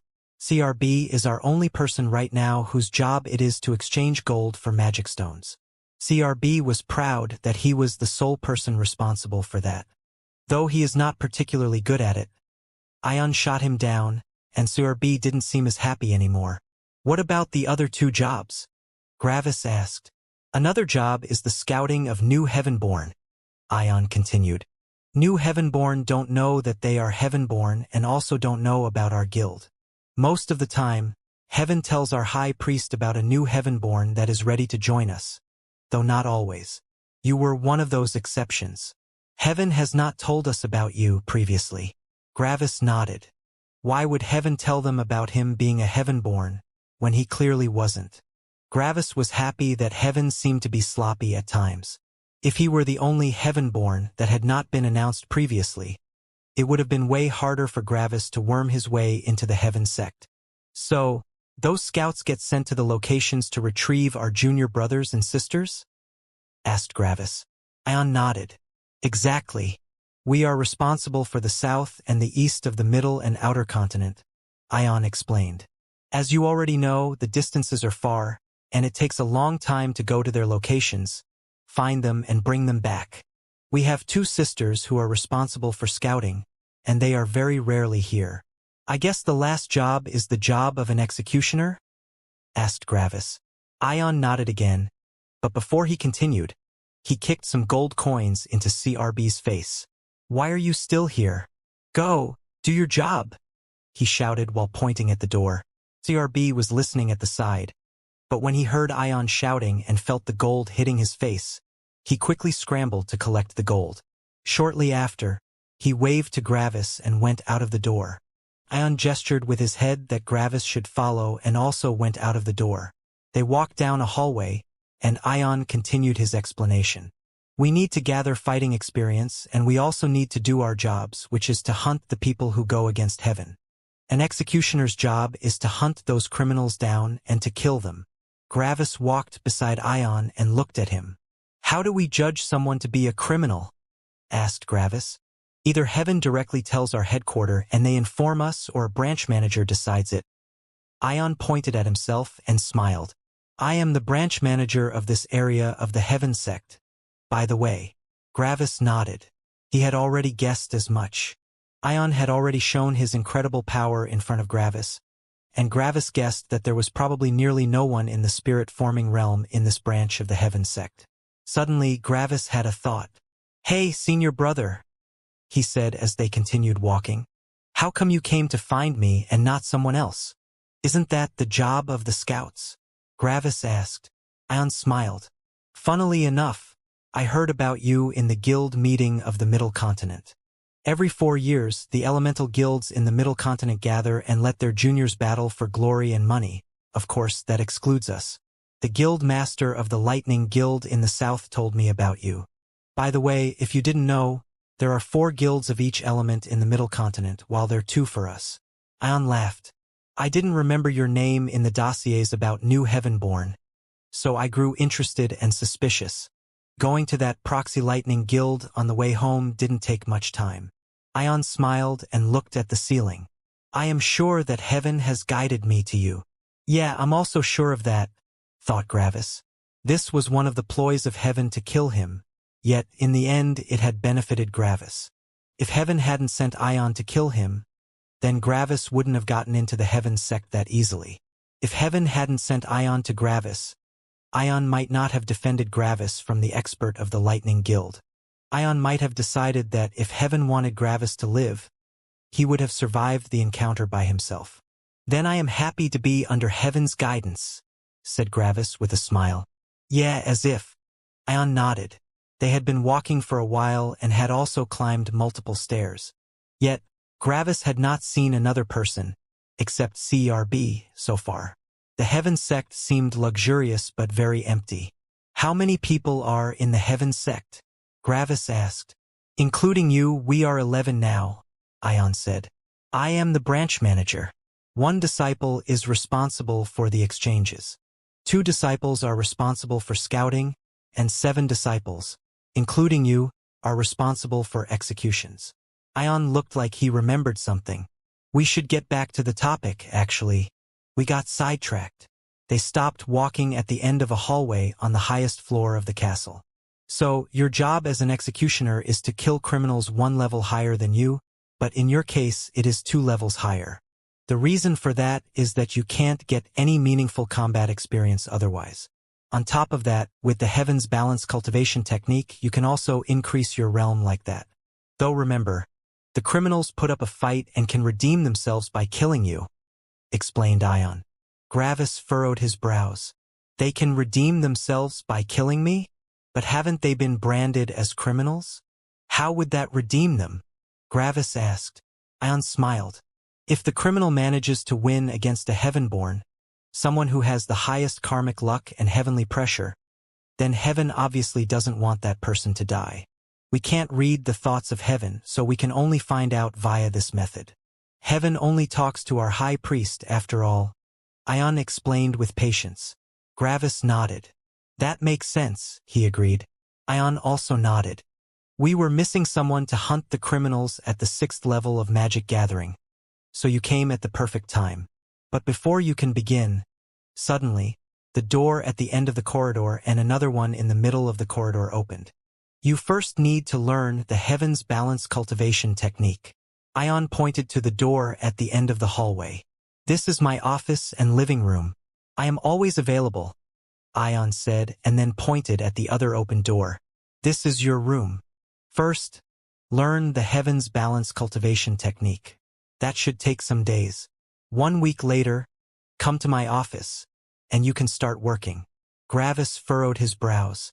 It shouldn't take that long to learn it. Ion groaned. You are new here, he said.